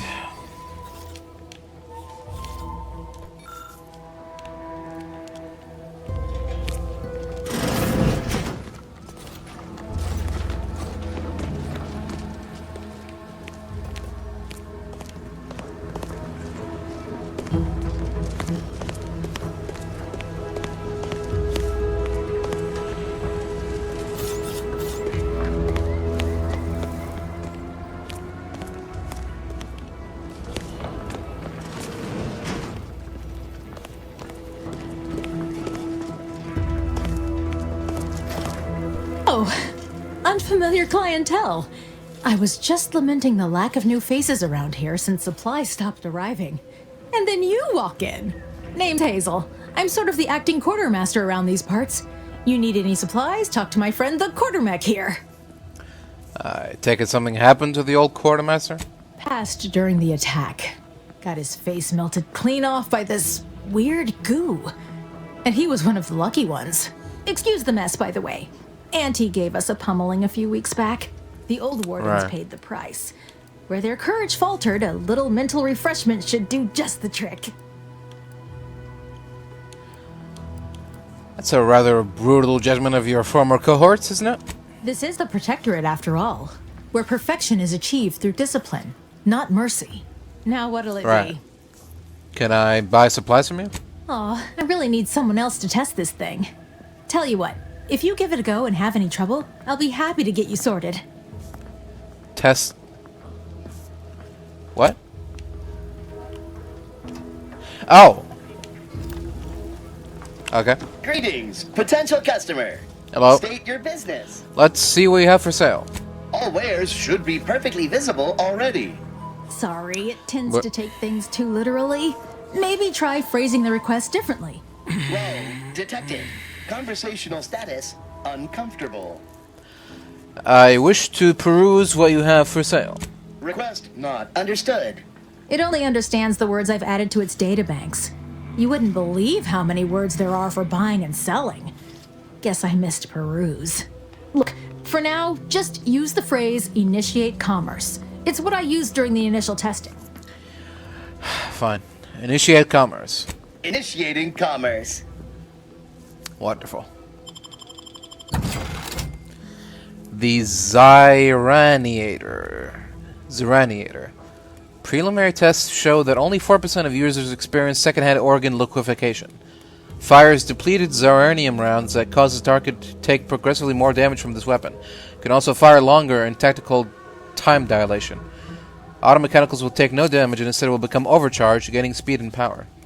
Alright. Ooh. 2 keys. Hover drone. A pet for your ship. Automech is sent to your kennel upon purchase. Don't let its name fool you. Drones are dispassionate killers, and this one is no exception. Their targeting systems have been dulled and their ammunition carefully removed, but still the drone searches ceaselessly for enemies of the Protectorate with visions of filling mass graves to the brim. Oh, that sounds wonderful. I'll have one, please.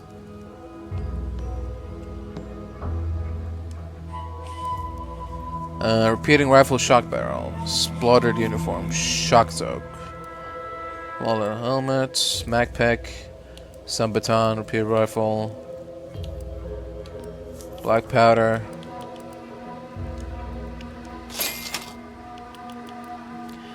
Alright, that's it for now. Thank you. See you soon, I hope. Yep.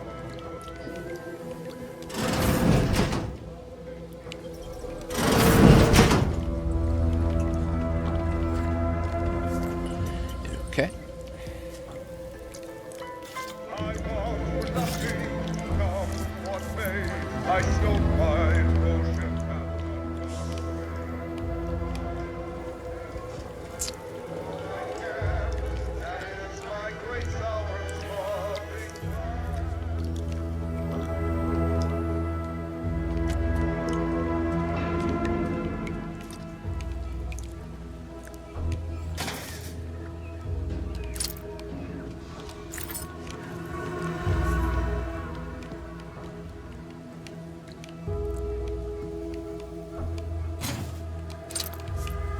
The red jewel.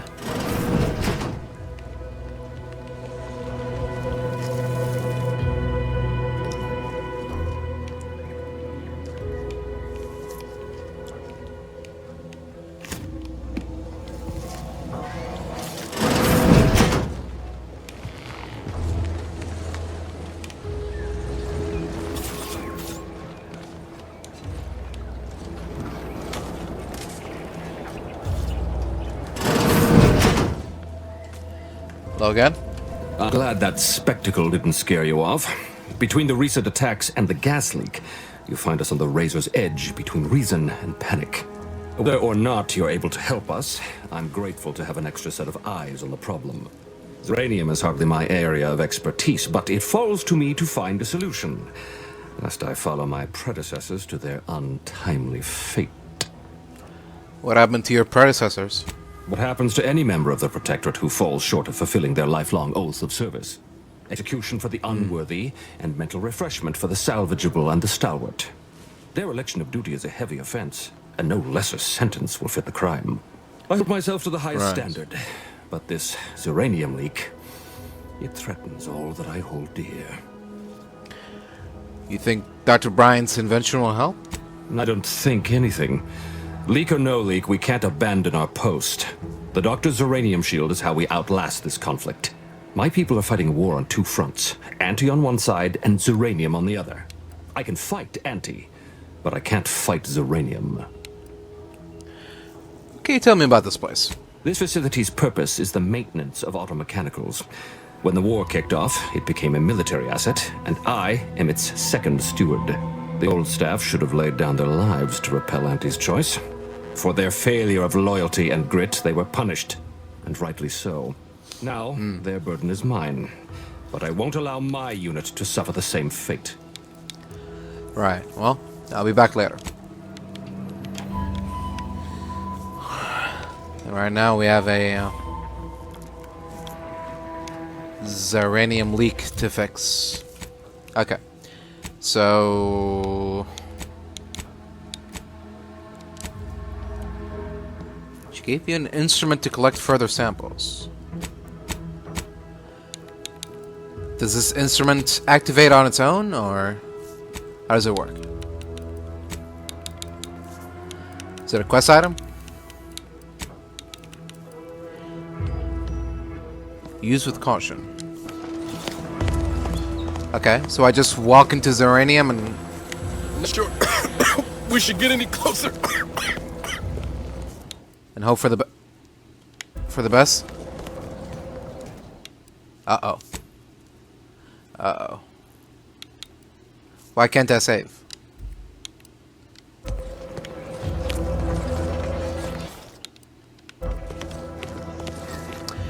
Oh, fuck it. Whatever. Whatever happens, happens.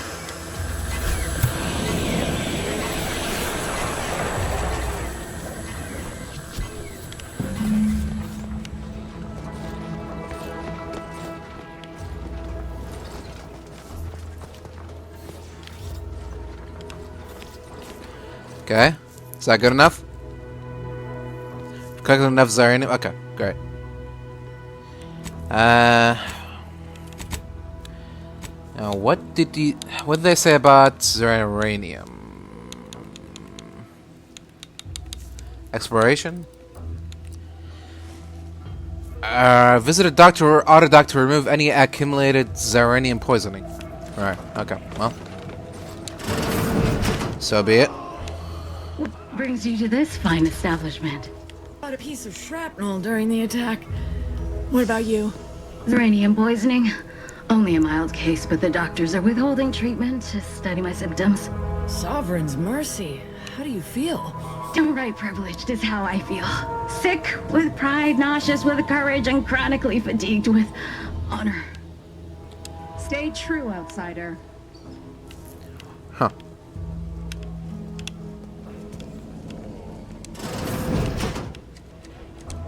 Oh, a new arrival. Hello.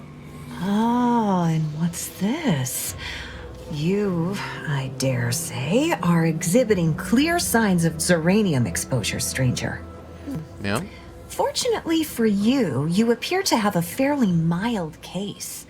I imagine you haven't even noticed any symptoms yet.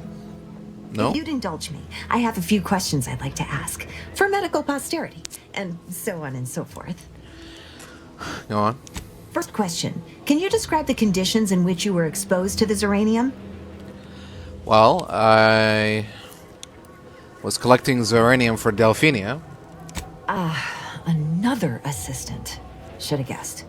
I suppose I should be grateful for all the data she sends my way, but I do wish Del would think more of her collaborators' well-being. All right, next question. How are you feeling? For instance, do your bones seem noticeably softer somehow? Have you observed any sterility on your way in? Or aching in your thyroid or spleen? No. I feel reasonably fine, all things considered. Well, good for you. Keeping a positive attitude can often aid your recovery. I wish more of my patients shared your optimistic disposition. Right. A token of my appreciation, allow me to provide you advanced Zeranium therapy of the highest possible quality. Oh. There. That should do it. Do stop back in if you suffer additional exposure. I would love, be pleased to act as your consulting physician again, should the need arise. Can you tell me anything about Zeranium? Oh, gladly. I've rather dedicated my life to researching its unique form of matter. What would you like to know? What exactly is Zeranium? Zeranium is a crystal. Even in its raw form, it generates energy. But once refined and stored in a quasi-gaseous state, its output increases exponentially. Zeranium is found in a liquid state as well, but it's far too hazardous and inefficient for our needs. Refined zeranium is used to power nearly all major protectorate technology. It's an amazingly efficient power source. However, it's also highly unstable and must be mined exceedingly carefully. Even minor bumps or jolts can cause zeranium crystals to explode.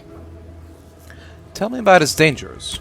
Zeranium in its default crystalline state poses two risks. First, it's extremely volatile, exploding with an immense burst of energy if upset in any way.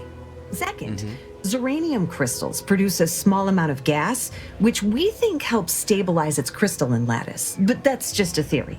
In this gaseous state, zeranium is quite hazardous, breaking down organic matter through a mechanism we still don't quite understand. So how long could someone survive in a cloud of zeranium gas? The concentration of the gas is a critical factor. A person could remain in a light haze for several minutes, whereas a dense cloud can kill near instantly. Anyhow, I could talk about this all day if I let myself. Hope I haven't bored you unduly. Was there anything else I could help you with? How do I keep from getting zeranium poisoning? Total avoidance is best, but try to get out of the zeranium as quickly as you can if exposure becomes necessary. Alright, have you any medical supplies for sale? Don't have much to spare, but you're free to have a look. Thank you.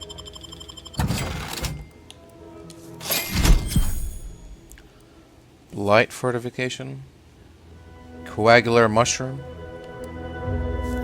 Trauma kit. Could use this. Nicotine. Physician outfit. Alright. I think we're good.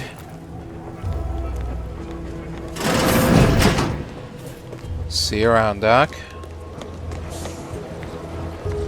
Let's get back to Delphenia. See if she can whip up a nice zeranium shield for us. Ah, my little minion. I trust you've made progress in your tasks? Yes, I've collected a zeranium sample, as requested. What did I tell you? Perfectly safe. Either that or you tolerate zeranium poisoning like a champ. Good for you. Should you suffer from any lingering symptoms of contamination, visit the medical center and they'll get you squared away. Now, on to business. The device already generates a field exactly as specified, albeit on a very small scale. Still, progress is progress. What's needed now is something to help extend and shape the field around the user. And that's where you need my help again. I require a component called a catalytic amplifier. You'll be pleased to learn there's one right here at the facility, in the Dragoon that's patrolling just outside. Oh, well, that seems fortunate. You would imagine so, wouldn't you? Yeah. Unfortunately for me, our chief mechanist, Woodrow, wasn't enthusiastic about my proposal to geld his only combat automech. So you may have trouble getting your hands on the catalytic amplifier. What was the chief mechanist's problem with your request? I'm sure he's just being cautious. Should Auntie's choice attack us, we don't want to be caught defenseless. No doubt he also seeks to retain an unspoiled automech, since the others are by now riddled with zeranium poisoning. Tell me about this Dragoon. Dragoons are a mainstay of our military. The design has been in production for decades. I had a model of one when I was young. All children did. You must have seen the large automech patrolling the interior grounds. That is the Dragoon. Sure.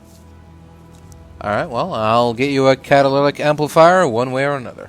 Good. A flexible mindset should behoove you on this task. Perhaps the chief mechanist will prove more receptive to your request. Failing that, be prepared to exercise creativity if needed. One last thing. The Dragoon must not be harmed. Not only would the amplifier likely be damaged, but we'd both be summarily executed, assuming we survive the firefight that ensued. Well, off you go. Shoo. Yeah.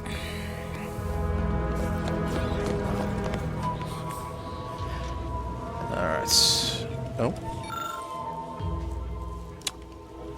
Okay. Yes? Delphinia is looking for a catalytic amplifier. She and I have been over this 100 times. Please understand, the original staff of this facility were rounded up and refreshed because they couldn't safeguard a protectorate asset.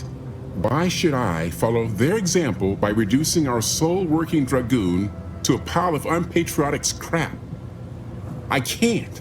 I won't. Anti-disable this facility. They think you're dead in the water. You should prove them wrong. That's a fair point. It's not as if they've come back to finish the job. Perhaps they assume we're already beaten. All right, yeah. How about we get the dragoon situated over here, so I can extract its vital organ? Go on then. One catalytic amplifier as agreed. I hate to lose another dragoon, but desperate times call for desperate measures. I trust you're not getting in any trouble over this? Not a chance. Donaldson has done everything in his power to get this facility online. He can't blame me for doing the same. Be seeing you, stranger. Alright, thanks. See you around. Well, any closer to obtaining the catalytic amplifier? Here's the catalytic amplifier you requested. Oh, superb! I'm almost tempted to ask how you managed it. But pressing on, just a moment to remove what I need and install it in the prototype. With this gadget, you'll be shielded against more than Zeranium, you know. Damn near everything, as long as it's charged. Report to Marshal Donaldson, if you please. He's rather impatient to end this crisis so he can turn his focus back to the war. Alright, I'll let him know as soon as possible. You do that. Anything to keep him off my back for an hour. Got it. Gas energy deflection apparatus. The gas energy deflection apparatus is a gadget that grants you a temporary shield, protecting you from damage and hazards such as Zeranium. Activating the gadget applies the shield, depleting with damage taken or time spent inside of a hazard. After a duration or enough damage sustained, the shield will disable automatically. Reactivating the gadget while it's still active resets the duration and the amount of shield remaining. Got it.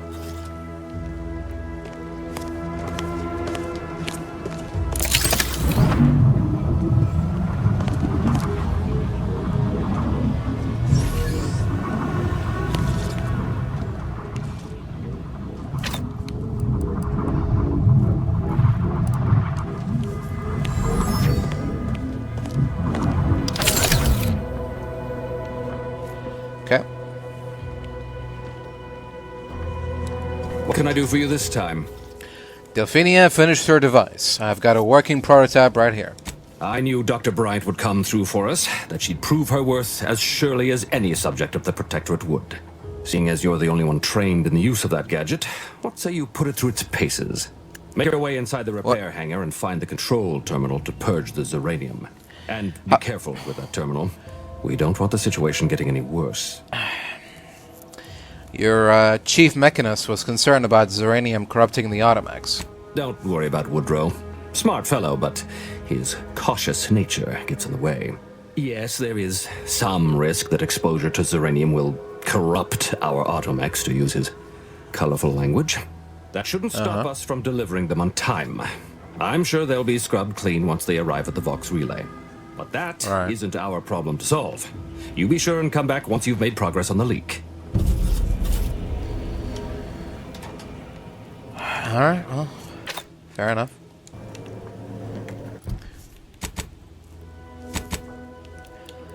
Guess I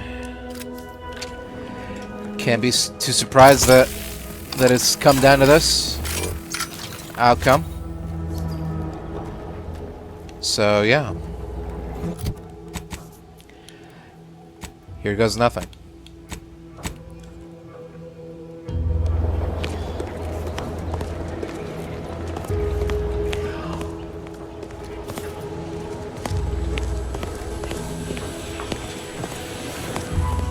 How do we get inside?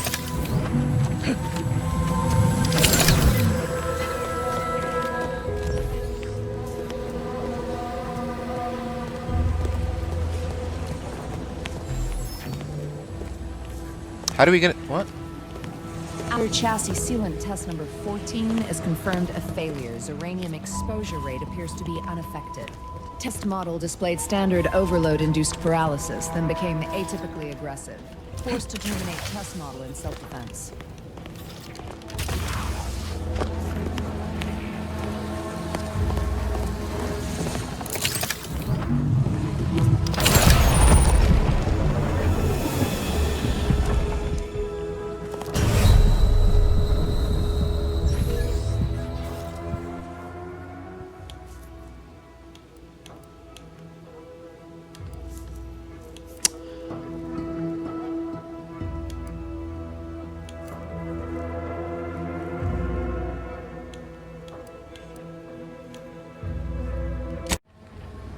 Alright, everybody, welcome back to the Outer Worlds 2 once again. So it seems like my problems with saving haven't gone away. I thought that by disconnecting from the Xbox thing would stop my saves from being not accepted. But apparently not. Apparently, for some strange, yet to be known reason, the game will just decide to stop saving. Entirely. I mean, autosaves, quick saves, manual saves, all unaccepted. For no reason, and for just random reasons that, you know, I've yet to understand. So, 1 minute, the save option is available, the next minute it isn't. And because there's no autosaves as well, then that means you've either lost 5 minutes worth of progress or 5 hours. Luckily we only lost a couple of minutes, maybe 30 minutes maximum. But, man, I really hope that this doesn't keep happening. I guess I just gotta remember to keep saving every 30 minutes. It is somewhat nostalgic. Brings me back to my old New Vegas days. Okay, so can I like not even walk on this sludge, or is it immediately insta death?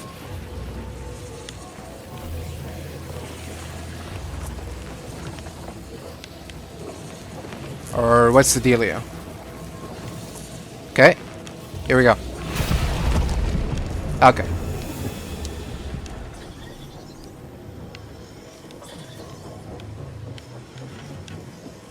It's only if you get exposed to a lot of uranium really quick.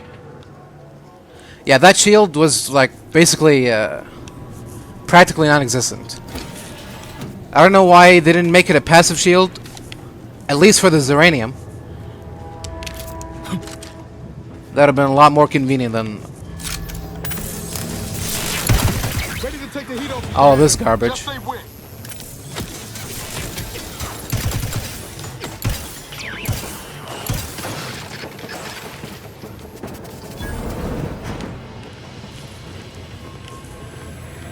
Where'd the big one go?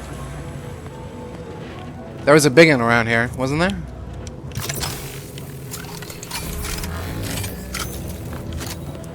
Thought there was.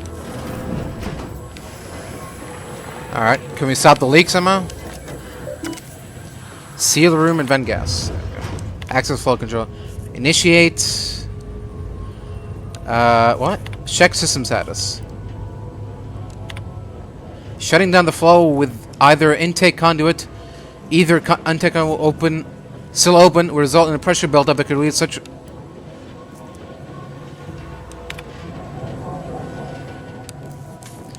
Okay. So our job isn't finished just yet. Got some pipes that need to be sealed.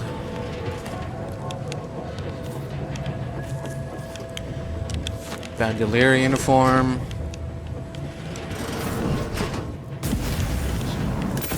There it is.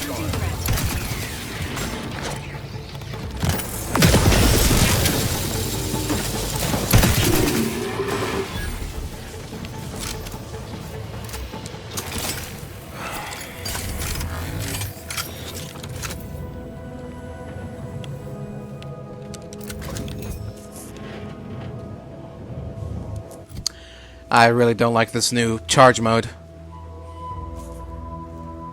What's the point of giving me a machine gun with 100 rounds in each magazine, only for it to become 3 rounds per pull? 3-round burst.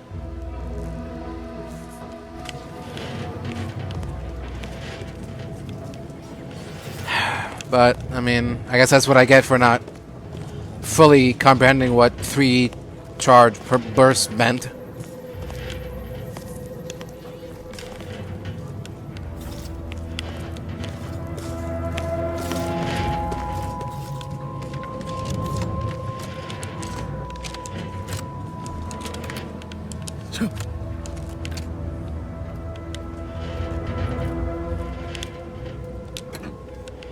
Steal? From who?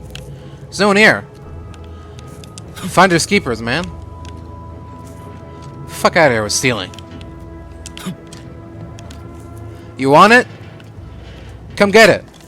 Crawl through the fucking Zeranium.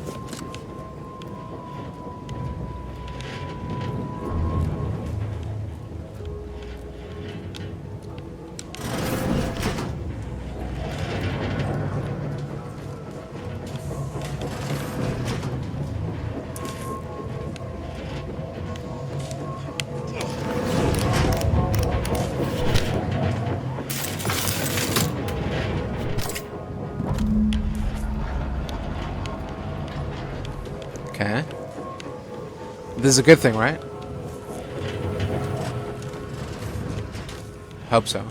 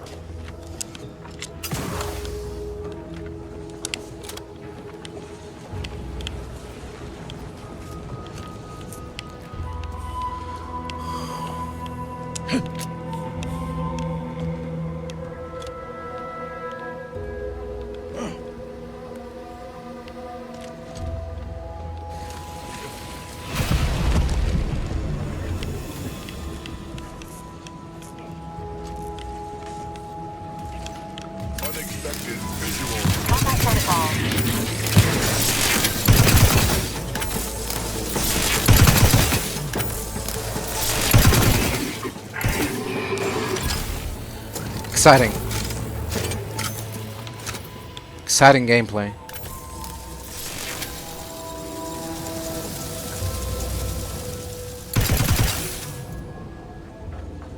Huh? Oh. It fires 3 rounds, but it actually fires 10 rounds? Oh, whatever.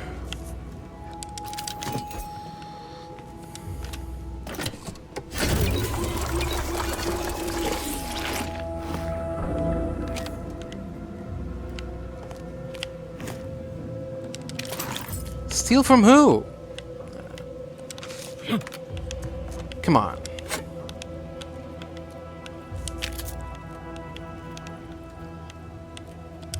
Yeah, break.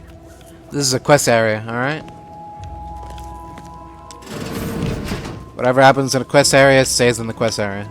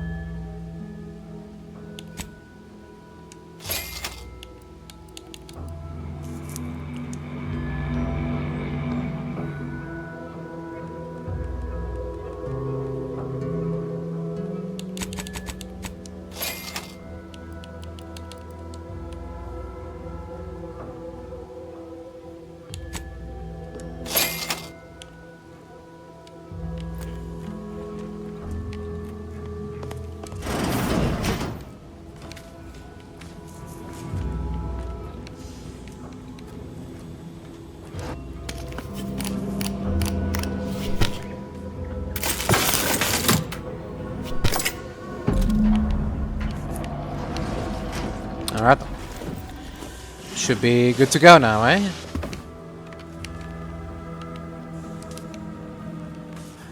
Eh? Oh.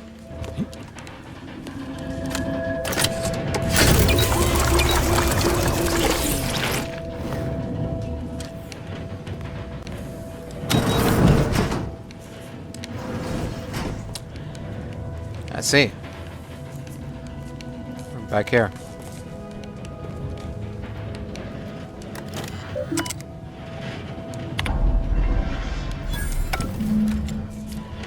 Wonderful. Just like that, no more Zeranium.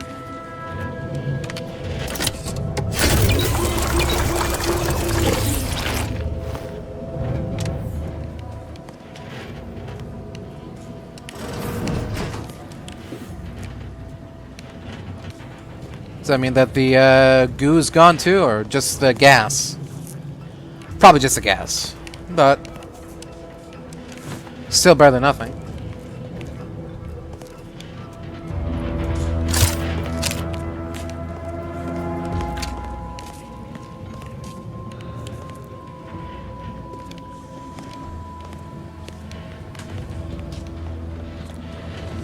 Alright, time to go. Oh! The goo's gone too. How marvelous. Can I save? Okay. Make sure that my option is still there. Hasn't gone away. Can I quick save? Oops. I activated a cheat as well, but that's fine. Okay. My erstwhile assistant returns. Until a more convenient... Oh. I can't tell her that we just fixed the thing. Tell her that her shield worked. Well, sort of.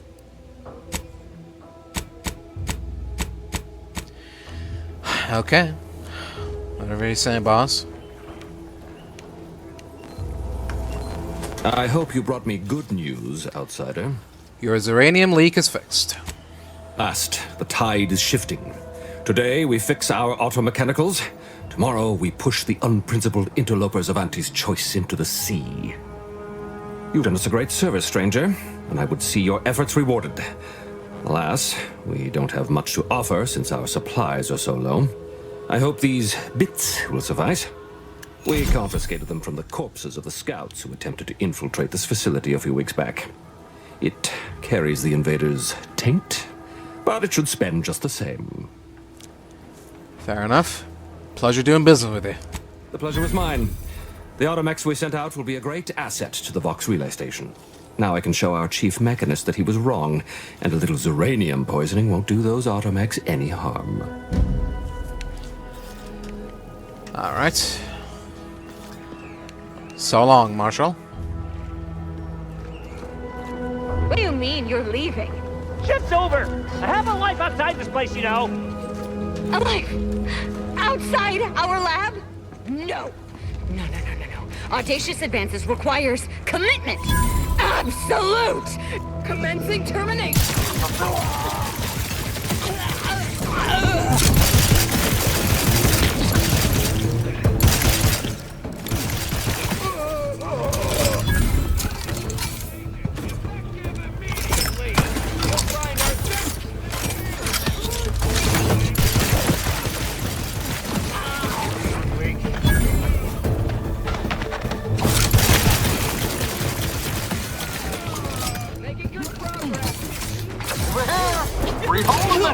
I'm the one you need to worry about.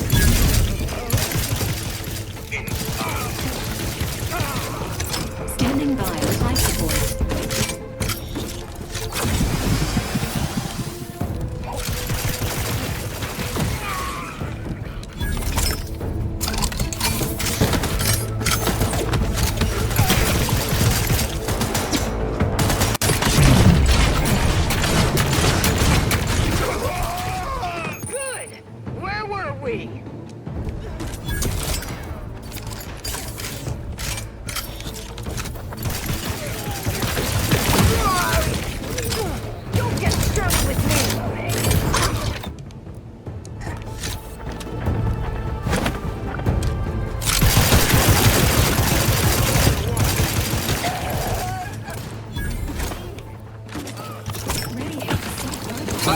Enthusiastically neutralizing unfriendlies. Let me know when you need a distraction.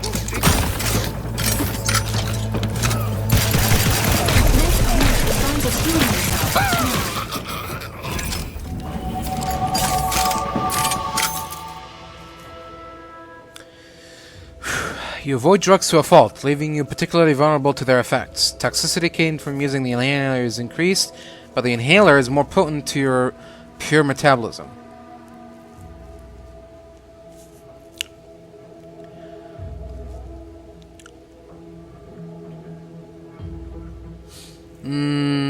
I don't know. We're just getting started with the game. I'm sure that I'm going to end up having to use the inhaler once or twice.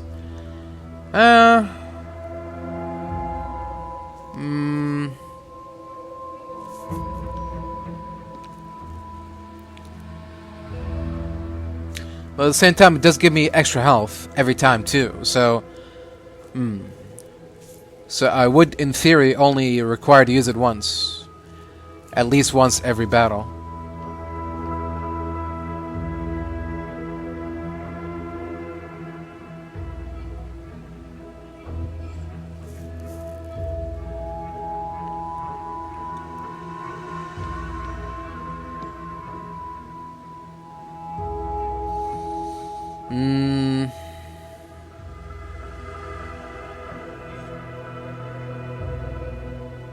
Yeah, I don't know.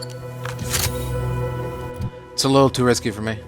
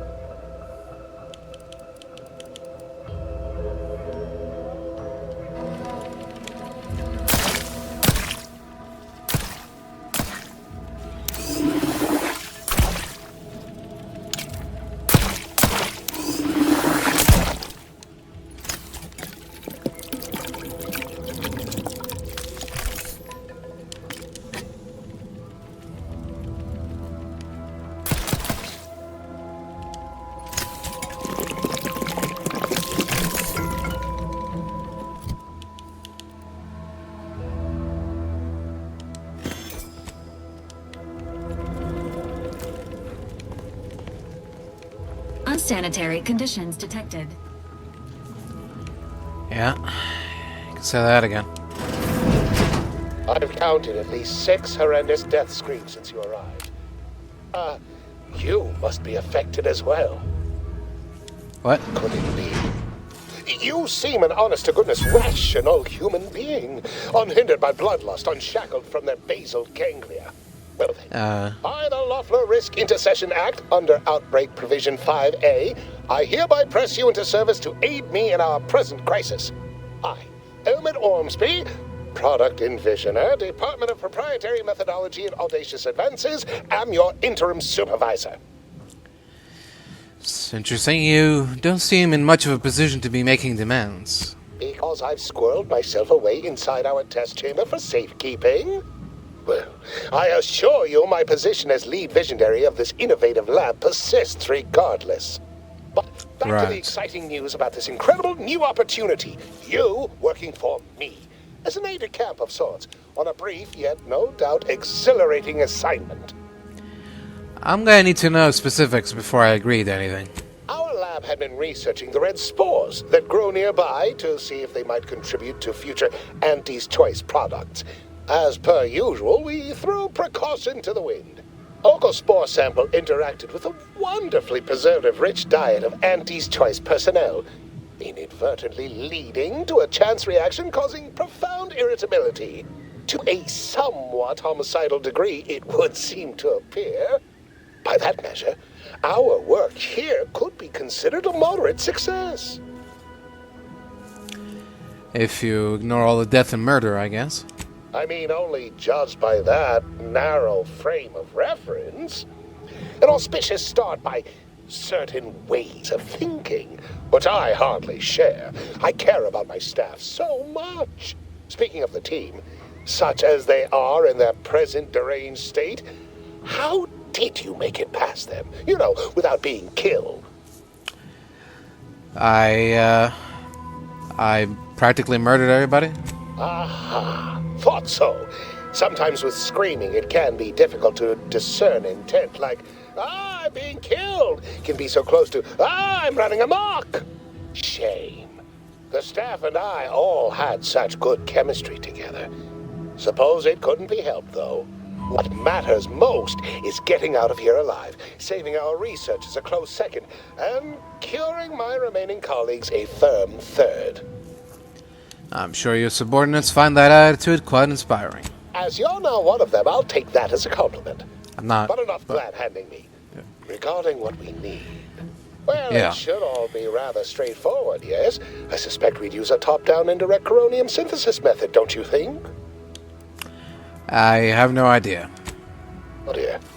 It's occurred to me this might benefit to some extent from medical training. Are you perhaps someone well-versed with pharmacological matters? I lack much of a medical background, shall we say. Apologies. I do tend to assume everyone has a doctorate. No matter, if you are capable of following simple instructions, I'm sure I can guide you through it. Tremendous. All right. Well then, before we roll up our sleeves and determine what's needed, any questions? What do you remember about what happened? How did you end up in here? Whole thing was ghastly. One of my assistants and I heard a loud noise. He left to investigate while I continued working on our experiment. When he failed to return, I peeked outside and saw the others run in, bloody, gibbering, hunting for targets. They'd clearly been exposed to some virulent new form of experimental agent. I ran back and locked myself in this test chamber to avoid contamination. Well then, anything else before we proceed?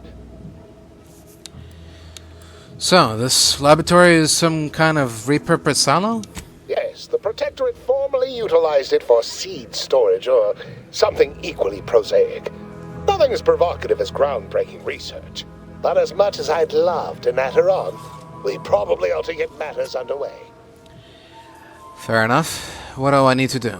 We'll need two things. Fresh samples of the red spores and the findings from the expedition that originally uncovered them. After that, an antidote should be possible in relatively short order, with your skilled assistance, of course. Got him. How exceedingly fortunate.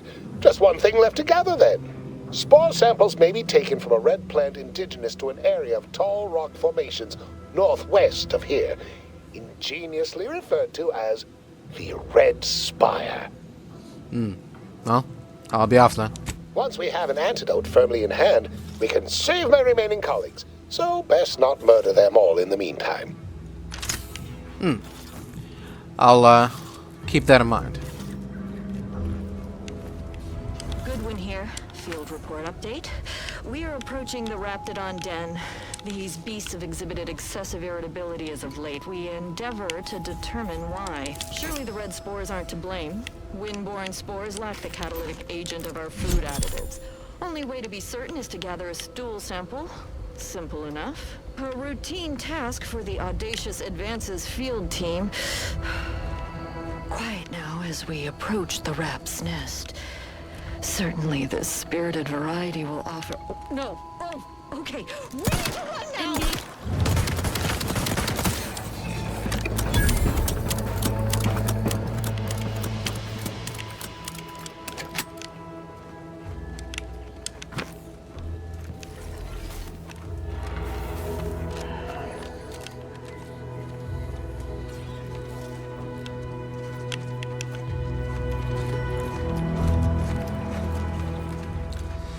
Alright. This, oh, shit.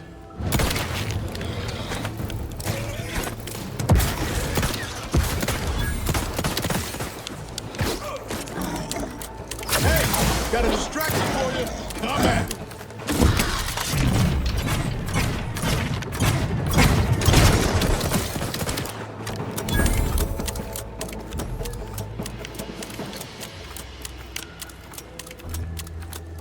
Alright.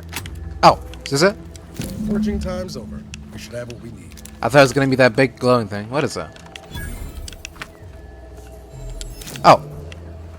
It's another one. Ooh, incendiary triple barrel shotgun.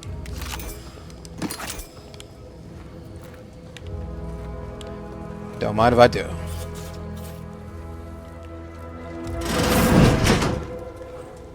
Hello again, friend? My most favorite, least homicidal subordinate. How's all our fieldwork progressing? I have the data and the fresh spore samples. Absolutely Gorgeous. Look at you. And to think I just forcibly coerced the first gormless dunderhead who walked by and found you. Lucky me. First things first. Place the data cartridge in the drawer for me, right here, in the slot below my intercom. Alright. There you go. Allow me to give this a cursory eyeball and... perfect! I'm sure we have the correct neutralizing agent here in the lab. I'll nose out the exact compound within our chemical reserves in 2 shakes of a rat's tail. Well, good thing more spores were available so close by. Always fortuitous to have ready access to a key chemical agent nearby. This might work out yet. Auntie may ignore our recent setbacks if I deliver an easy-to-market product. Just imagine the ad slogans. Air, now with extra fractiousness.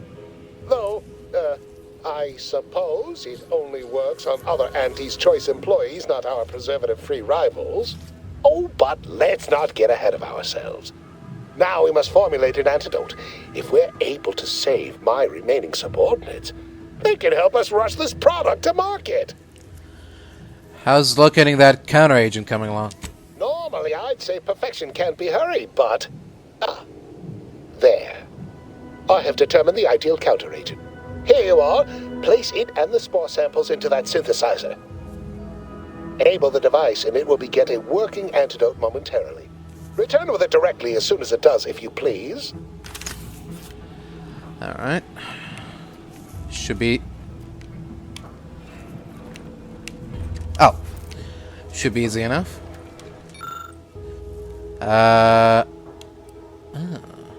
Use your expertise to make a few enhancements to Ormsby's rather rudimentary instructions. Yeah, I can't do that.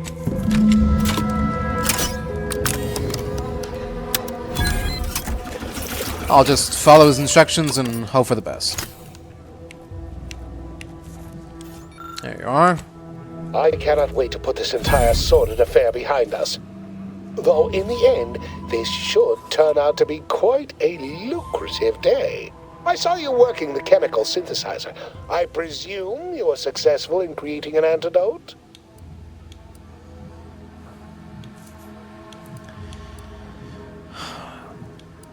Not so fast. I discovered some troubling accusations about you in one of the terminals. Oh, please. Reject cynicism. Reject negativity and allegation and lies, right? I mean, let's. Choose positivity, whimsy, delight. Those are the waters I want to swim in, not mired in that sort of swamp. I feel that so much, don't you? I get the distinct impression you're trying to change the subject. Well, sometimes sharing the benefits of research also means apportioning some degree of the danger, offsetting accountability to others, sharing the blame. Why, it could have been me out there, you know, had I been simply another unwitting, unknowing participant. Thankfully, I benefited by having advanced knowledge of what might occur, and safely situated myself here. I think you should accept responsibility here. Well, I mean, did I play fast and loose to produce results quickly? Of course. We're Auntie's Choice. That's how we operate. Did I turn the lab itself into an experiment? Research is an ongoing cavalcade of ethical dilemma and outward regret. At the end of the day, the only rule Auntie has is don't get caught. But you won't tell, though, yes? We're still chums, though, you and I, having come through so much together. Sure, but I'm afraid it will cost you more. Nice try. But you don't possess nearly the negotiating power you might suspect. Not when I can simply bide my time and wait for another gormless dunderhead to stumble by. Why, let that thick-headed boob amble off with your reward. A budging? Oh, all right. I suppose I'd be willing to throw in a little extra as a merit bonus for your superlative performance. Good. We have ourselves a deal, then. Wonderful, wonderful! Knew you seemed a bankably reliable sort. All right. I am activating the air filtration system. There. Should only take a few moments for the antidote to circulate. Everyone still alive should be right as rain shortly. Marvelous. Every single one. Remuneration in the chest behind me. My supervisor will hear of your actions. Oh, and before I forget, I, Omen Ormsby, under the power granted me by the Loeffler Risk Intercession Act, hereby free you from impressed service to Auntie's choice. Be seeing you. Oh, how kind of you.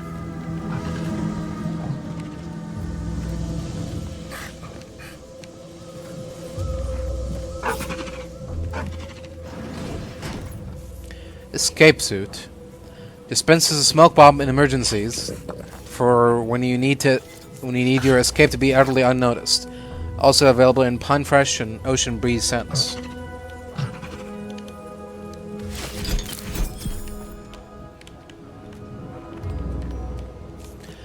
Alright, well, I suppose that's it. See you around, Doc.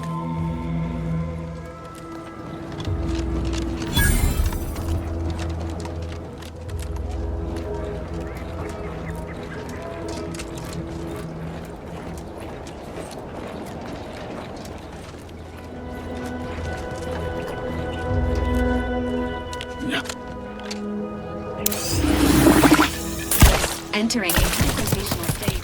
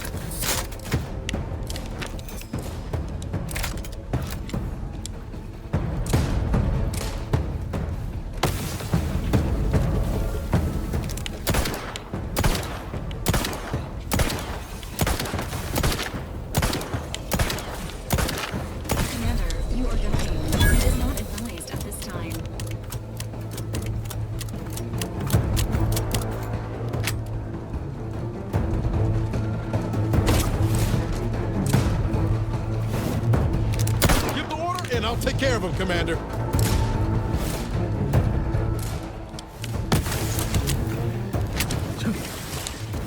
lot couldn't hit the broadside of a freighter.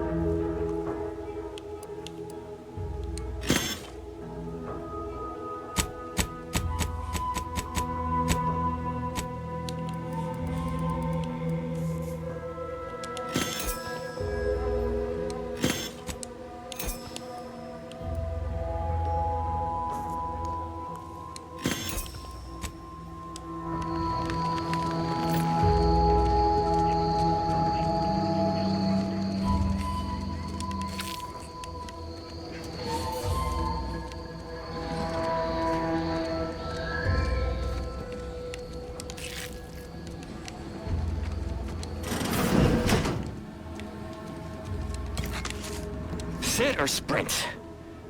Typical predicament for an anti-bottom runger like me. Wish I never snuck in here to begin with. Seemed like a good idea at the time.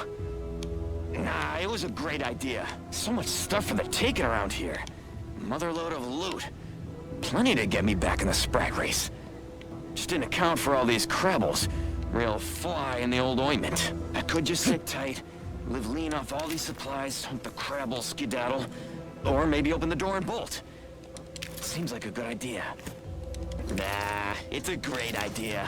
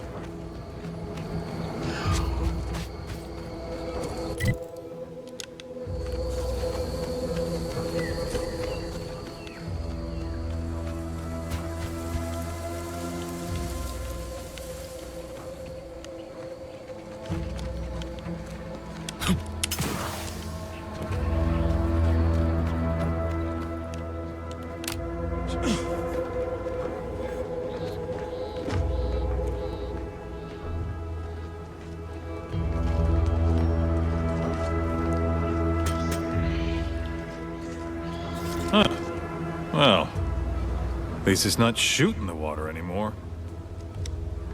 Visitors, huh? Just meandering about, free of any appointed minder? Not so sure I ought to be speaking with you. If you need someone to talk to hereabouts, I suggest you seek out Vigilant Hogarth. That tall, stately building back yonder is his domicile. Do hate to come off impolite. If you're so inclined, we can pick this up later, after you two confabulate. Right. Is there anything I should know about this place? That you can share, that is? Word to the wise. Despite what you might hear, we still consider ourselves part of the Protectorate. Anyone spots an outsider engaging in misdeeds might just open fire. Oh. Alright. I'll keep that in mind.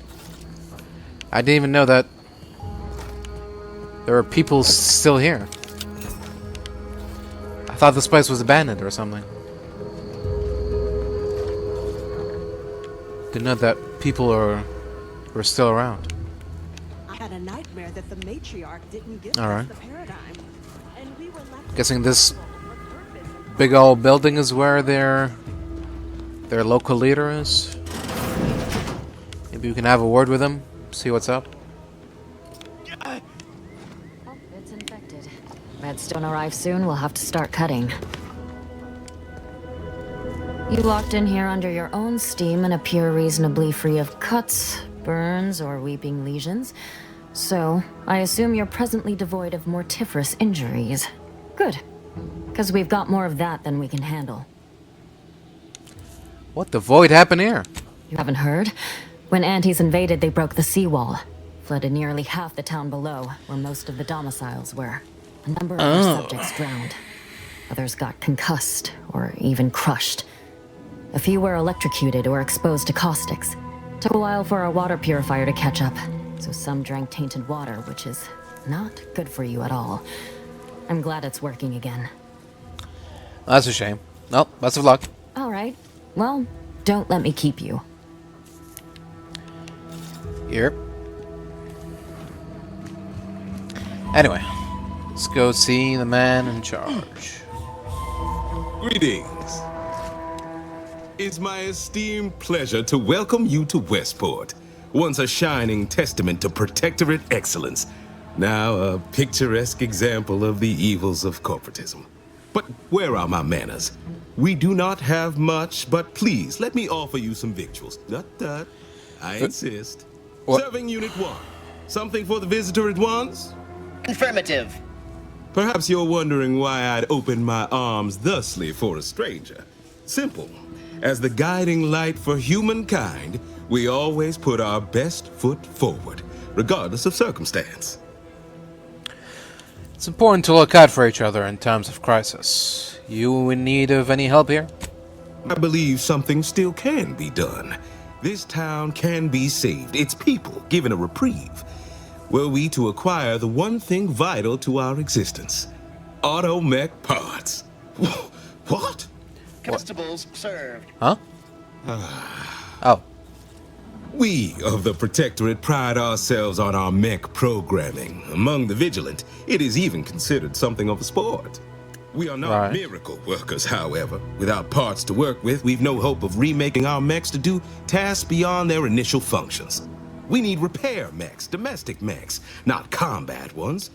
Serving Unit 1 here is about as much as can be accomplished without replacement parts.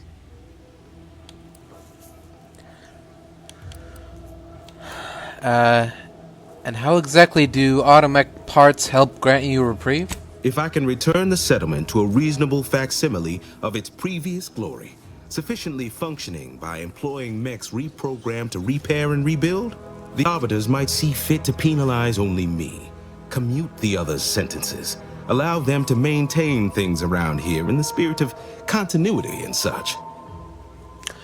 Well, it's just that, half the town is presently underwater, and there's no getting around that. Hence my use of the term reasonable facsimile. I owe it to every single person here to try. Alright, your dedication to your people is inspiring. I'll get those parts for you. That's abundantly kind of you. Though there must be something I can offer. Well, you have intimate knowledge of the Vox Station's workings, correct? Enough to lead and inspire those who work there. Once at least. I was previously the ranking vigilant on this island. Why do you ask? I am pursuing a malefactor named Augustine de Vries. Vox Relay is her last known location. Difficult place to saunter into. Station's off limits to anyone without the highest security clearance. For anyone lacking reason to be there, it's assured suicide. In exchange for the Automech parts we need, I can provide you means to get inside. Never dream of such a proposal in days of reason and quietude. Yet such is the here and now we find ourselves in.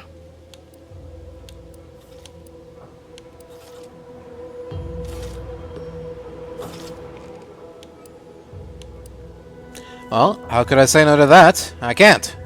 Yes. Wonderful. My unavoidable march to the gallows feels lighter already. At least now my subjects will have a fleeting chance.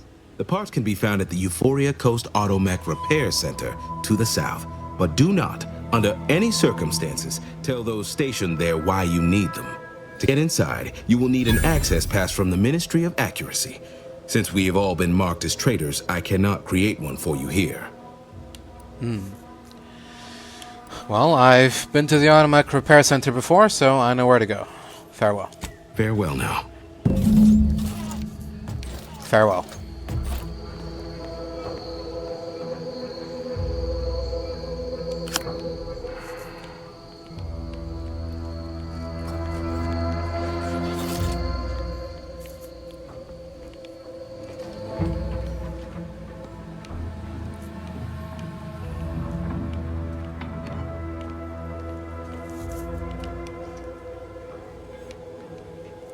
Here's what we tell her.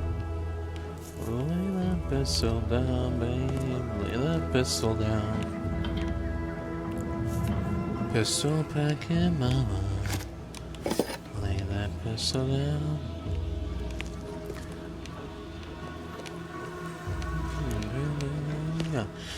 Was having fun.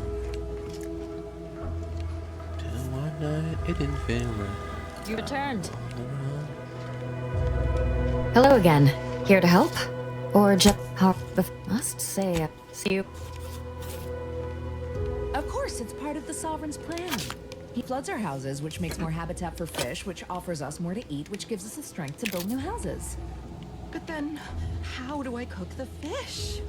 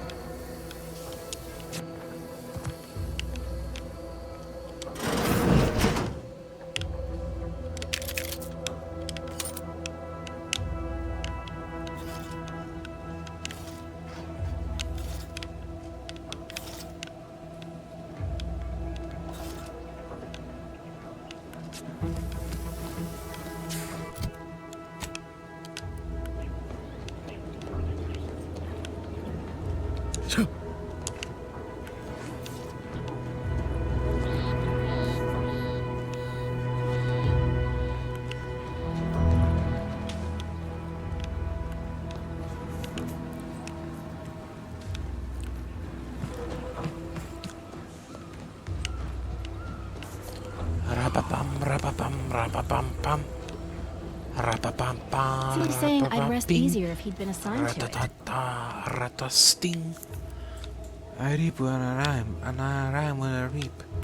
Originally, that generator goes? I don't spit that fire.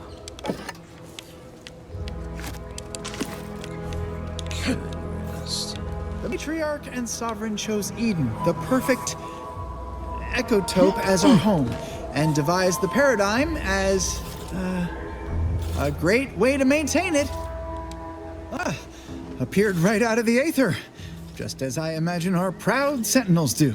Like, here I am, your innermost thoughts are known to me, and nobody once hears from you again.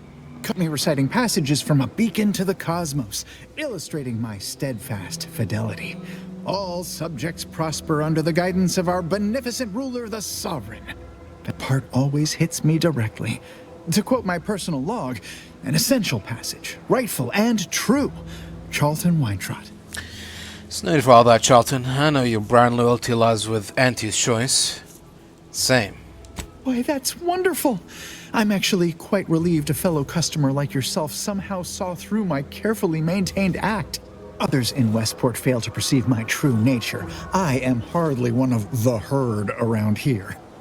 A reference you'll no doubt recognize from those keen Auntie's Choice commercials. Sure, the ads for Not Some Woolly Cow Cola are particularly riveting. I am not familiar, though that does sound like one of their products. I refer to the ones for Purple Berry Crunch brand cereal. You likely guessed their influence right off, what with my assertive attitude and all. I laugh at danger. I hand make my own luck. That character is a revelation. You and I are just like him. Get up and go-getters. Say, did Auntie's Choice send you here? Don't fret. I am exceedingly skilled at keeping secrets. I am deeply involved in all manner of clandestine efforts. How I've waited to hear those words. Anything I might help with at present? I have nothing to report right now, but I'll keep you informed as circumstances develop. Of course. Toodaloo. Yep. Didgeridoo.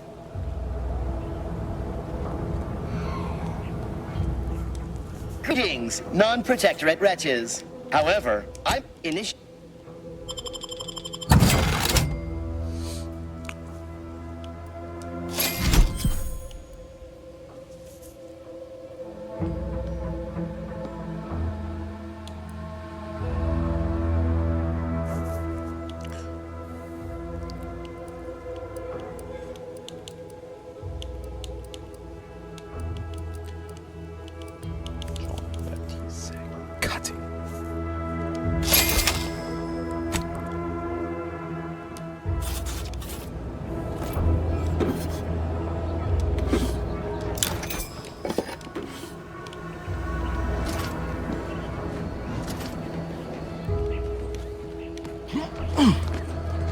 Hey there, go-getter. I inhaled so much dust and debris during the attack. Still hurts to breathe.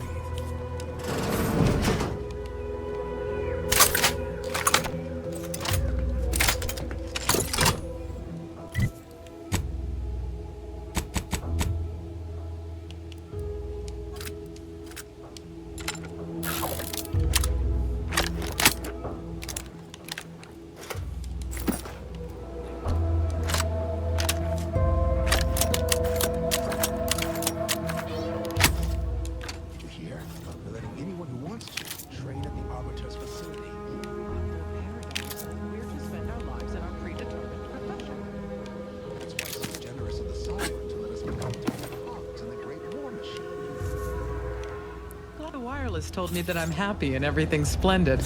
I was tempted to feel sad after the ocean flooded my house. I was sad for a moment because my house got submerged in the flooding, but then the wireless told me everything was splendid. Now I feel much better.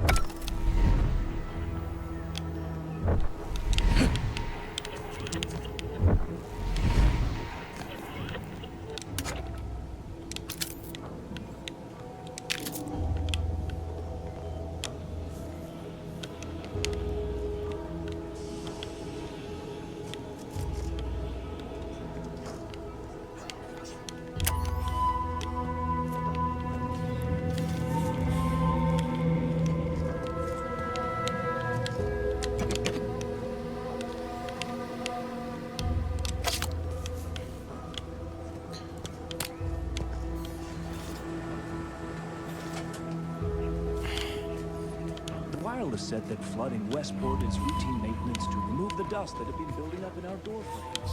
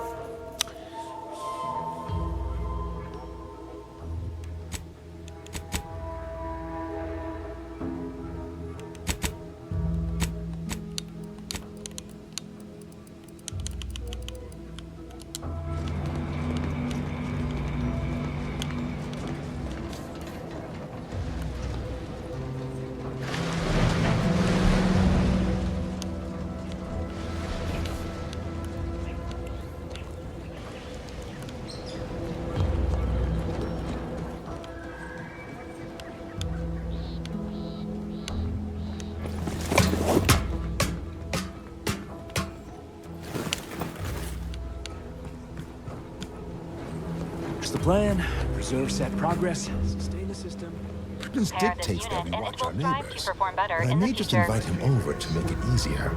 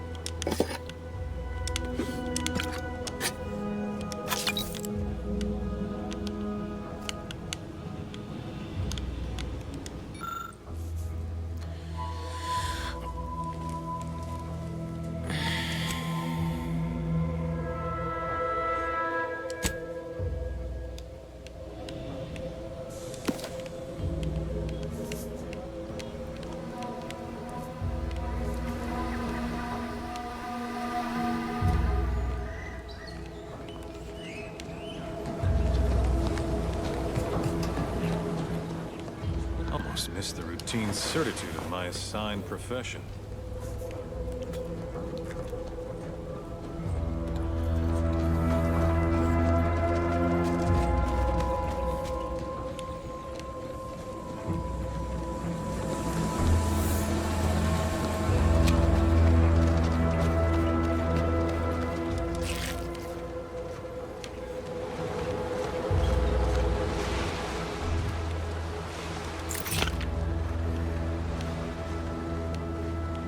This looks like the place. Oh, I haven't felt this high-strung since Horizon Point. Just hope he's here. Niles. Howdy, Zeb. You look... well. Hello. Has my mind been set upon by shadows? I thought you dead. Can't imagine why you think that. I've only been gone 4 years. Oh, back from your little saunter then, are you? Head all cleared? I must say you took quite the perambulation. I hope you didn't wear out your rotation adapters.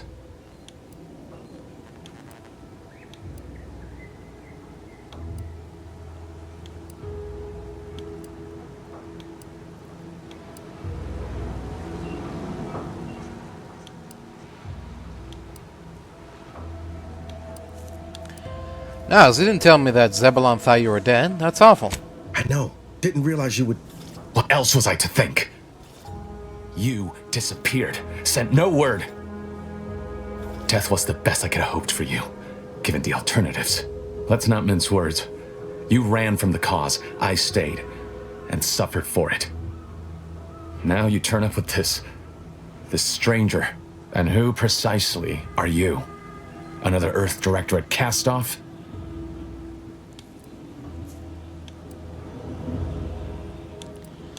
Just a friend of Niles, like you. I hope not for your sake. Niles doesn't have the best history of looking after his friends. Bring that boil down to a simmer, Zeb. This is my commander, one who was with me at Horizon Point. So you're the one responsible for the severity of Niles' injuries. You ordered him to remain behind on a fruitless recovery effort.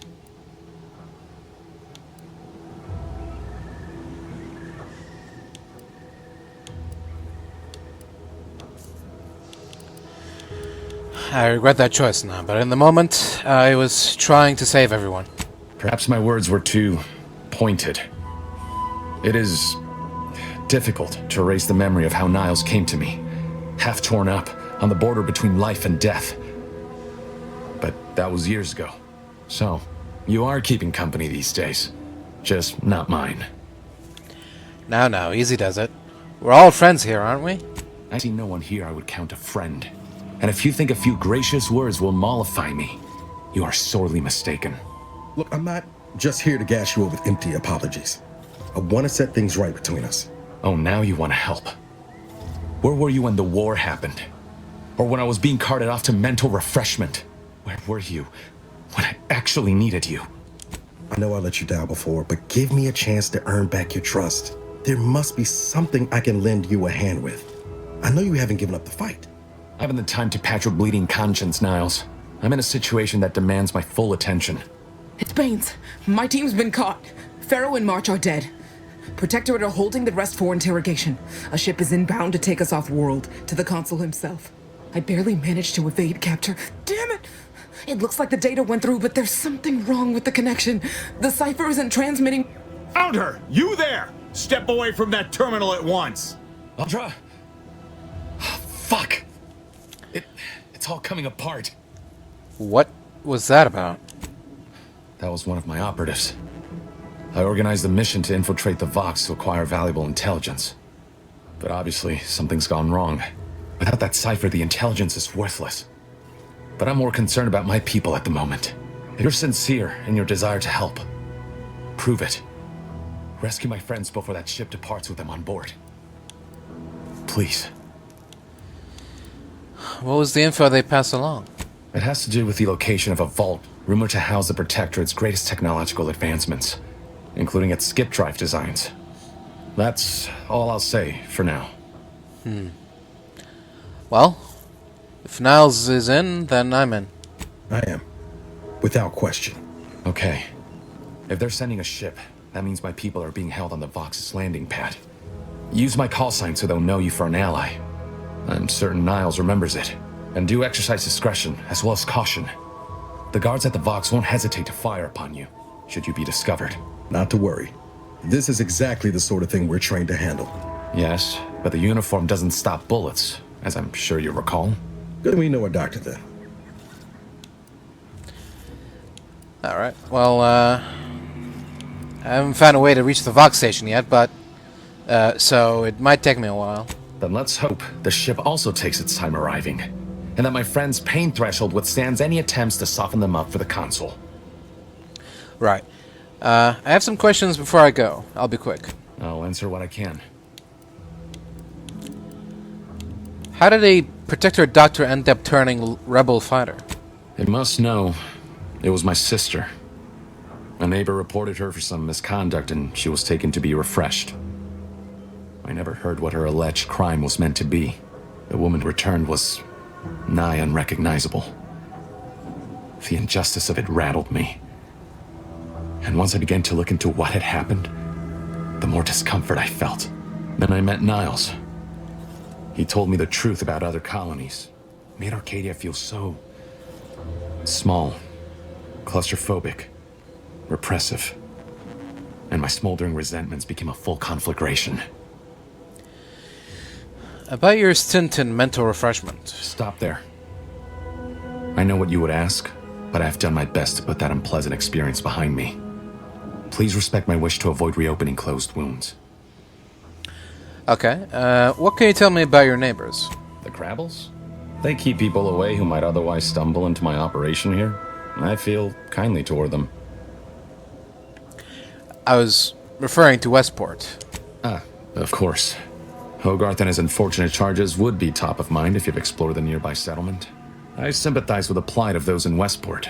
They want nothing to do with me, of course, or anyone outside the Sovereign's grace, which has been to my benefit. I do believe that one day, the truth of the Protector's iniquity will be too obvious to ignore. But for now, not even a crowbar could pry open all those shut eyes. Thanks. That's all I needed for now. Till next time.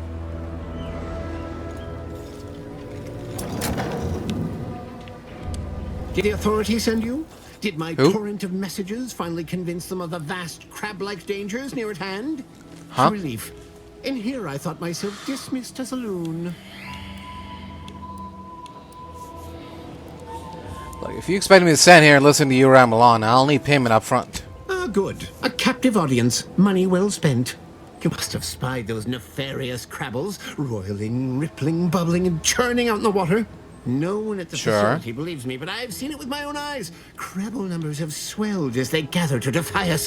A consortium, nay, an army.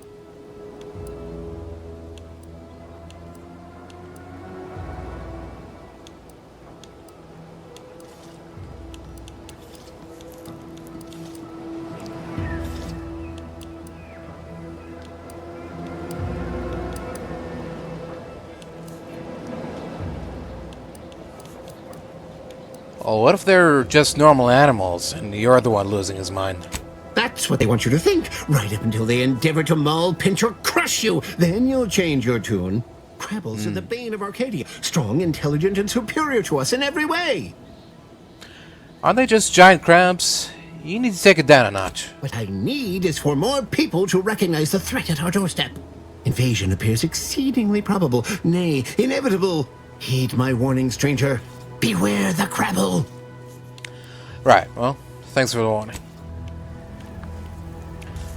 Good luck with, whatever it is you're doing up here.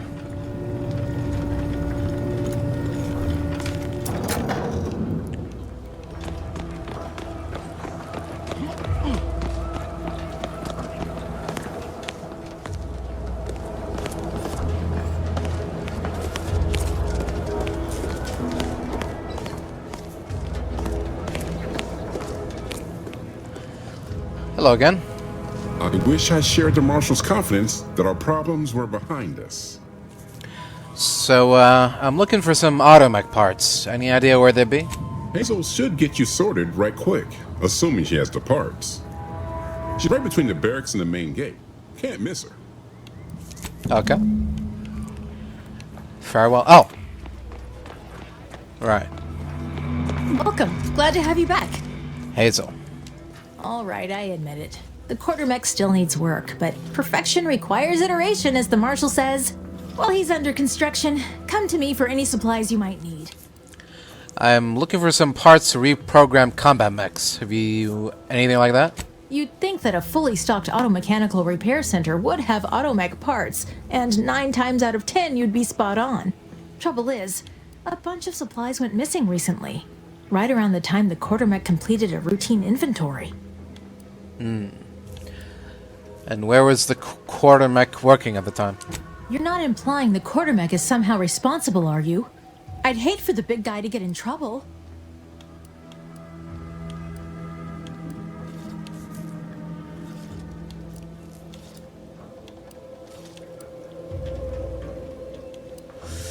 Well, I have to at least consider the possibility. The quartermech is my responsibility. Claim whatever parts you require from the missing supplies, and we'll call the matter settled. Delphinia's lab would be the place to search. We use it for storage, and our records indicate the supplies were present and accounted for. Standard Earth Directorate protocol calls for a thorough grid search of the premises, Commander. Those parts are bound to turn up somewhere. I assume you two have met already? Could she have taken the parts? Delphinia? No.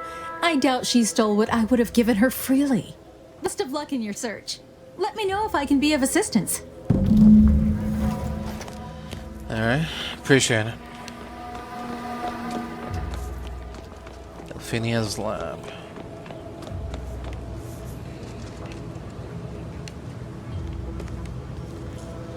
Alright. I see scrap metal.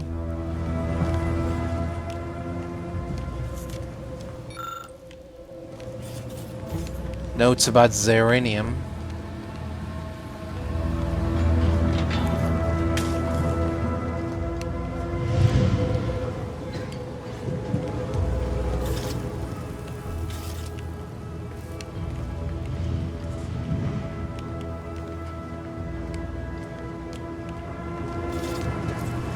My erstwhile assistant returns. To what do I owe the pleasure? I'm looking for some Automech supplies that the quartermech misplaced. Now that you mention it, there was one particularly insistent little mech who kept trying to put all manner of bric-a-brac in here. After several firm remonstrations, I told it the interior of this building is off limits while I am working here. Didn't see that peculiar little scamp again after that. Alright, you know what? I should get out of your hair. Until a more convenient date and time. Yeah. Okay, that didn't get us anywhere. Now what? Howdy there. I'm still searching for those Automech parts. Glad to hear it. Any progress? Delphinia logged an incident where an Automech got confused and jumped onto the roof. Interesting. But what connection do you perceive between this behavior and the disappearance of the supplies? I'm not certain yet. Any ideas? I know the supplies can't have gone far. Beyond that, I leave the investigation in your hands. I'll come back to you when I learn anything. Don't be a stranger. Here.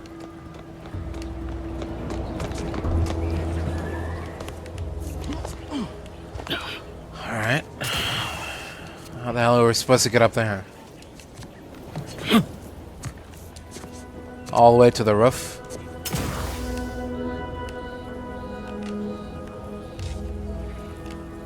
I think I'm about to steal.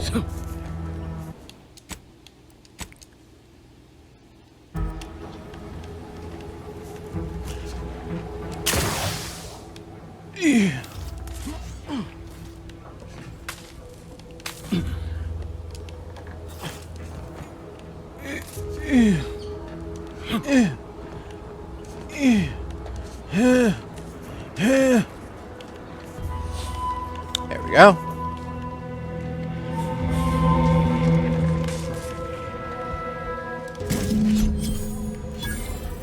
There Gun and down.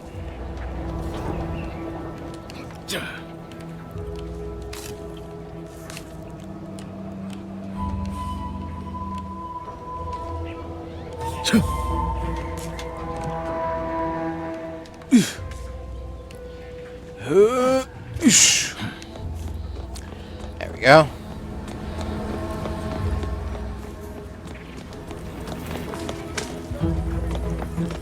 Need something? Or just here to talk? I found the Automech parts on top of Delphinia's lab. The roof! How could I have missed that? In retrospect, the problem is glaringly obvious. The quartermech couldn't figure out where to stack boxes on the x-axis, so it defaulted to the y-axis. I'll have that tinkered on shortly. And you're welcome to keep the Automech parts, of course. Thanks for solving my little mystery. Sure. Talk to you later. Alright. Done with that. It's the crunch. That scrunch, the one that makes it a brunch. I'll feed you purple berry crunch if they love you a bunch. Are you okay? What? Oh, I'm just enjoying some purple berry crunch before school. For school? Do you know where you are? What? I swear I was just eating them. Can you find my mom? Ask her what's going on. I'm scared. No, because you're not at home with your mom. You're an adult soldier on Paradise Island. I'm a soldier? On Paradise Island? Oh, no. They ambushed us. It came out of nowhere. There was so much blood. Yeah, looks like most of your unit is dead. Any idea what you should do now? Dead? They're all dead? Those damn protectorate bastards. They surprised us from the rocks. We got chewed up like thornweed in a thresher. The first shot went into Doherty's mask. The back of his head was just gone. There was so much blood gushing, it filled his boots long before he finally keeled over. Try and focus. You can't help them now. The only thing you should worry about is yourself. Yeah, okay. We're supposed to rally at Fairfield if we're separated. It's a dangerous trip, but as long as I have my... Allah! The Protectorate scum took all our weapons. How am I supposed to get back? The Raptidons will rip me to pieces! Hang on a moment. I must have a spare gun here somewhere. Wait. My hands are shaking fit to fall off my arms. Couldn't hit the broadside of a bank. If only there was something that needed less aiming. Of course. I hate to ask, but any chance you got a grenade I can borrow? Even if I miss, the noise should scare off any Raptidons.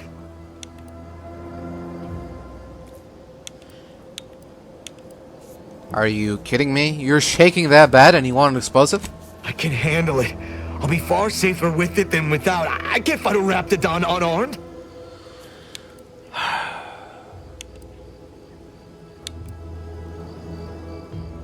Alright, I'll give you one if you're sure you can handle it. Just please be careful. Thank you. I'll only use it if I have to. Well, off I go.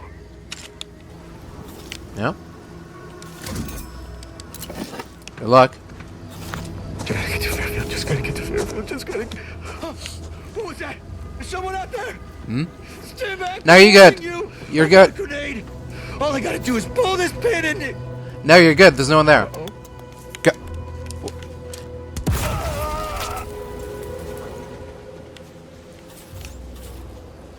Bruh. You gotta be kidding me. That was like, what, 5 seconds? There's no one there. See?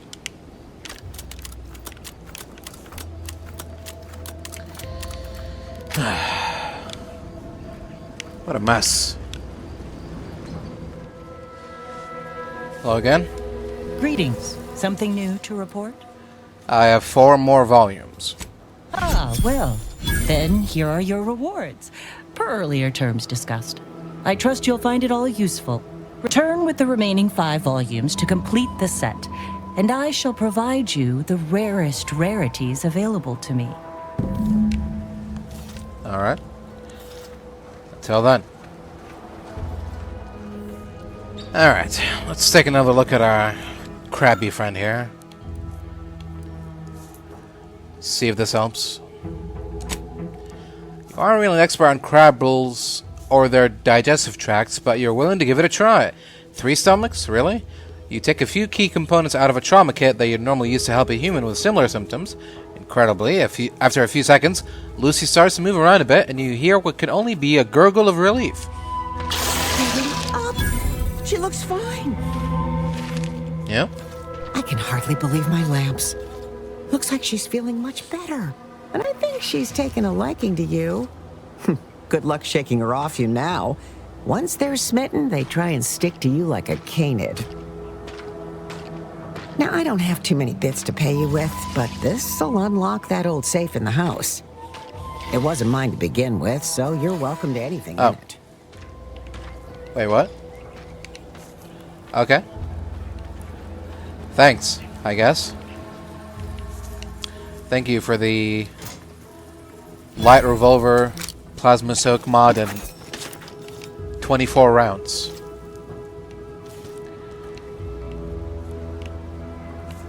Well, I guess it could have been worse. You ever find yourself with too much disposable income? I got plenty of ideas on how to dispose of it. Hello again. I've been gone a while. How'd it go? Tell me you got good news. Well, I got the schematics, but your business partner, I'm afraid he didn't make it. Why, that's terrible. But you said you have the schematics? I'll take those. Yeah. What? Sovereign's finest potato corollary peeler? This was supposed to be a guaranteed bestseller. Who in their right mind would... Jackson, you idiot! Ah!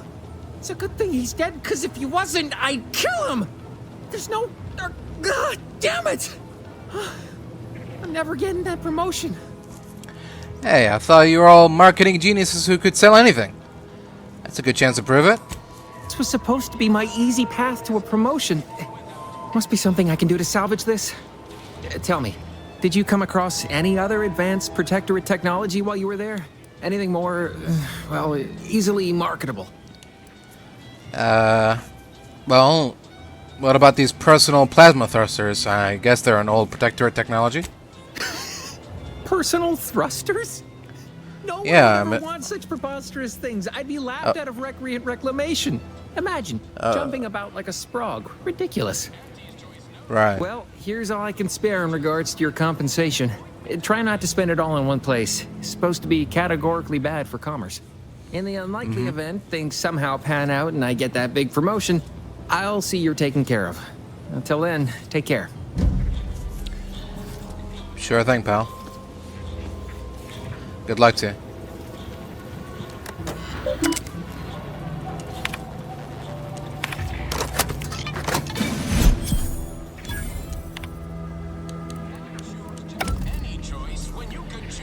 There we go. Anytime I think I'm having a bad day. Welcome, welcome. See any... How can I improve your day the Auntie's way? Do you hear a nog from the back room? Bet it's Sprat's. Sprat's again. Must be after the crunch. Please wait here. This'll just take a moment. Welcome, welcome. See anything you like?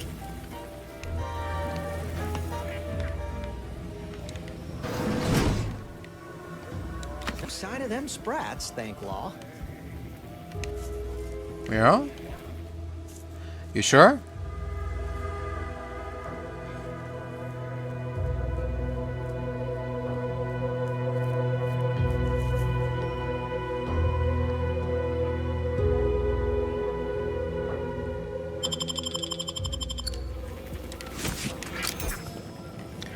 Might want to check real hard. Come back out. Be there in a moment.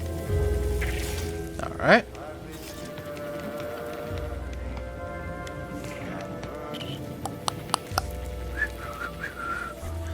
Find anything? How can I improve your day the Auntie's way? Sure thing. When you want better than the best, think more perfect goods. Say, I think I'm getting a handle on this. Top rungers, here I come. Yep. Minister, I'm telling you I can do more. I've been proving myself to you time and again, haven't I? All I'm asking is a mite of trust. Let me fix my arm, and I'll... Calm down. You know the risks you enhanced troopers present. My utilizing you at all was a kindness on your behalf. I'll calm down when you stop bringing your little excuses. How about that? My, such aggression. We scarcely need add hostility to your list of inadequacies, Ain't so sure you want to work for this imbecile, friend. There's more menial jobs where that came from. Ain't so sure you want to work for this. Do try to understand my perspective. You were so lethargic returning, I had you pre-marked as a casualty. Do you know how many forms I've had to fill out on your behalf? Now hold on. I went into enemy territory crawling with dangerous creatures for you alone to get some dusty report. And you got the audacity to complain about paperwork? If this contract weren't staying my hand, I reckon you'd be answering to it right about now.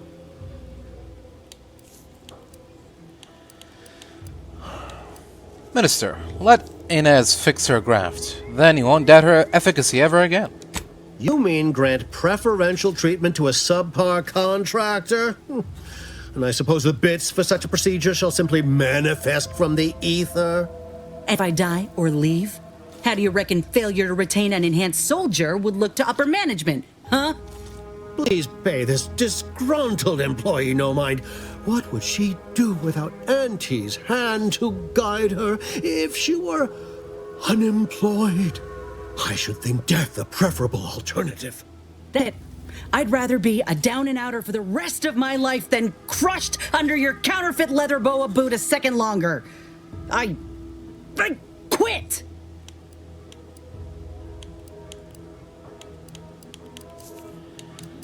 Good for you, Inez.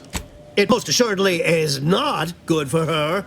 This is unheard of, and I might add, you'll not be welcome within Auntie's choice once more. We'll not take a contract shirker back into our fold. So you say, but Auntie's choice ain't seen a trooper like me before. You'll regret counting me out. Till then, I hope you choke on your mock apple martinis. And you, I got a proposition for you. Come find me when you're done with this clown. She will most assuredly regret her decision. Most assuredly. But I suppose that is no longer my concern. Now, where were we? Oh, yes. I can tell you are a person of action, and I need the aid of such a person in Westport. Perhaps you may be willing to work with me? Though, of course, I would care to hear what you wish of Paradise Island first. Best to help another while helping oneself. Are you okay, Minister? We already had this conversation. I told you that I need to get into the Vox Relay. Ambitious, aren't we? Better yet, though I should warn you that if you choose to do so, Commander Carr shall not be pleased and will likely. Westport is a shell of the bustling town it was prior to the invasion, though a handful of Protectorate Yaysayers still cling to it. My plan requires their conversion. I've been there. Place is 1 foot in the grave, or in the ocean. Yes, it is a grim place. But the Protectorate hangers-on who remain there are anything but inclined to move on. Converting Westport's subjects will teach us much about the Protectorate mind. How it solves problems, what it desires, how it can be swayed. I'm a kit of supplies to aid you, items to cajole or to dissuade. Sabotage the town or sway the citizenry. The choice is yours. Should pose no trouble for a go-getter like you. Well, even a go-getter like me needs advice from time to time. You got any? Perhaps. The kit contains a wide variety of tools, propaganda, equipment, and more than a few confectionaries. Some items may serve as honey, swaying the Yaysayers to our side. Others are blunt implements, crippling infrastructure to force the refugees toward Fairfield. Slather on a bit of elbow grease and you'll certainly succeed. I'm sure there are kindred spirits in Westport. No one wholly resists Auntie.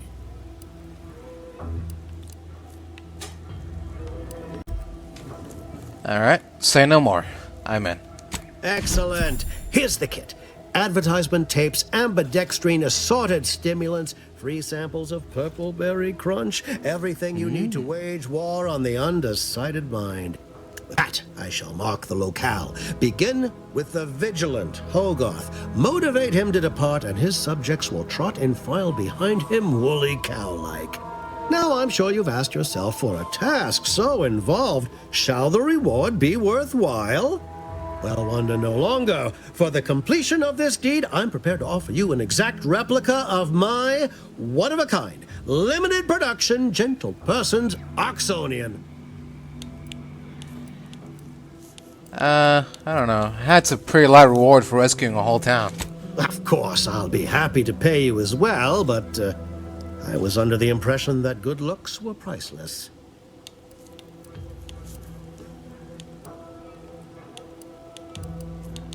Well, in that case, I want your hat specifically, not any replica. I don't think you understand. The reserve Oxonian is functionally identical to the one I wear. If anything, the replica is likely in better state. I've grown attached to this one and would prefer not to part with it. And really, is anything truly one of a kind? Not from the universal perspective. Give me your hat. Very well. I can see you won't be swayed. You succeed in the conversion of Westport, and I will supply you my limited production gentle person's Oxonian. If I must. Deal. And consider yourself officially deputized in the war to further innovation and the free market. Be forewarned. Okay. I can only guess at the needs of the denizens of Westport. You must engage with them, gauge their situation. Only then can you motivate them adequately. Alright, I'll be back. You keep that hat warm for me. I suppose I should take this time to make peace with its departure. Oh, so many grand times shared with this hat. Yeah. Not for long. All done in there? Was hoping we could chat. Hope that little dust up back there didn't put you off. My contract had me caged, and I was glad to get a few licks in during the jailbreak. Got a proposition. Since I'm newly free-ranged, and you're free-ranged yourself, thinking we ought to team up. You're going places. I want to go too. If you help me fix my graft, you'll retain the services of a fully functioning enhanced soldier. Me. Don't matter what you set your mind to, together we'll be unstoppable. And in time, okay, maybe I'll have earned myself the clout to be welcomed back into Auntie's choice. Why in the void would you want to go back to Auntie's choice? I can be on my own for a time, but I'd rather it not be permanent. Besides, where else can I turn from nothing to something?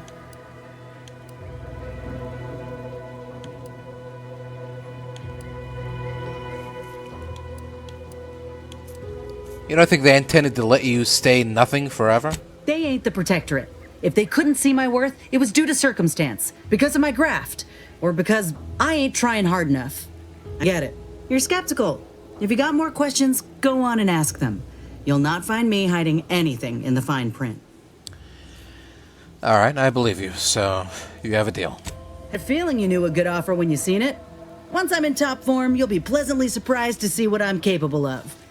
Just gotta find out how to get there first. Doc Tinsley worked with grafts for some time before she came to Fairfield. Damn fine scientist. Reckon we should visit her lab at the edge of town to see if she's got ideas for us. This much of a crowd's not likely to keep a low profile. Someone ought to head back to mine the ship. Alright. Val, head back to the ship. Acknowledged. After you. Yep. Let's go. Hello again? Hello again. Was there something you... Oh, Inez! You look, well, like you could use an ice bath and a cup of newly formulated trip teas. Has something happened? Something has, all right. I ended my contract effective immediately. Now I'm free to prove myself to everyone in Auntie's choice. My way. Well, that's wonderful news. Or is it? I admit I'm still trying to work through what contracts mean hereabouts. But you do appear to be pleased, so I shall be pleased for you. It is indeed good news. Inez is now free to fix her graft, and she says you can help. Ah, that is not common knowledge in this town. But since Inez appears to trust you, I suppose I can do the same. Before I began my new illustrious career working with our tame, scaly friends here, I was a researcher in the Enhanced Soldier Division. Oh yeah. I was on the verge of breakthrough when they shut us down. Oh, when I think of the lives I could have reached. But in my current role, I do try to help where I can. My own first aid training can't reach. Doc's got me covered. The graft knocked me on my ass for weeks when I first got it. But she nursed me back to health. Would if I could have done more. Well, you can do more now. Right.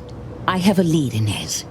I've identified 2 viable beasts on this island that you may be compatible with. Though it may not be easy to acquire the suitable specimens. Why not? Unfortunately, the beasts must be subdued. And due to the nature of the specimens we require for the procedure, sadly killed. I might add that these are powerful beasts indeed. The first candidate is the skeleton crabble. It has a rare form of albinism and was last spotted on the western coast by Protectorate scientists, who unfortunately went missing. I happened upon an old report of theirs along with a code used to operate their machinery. If their fate is what I suspect, the code may be of use to you. I heard rumors of the creature myself. Our skeleton sounds a good bit larger than the average crabble. Meaner and smarter, too. And the second candidate? The second candidate is a Raptidon matriarch, the only one of her kind on the island as I understand it. She was last spotted in the crags near the Vox Relay. Deep in Protectorate territory. This matriarch sure ain't making it easy for us. She'll be more aggressive and more cunning than her smaller kin. Any ideas for how to kill this matriarch? When you breach the matriarch's lair, you must rouse her from hibernation. I found pheromones to be quite effective. Inez, I'm certain you know a formula that may suffice. That I do. Excellent. It'll be a rather unpleasant wake-up call for the matriarch, so she'll be upon you in moments. I suggest your armaments be at the ready. Then the grafting part is yours. Alright. Fixing a graft with another graft. What could possibly go wrong? I can assure you my research is sound, and I am not at all like the last surgeon who performed on Inez. I take pride in my work. Now, when you acquire one or both of these parts, return here straight away, and we can begin surgery. Law guide you both out there. Thanks. At this point, I'll take help from any and every higher power. Let's go. You hate to be proven right. These folk have been dead a while. And that must be the machinery Doc mentioned. Over here, Commander. Yeah? Seems this terminal reroutes power to speakers around the cave. They were using sound to lure the crabbles out. Let's see here. Sure seems like it. Generator's back on. Power up that phonotron, would you? Should cause enough ruckus to make the skeleton come out and play. What am I supposed to do? Just stand around and look pretty? Well, if the commander's keen to share, you can press the button too. Wouldn't want you feeling left out.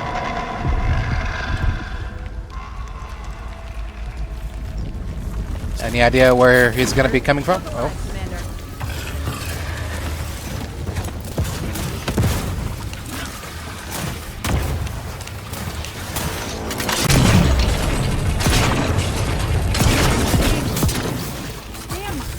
How's he still standing?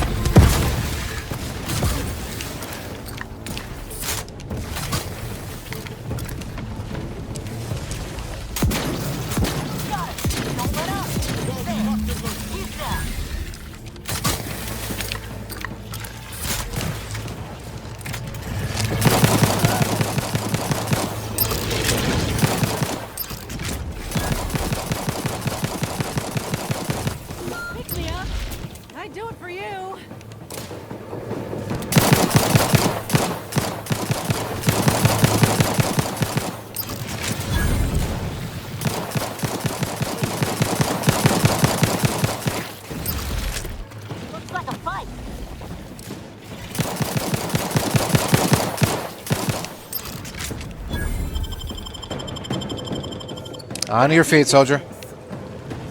Fight ain't over yet.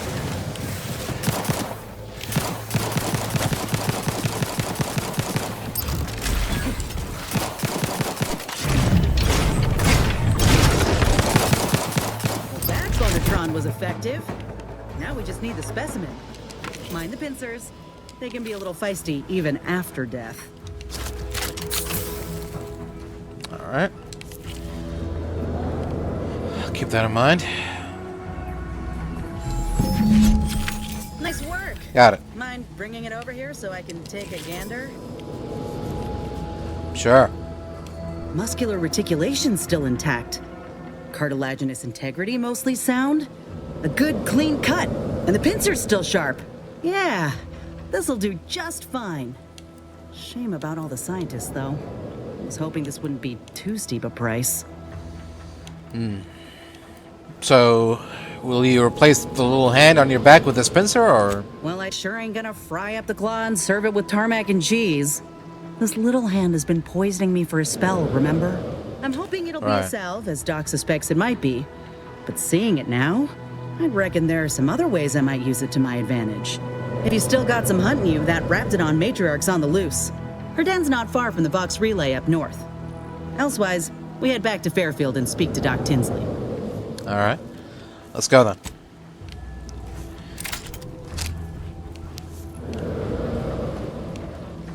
The hunt continues. Raptidons are ever malleable. Eden doesn't want them around, and they don't belong here. But they sure carved out a place for themselves. I can respect that. Great. I'm sure your respect carries a lot of weight for them.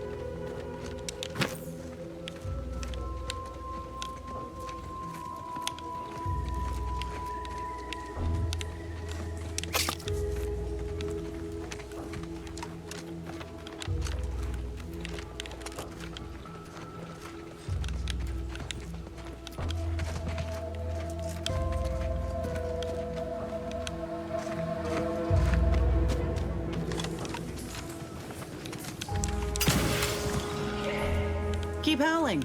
We're coming for you.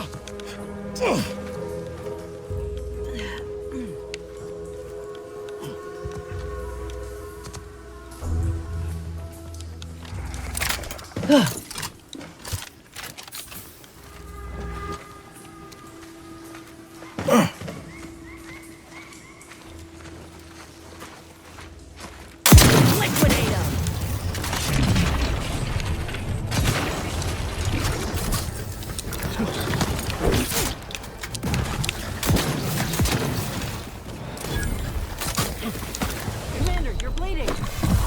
Little pick-me-up for you. Hey, got a distraction for you. You lot couldn't hit the broadside of a flare.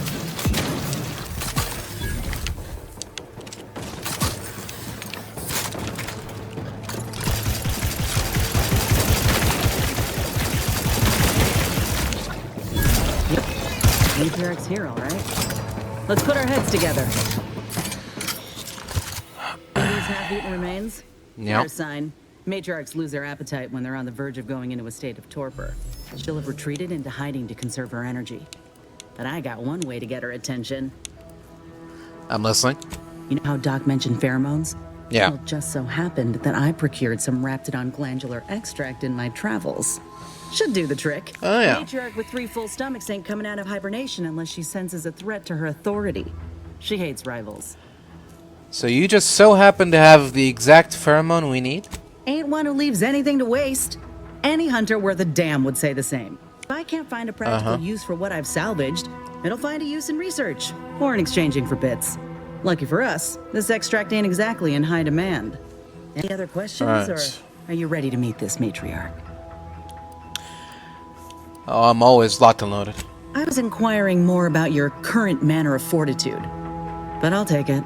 All right, let's do this. Armed and ready. Yeah. Oh, we're literally doing this right now. Okay.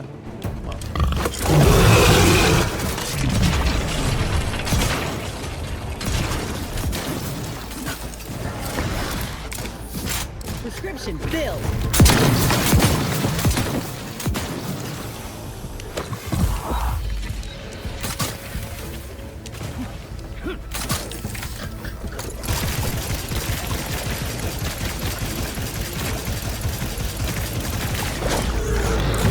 Look out!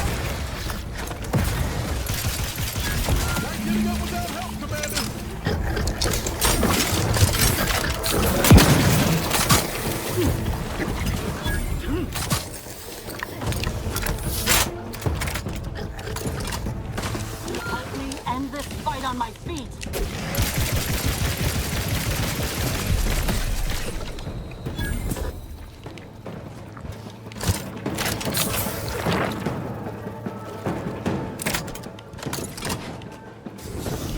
Ah!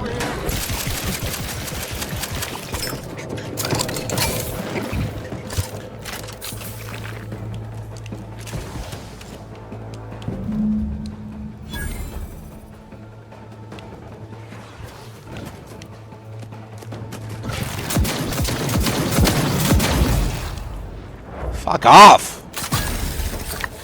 My God! No! No! No! No! No! Where? No!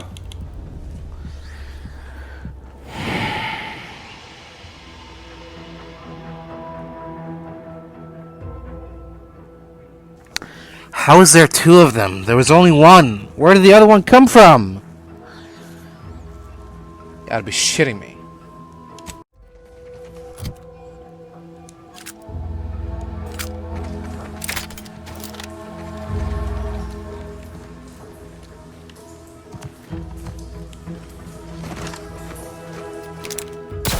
Guns cocked and loaded. Just give the signal.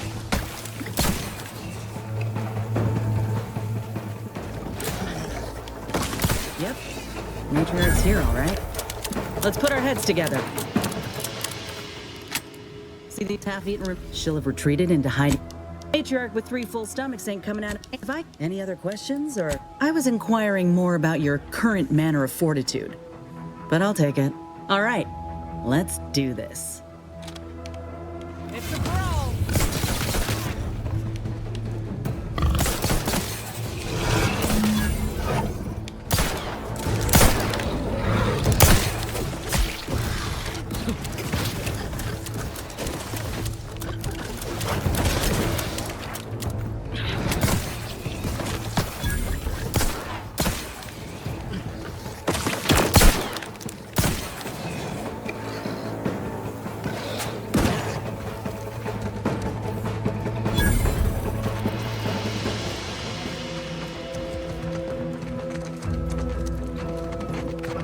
Phew. We should harvest a limb from the matriarch while the body's still warm. That's the limb. Bring it here, would you? Yeah. Whoa, look at this part. That's twice the muscle mass of a Raptidon hunter. Undamaged nerve endings? Even the coloration's to my liking. Can't ever discount the aesthetics. You're no slouch, you know that? If we had more soldiers with your talent, we would have taken Eden months ago. So what's next? Whenever you're ready, we should head back to Fairfield. Have a word with Doc Tinsley now that I have both the skeleton and matriarch specimens. In honesty, I don't know which one I should ask Doc to patch me up with. Can't go wrong with either, but one could be the better choice. If you've got an opinion, I'm keen to hear it. What can each graft do exactly? The material we harvested from the skeleton crabble could allow me to fire off scalding shell shards. They'd pierce through armor easily, I imagine. Uh-huh. And the part from the Raptidon matriarch should let me camouflage myself at will, like other Raps can. I'd be able to close the distance and heal you up without the enemy noticing.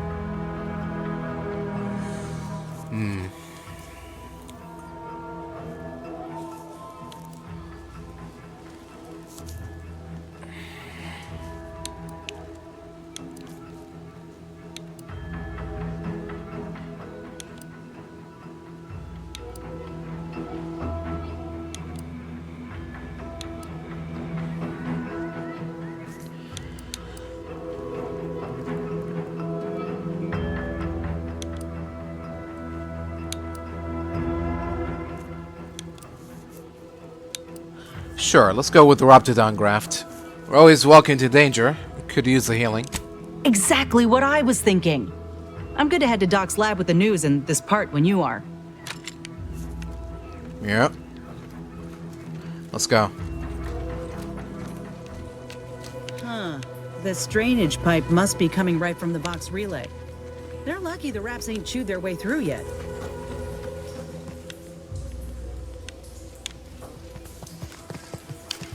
Wait a minute. What do you mean? You're not saying what I think you're saying.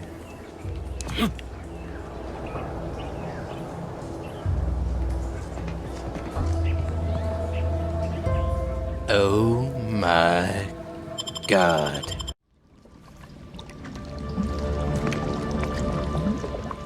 Damned if I stay, damned if I go. Can I remain unsullied under the command of a rambling, nonsensical persecutor? Oh, hello there. Hello. You seem to have caught me at a most inopportune time. Was just, patrolling the sewers, monitoring for suspicious activity. Now, I must kindly ask that you vacate the vicinity. Your presence here is proving distracting, to put it mildly. What are you doing in the sewage system? I'll be patrolling one of the most vulnerable parts of the station. Yes, that's it. Very specialized work. Discreet, confidential. You'd never comprehend the value of this task. Better say what you really want to say before I force it out of you.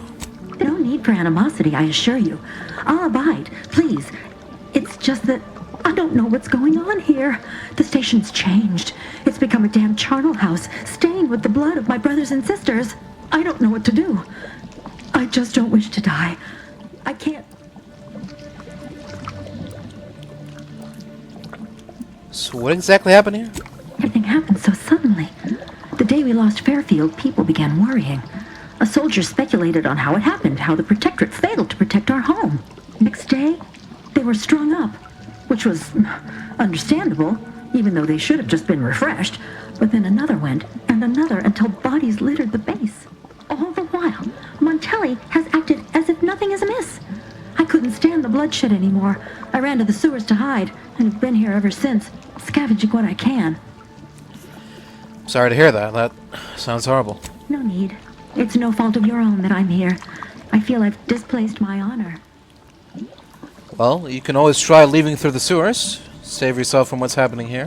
That'd be a fine idea. If only there weren't a group of starving Raptidons that saw fit to make a den so close to the grate.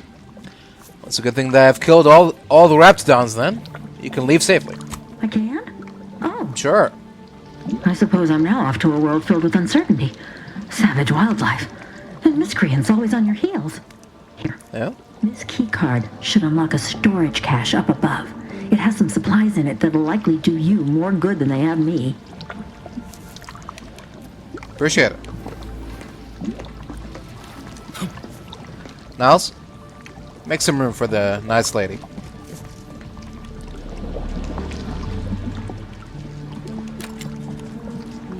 You going, or? If you don't mind, I need a moment of self-composure. Please, right. Carry on. Of course. Sure. Good luck with that. We're just gonna carry on then.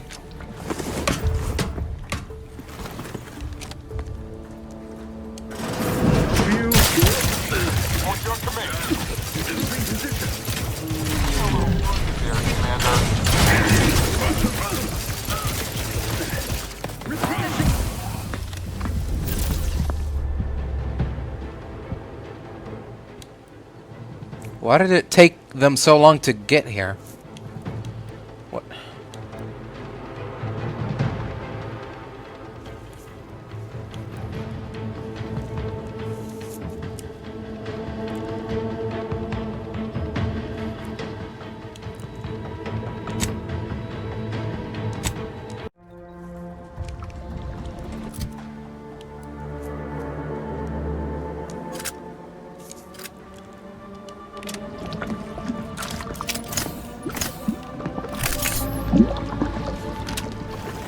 Oh.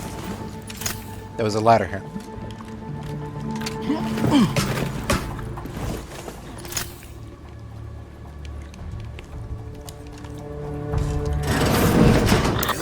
bad company.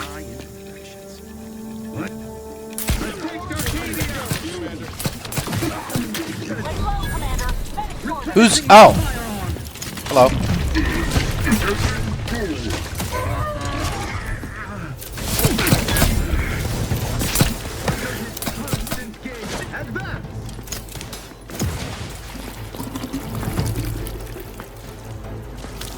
Look out.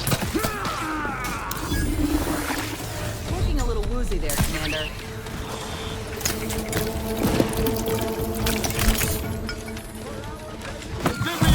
Little pick-me-up for you. Vitals looking at Mike Martin.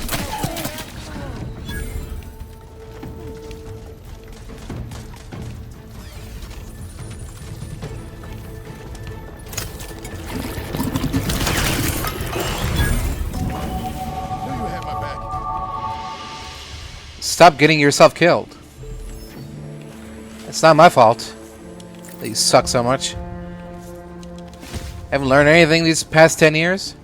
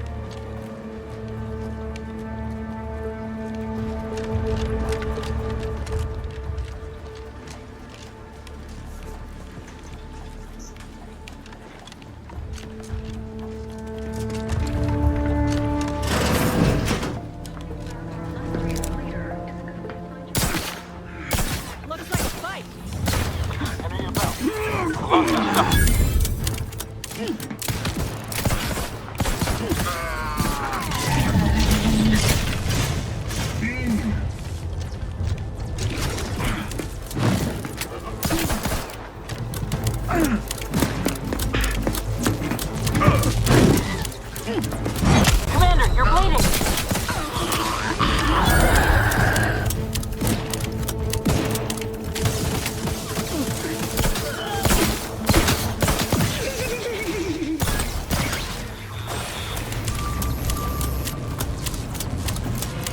It's a brawl.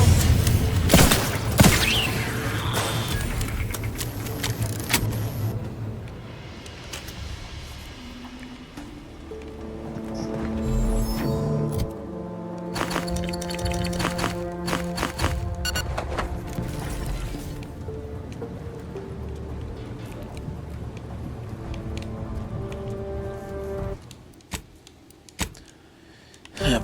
It's gonna take a while, isn't it? But I don't know what I was expecting, taking on the Vox Relay all by myself. I can't really be too mad or surprised by the results.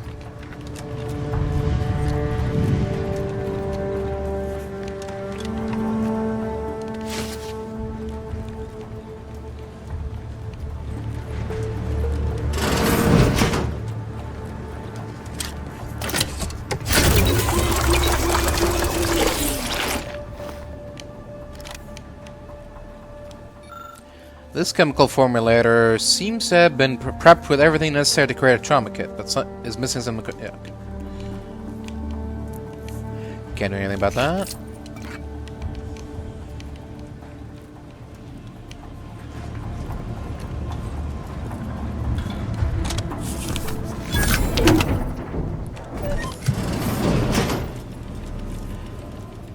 Piezoelectric Sun Baton. Incendiary Light Revolver. Peacekeeper Helmets. Trauma Kit. Trooper Plate Carrier. Oh, great.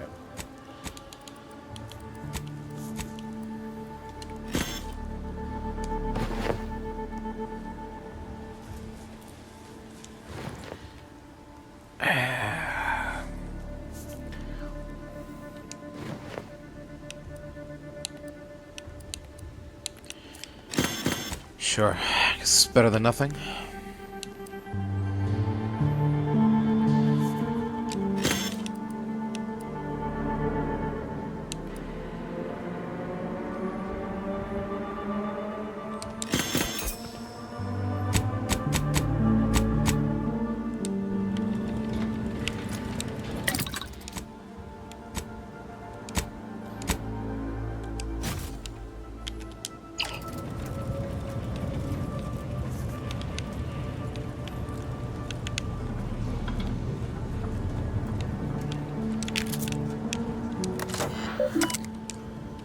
Some messages. Alonso Martinez. Okay. To anyone who may read this after the fact, let the record show that I cannot fathom what is going on through Brigadier Montelli's head. One day he executes his own people, the next he locks the Vox thrusters without explanation. Whatever happens tomorrow, I suppose I'm along for the ride. And to anyone who may read this before the fact, know that I'm a faithful servant of the Protectorate and that I only engage in hypotheticals to pass the time. Nailed it.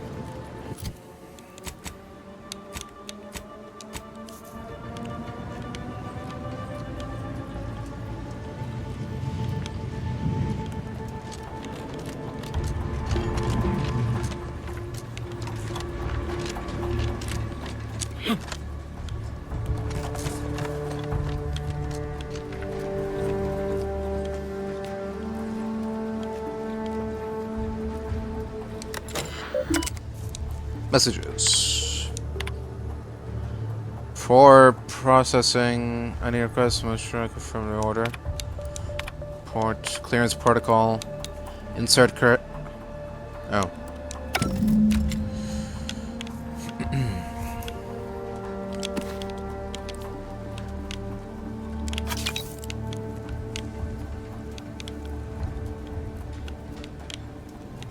Need to find a keycard first before we can encode it. So, start, I guess.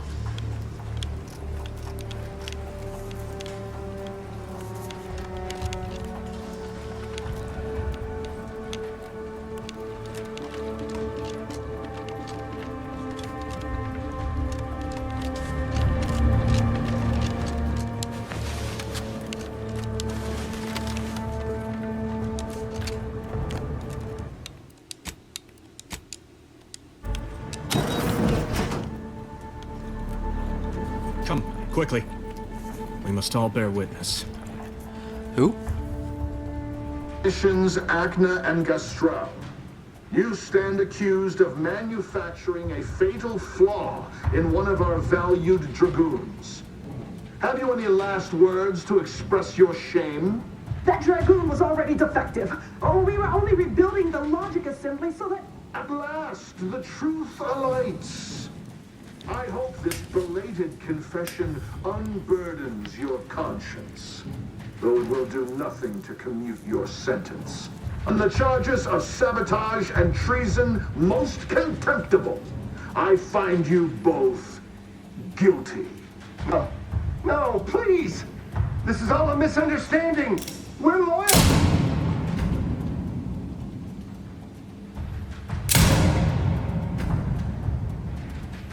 Damn. Some strong-ass bullets. If only mines can do that. More loyal subjects executed. And valued technicians, no less. I cannot see how reducing our own manpower guides us down a path to victory. Wait. I recognize you. From Horizon Point. Yes, just outside the skip labs before the incident. We helped one another, didn't we? Wait. You with my record and I with the bridge. Please tell me you were not responsible for all the evil that transpired afterward. No. That was a woman by the name of Vries. She worked here, actually.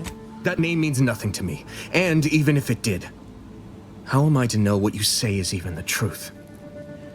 Well, I helped you before. I can help you again. This time with Montelli.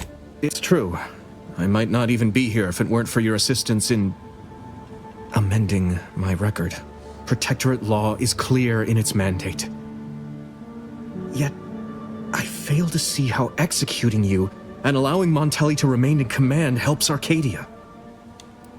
Can one wrong be done to right another?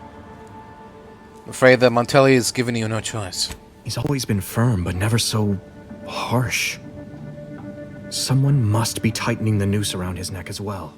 I cannot believe Montelli is so far gone as to forget his true duty. Or our friendship. If we were to work together, perhaps I could convince him to stand down. Go to his terminal. Search for any information on it that may be deployed against him. Also, while you're there, notify High Command that I'm taking control of the station. Alright, we'll do things your way. How do I reach Montelli's terminal? You need your own access card to get upstairs. Blank keycards can often be found in the contraband room, and there's a terminal for encoding access in the security office. Head through the door to the right and continue down the hall. You should find your way without much trouble. Oh, but mind the guards. They'll still attack you on sight. Yeah. Hope you're right about talking down Montelli. We might not live long if you're not. My commitment to the Protectorate is unwavering. Obviously, I wouldn't be attempting something so foolhardy if I was not devoted to protecting cause above self. Remember, our success hinges on sending my notice and gathering any information you can from Montelli's terminal. Don't fail me in this, or it will be both our graves. I will join you as soon as you go to confront Montelli. In the meantime, I'll gather what weapons and allies I can, just in case things go poorly. Alright. Good luck with that.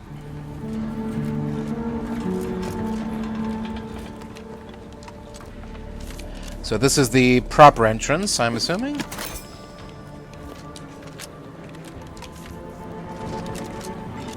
More or less.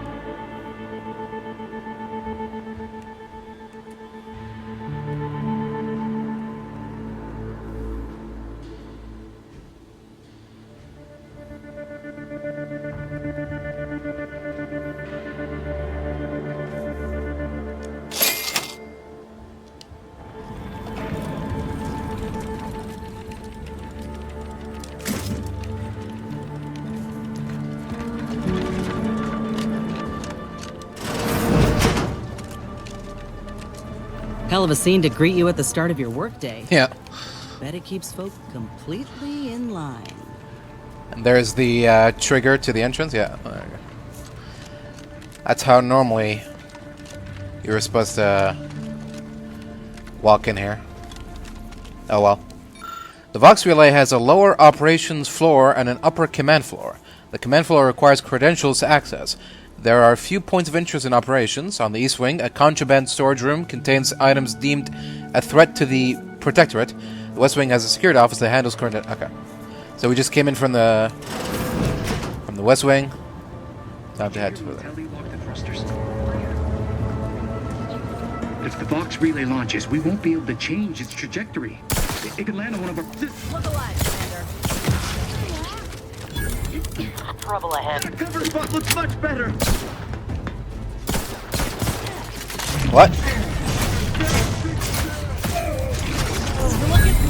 Just as the paradigm predicted. Sustain the system. Combat! You lot couldn't hit broadside of a freighter.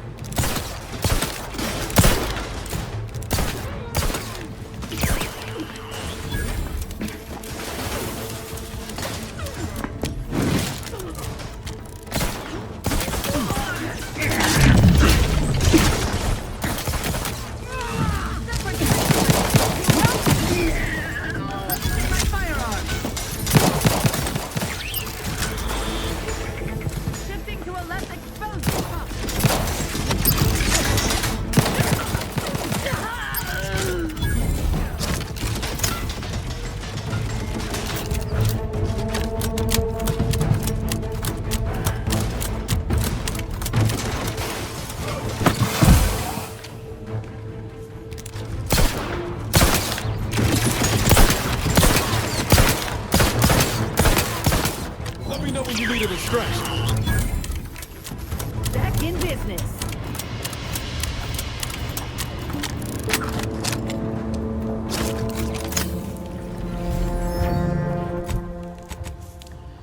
There we go.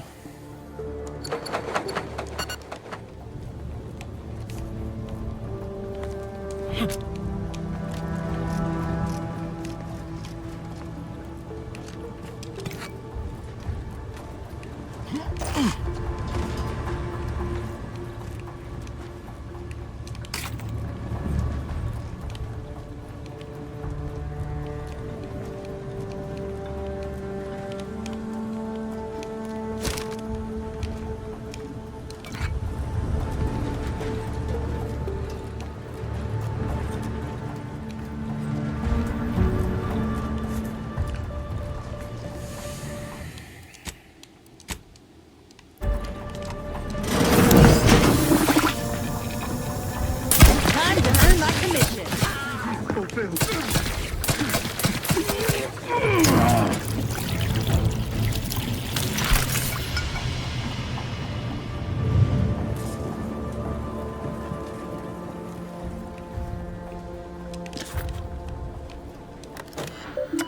Alright, inventory, propaganda, blank keycard, row 3. Got it.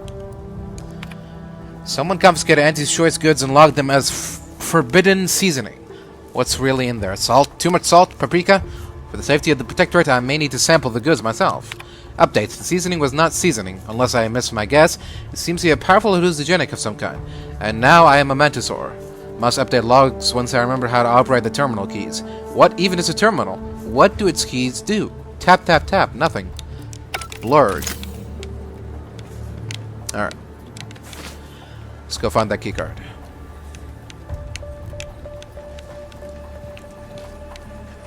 Yeah. AC, Adreno, something. Fusion Starter Plus.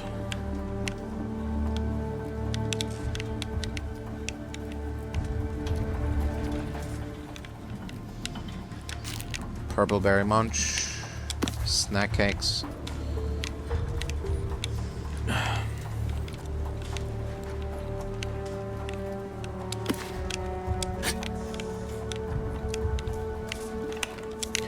There we go. Found it. Ooh. Take that as well. If you please.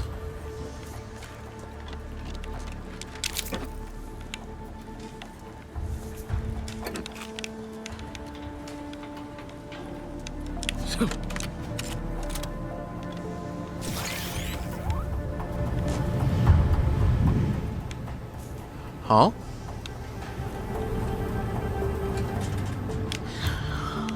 You know what? I don't want to take any more risks.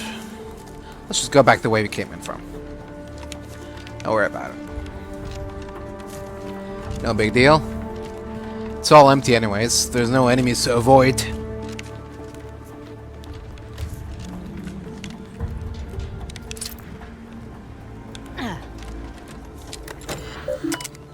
Messages.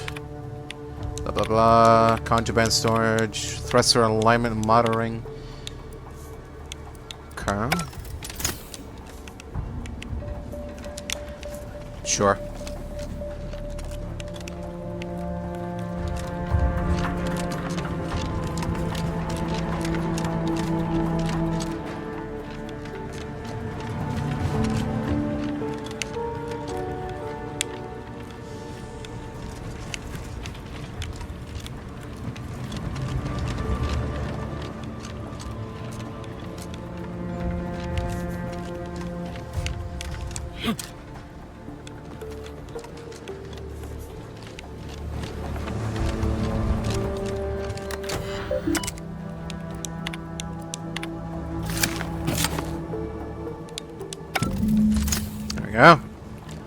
Done and done.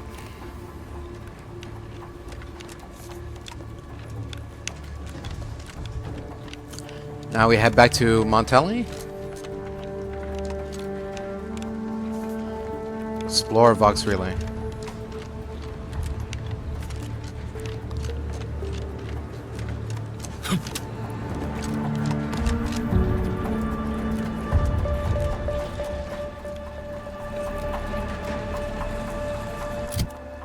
Oh, shit. What? That's it?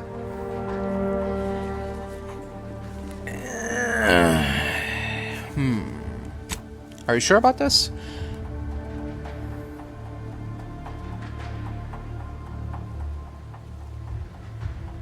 Oh, what?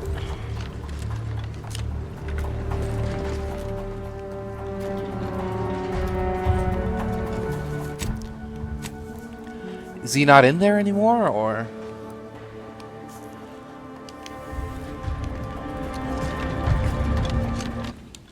Okay, well. Here he goes, nothing.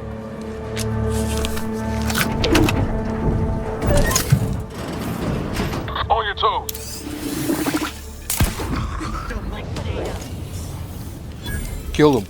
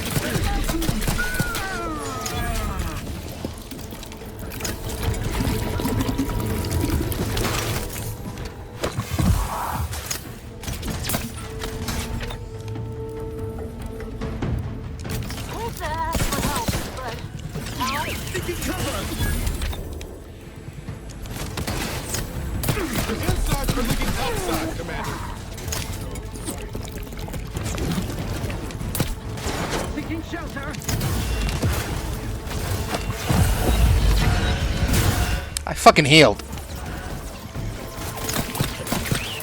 Commander, watch your vitals.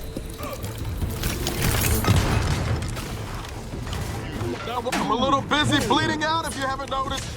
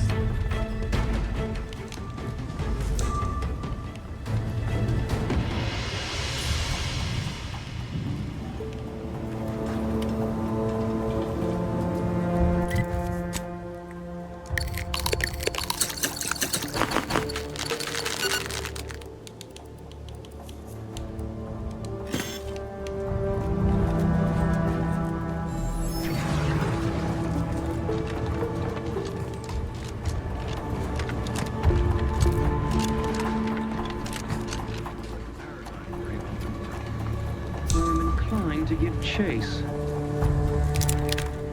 Hey, got a distraction for you. I'm the one you need to worry about.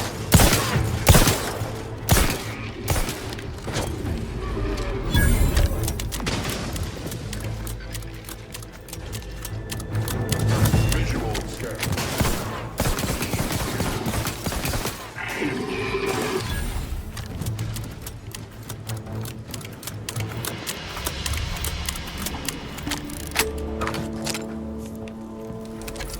Alright. Nice job, team. I think we're in the clear.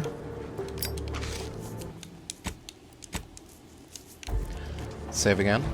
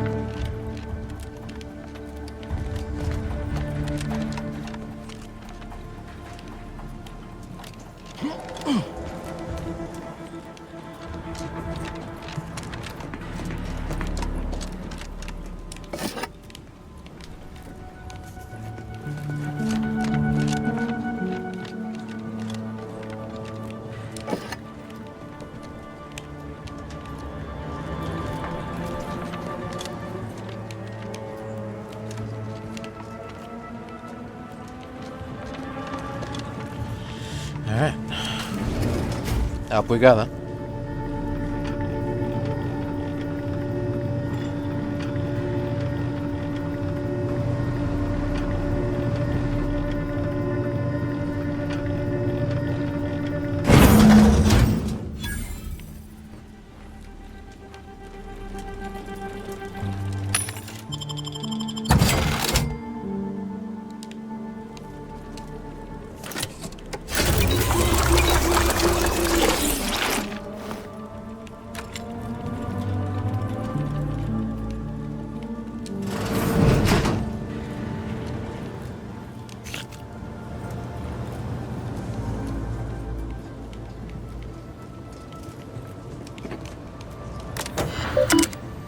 Send Corbin's official notice of relieving Montelier of command. There we go.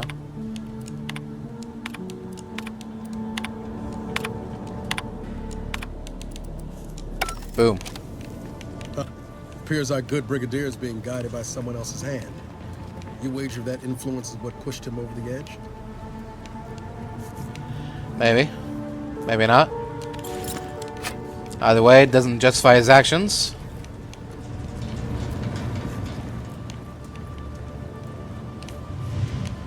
Okay. That's it.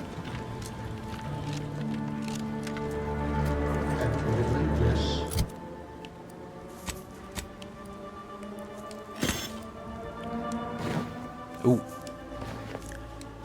That's a lot.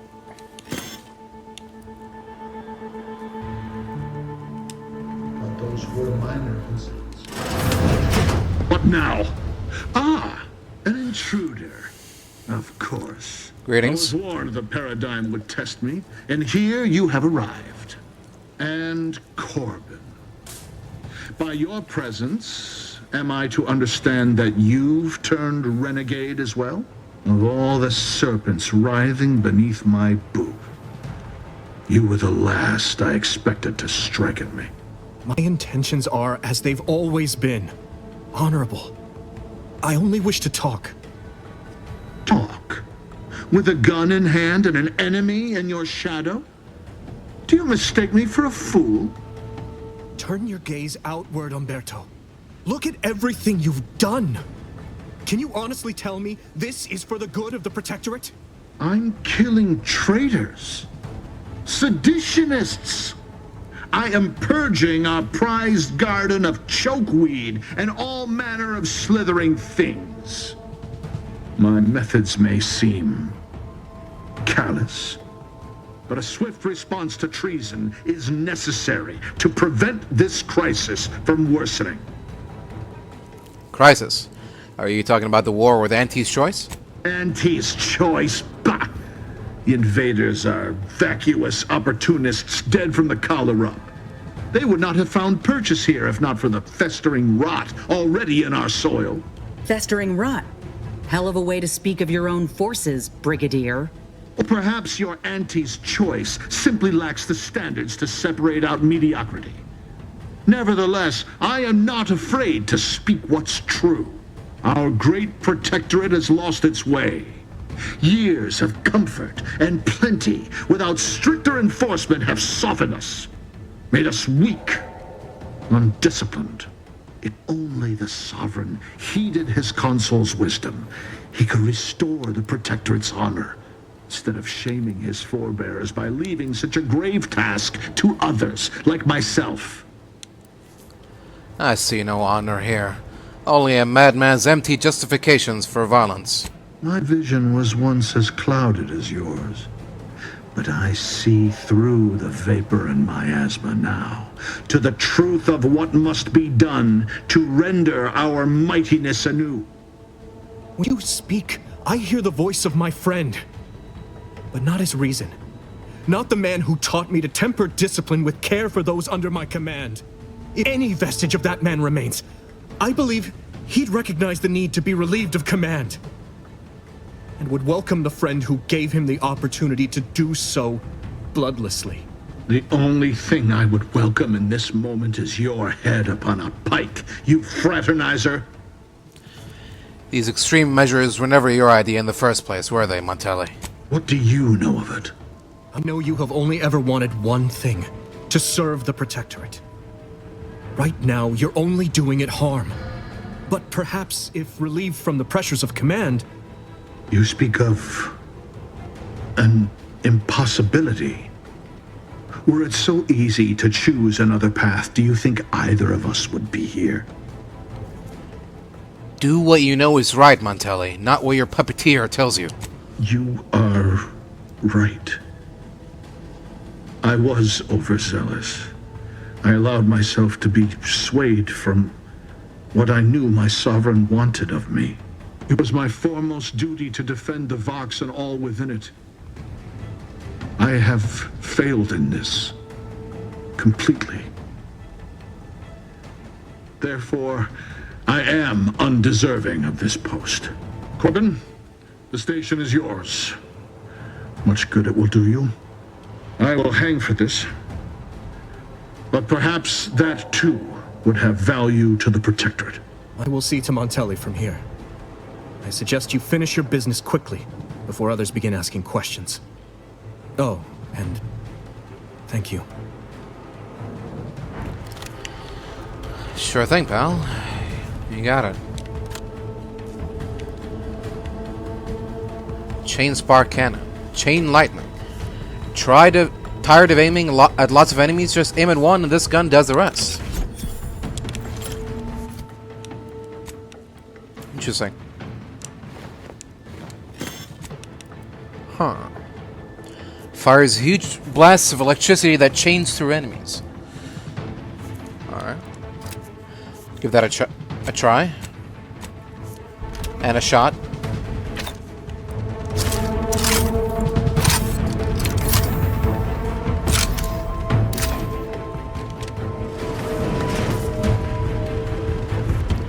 What? That door just opened on its own?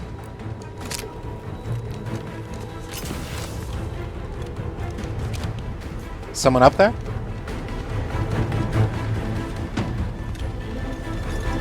This is the control room. Bet you last month's earnings that Vries left her mark here. Alright. That's the idea. That's why we came here. That's why we're here. Suspicious chocolate bar. Something about this bar of white chocolate yummies seems out of place. De Vries does not strike you as a patron of the confectionery arts. You peel back the wrapper and find a keycard bearing the sigil of the Earth Directorate. Shame. You could use some chocolate right about now, but a keycard will do in a pinch. Looks as though it could be inserted into a terminal.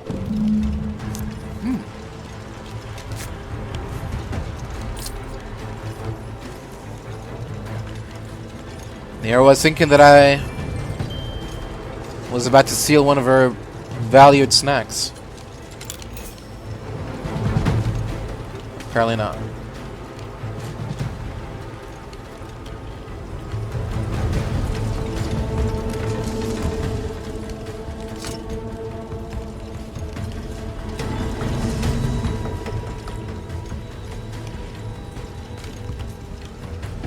Is that it? Anything else? Doesn't seem like it. So, here we go. The panel has various meters and readings for the components of the relay. All protocols, including the launch protocol, are locked. The root kit clicks into the keycard slot. The interface refreshes, revealing a hidden protocol. Open safe room.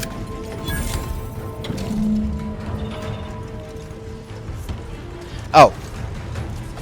This safe room. Advanced decryption key. Crisis defenses. 860 bits. Trauma kit. It's a nice little stash. Don't mind if I do, De Vries. Let's see what we got here. Stored messages. Passcode required for access.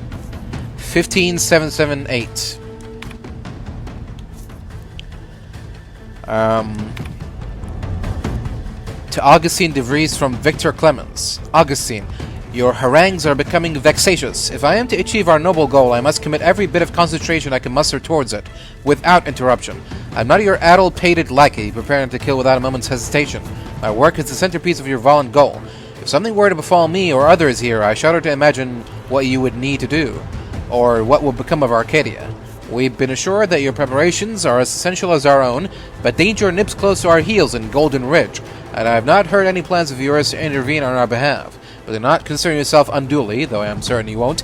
Barring any mishaps, we will be ready when we are needed, and I will continue to communicate in any manner I see fit. To unknown recipient from not identified, subject none specified. It is well past time that we force the order to follow the correct course, and the Earth Directorate surveillance satellite station on the outskirts of Arcadia will supply us with the necessary tools to do so. It has been collecting information since before my arrival here, and I have been monitoring, obfuscating, and discarding reports of it as the situation warranted in my time at the Vox. Unfortunately, I'm unable to access the information stored on it remotely, so we must bring it down. And by we, I mean you. I know you can find a way to access the observatory's transmitters. You will need to transmit my old Directorate code to access its guidance system and alter its trajectory so that I might recover it.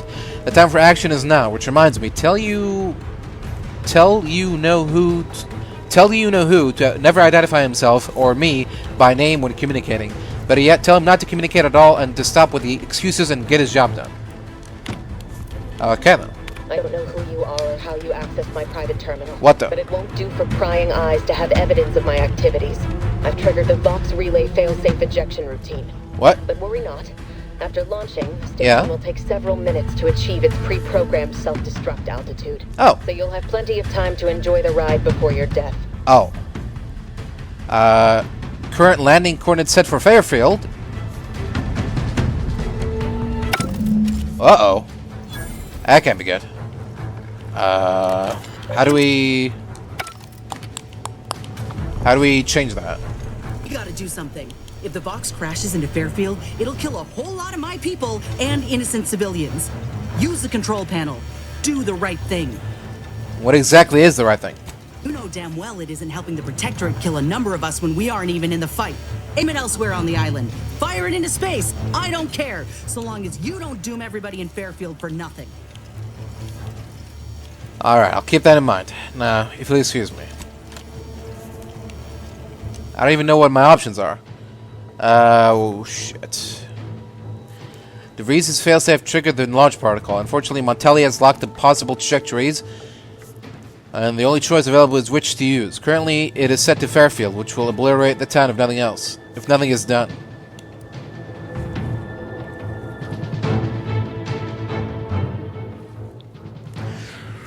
Shit.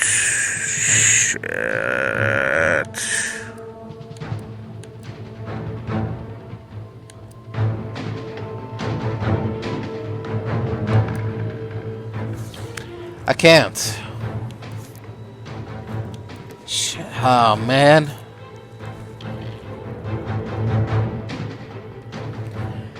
Westport has a bunch of innocents, too. I can't do this. Says destination space.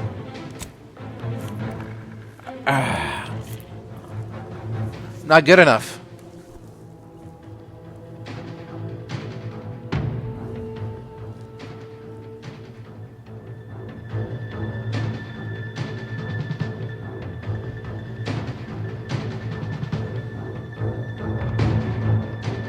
Shit. Look, Westport has already been fucking obliterated once. Fairfield, you know, it's a big enough place. Maybe if they duck behind some cover, they'll be fine.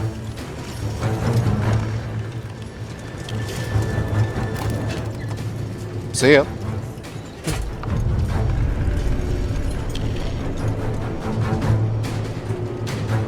Close here.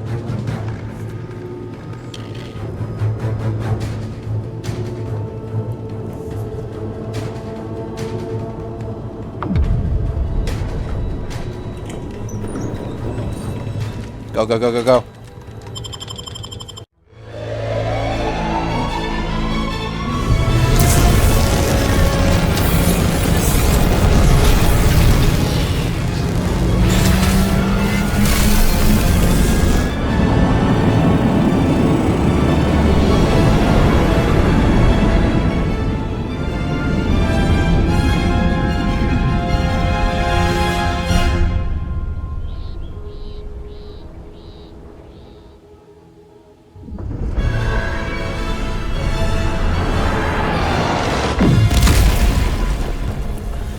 Look out! I begged you, Commander. I begged you to direct the relay away from Fairfield. No, everyone's dead. Don't you even feel bad about what you've done? Do you feel anything at all? I'm sorry, I didn't know it caused this much destruction. Don't give me that. You were warned. You had to know. And I ain't sure I can look past it. What is the required info for this? You can look past it if you want my help, can't you? You can't do this on your own. I don't need a law damn thing from you. Not anymore. Knew it was a mistake running with you. I don't ever want to see you again. I tried to... Hello? Oh, she just teleported out. You saw that I tried, didn't you? Ain't exactly sure why you let Inez go, but I'm gonna miss having someone else on the ship to talk to. Someone halfway sane. I mean, besides you, of course. I didn't let anyone go. She just walked out. It's not my fault. Outsider? Hello. Hello again. Heard the word about Fairfield, I take it. Know I should be pleased, but still. Yeah, shame. Anyways, I have the automechanical parts you need. That is most excellent. Please, hand them over. There you go. Thank you. I know community service can be a foreign concept for those outside the Protectorate, so I hope this is ample reward for your time. Might have to reassess my disdain for non-Protectorate individuals. You've been quite kind. Ah, the itinerant stranger returns. Ah, Oh, okay. Are you gonna give me something to pass through the Vox Relay?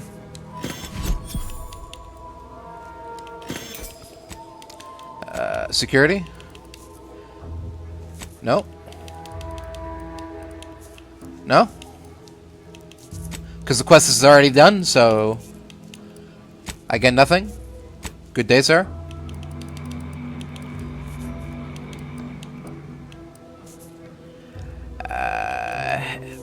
Okay. Crisis defenses. Oh, I got this. Emergency stop. Oh.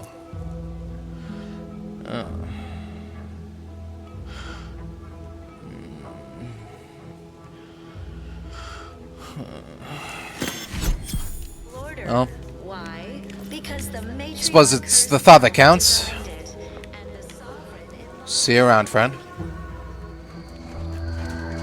Station's gone. I can scarcely believe it. Endures. Coming up on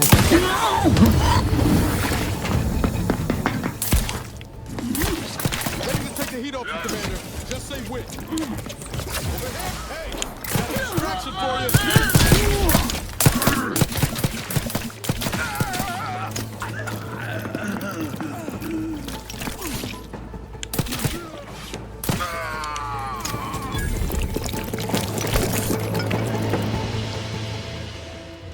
Alright. Let's go find your friend. Or the guy's friend. Your friend's friend. You know what I mean. Back again. Thought we were done for now. Done with what? Hello? You again. I heard fighting. What's going on? We're not Protectorate. We're your ticket out of this hot box.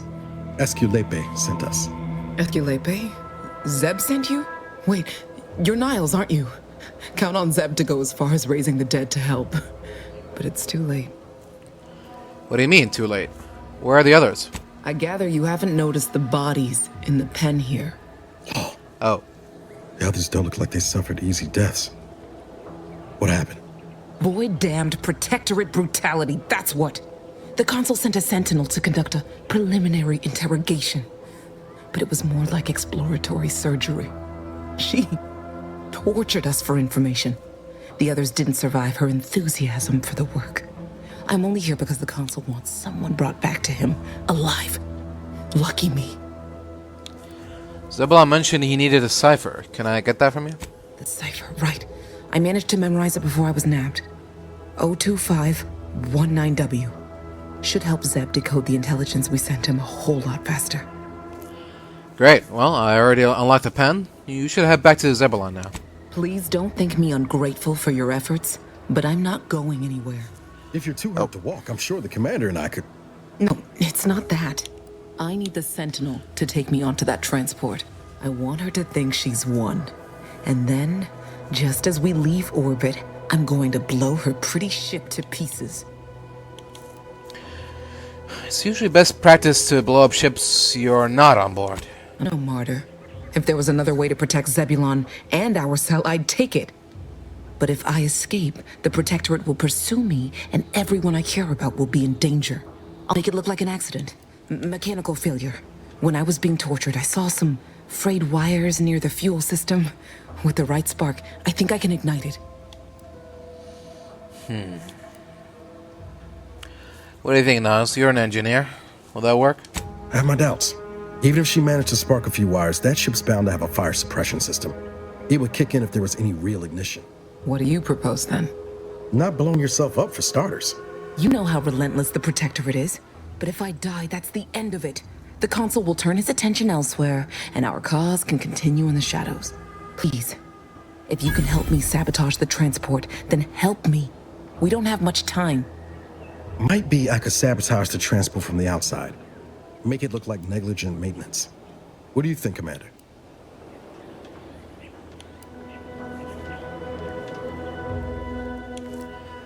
I agree with Niles. You shouldn't sacrifice yourself, Audra. The others paid with their blood to protect the cause. How can I be unwilling to do the same?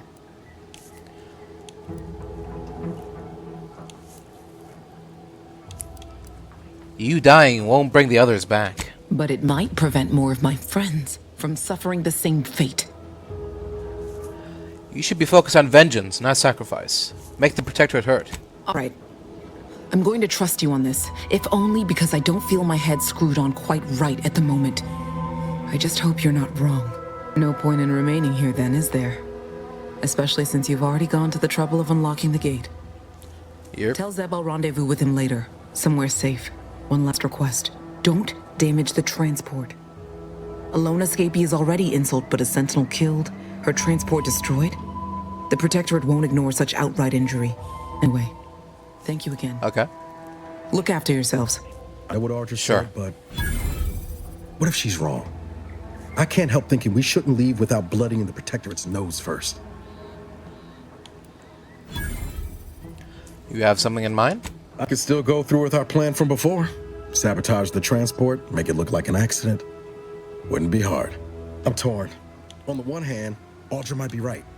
But when else are we going to have a chance to take out one of the Consul's lackeys and a Protectorate vessel in one go? You think Audra is wrong about the potential for blowback? She was ready to fulminate herself before we talked her out of it. I'm just saying, maybe she ain't thinking so straight.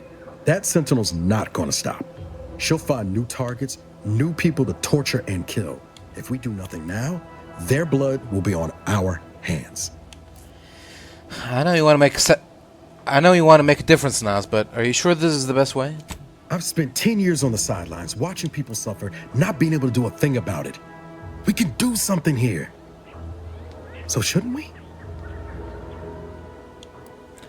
Well, think about the risks one more time and then decide. I'll abide by your choice. I hate it when you're right. Tempting as it be to watch that Sentinel fry, best not to risk the blowback. I appreciate you helping me sort this out. Let's get back to Zeb. He still needs a cipher, and he'll want to hear about what happened with Audra. All right. Let's go.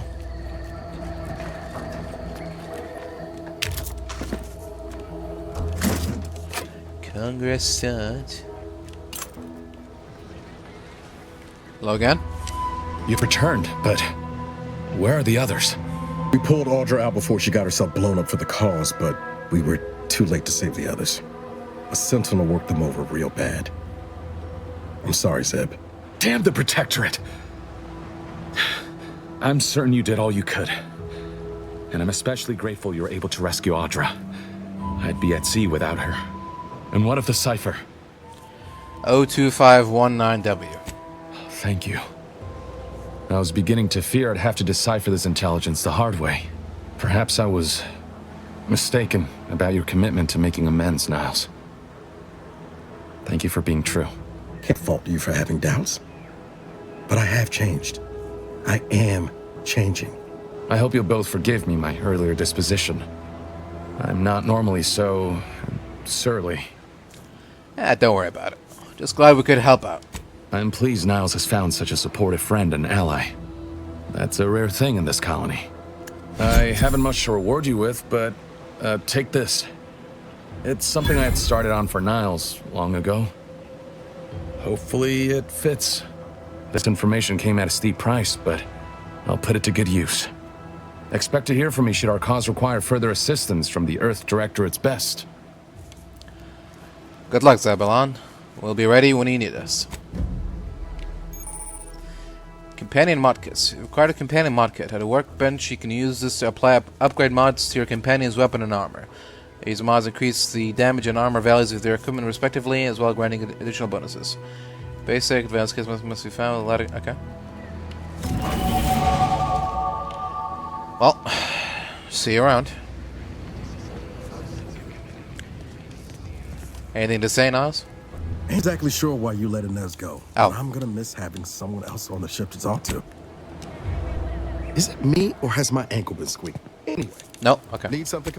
No further comments. Got time for a debrief, Commander? Oh, here we go. It's good, don't it? Helping folks like Zeb and Audra hit back against the Protectorate. Almost like being back with the Earth Directorate.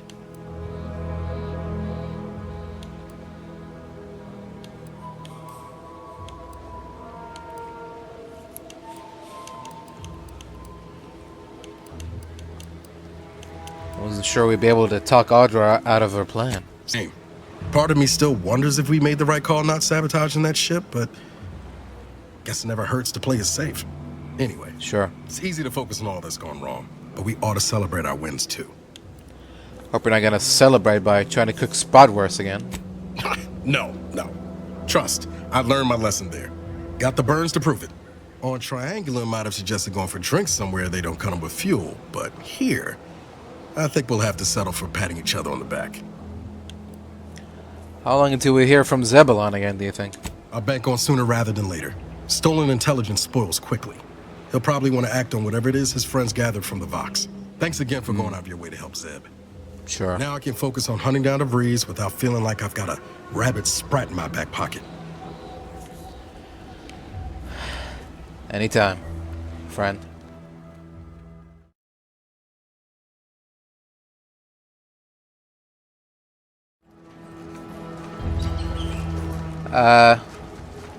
Hello?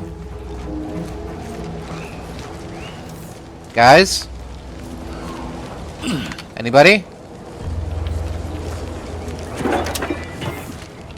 Anyone alive up here?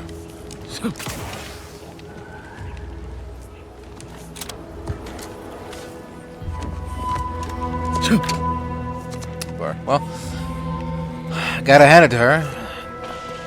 That was one surgical strike. She managed to wipe out exactly the entire town with all of its perimeters. She managed to nick even the training grounds. They should be fine, right? It's far enough away from town. No?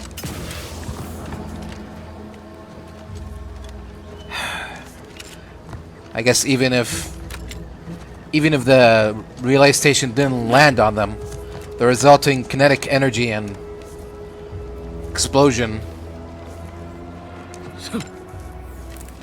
all the debris that sent flying would finish the job. Wow. It's almost like the relay station was in and of itself Fairfield sized. Intriguing. Okay. Hey, see? The duck's still alive. She's far enough away. Look, Inez, we can graft your thing. Oh, it's so comforting to see a familiar face among this void-damned smoking mess. Everything's gone. Everyone's gone. Yeah. Stars, I'm still shaking. The Vox Relay dropped out of the sky and crushed us in an instant. I don't understand. It's like your lab is tucked away back here, eh? Fate, more like. Perhaps the Seers foresaw such an incident when the lab was first erected. I'm just glad you happened by to remind me I'm truly not alone. So, what will you do now that the town's gone? My work with Copernicus and all remaining Raptidons here must continue. It's what Officer Carr and Minister Milver Street would have done in my position. I owe it to them to try. Alright, well, good luck with that. Farewell. Until next time.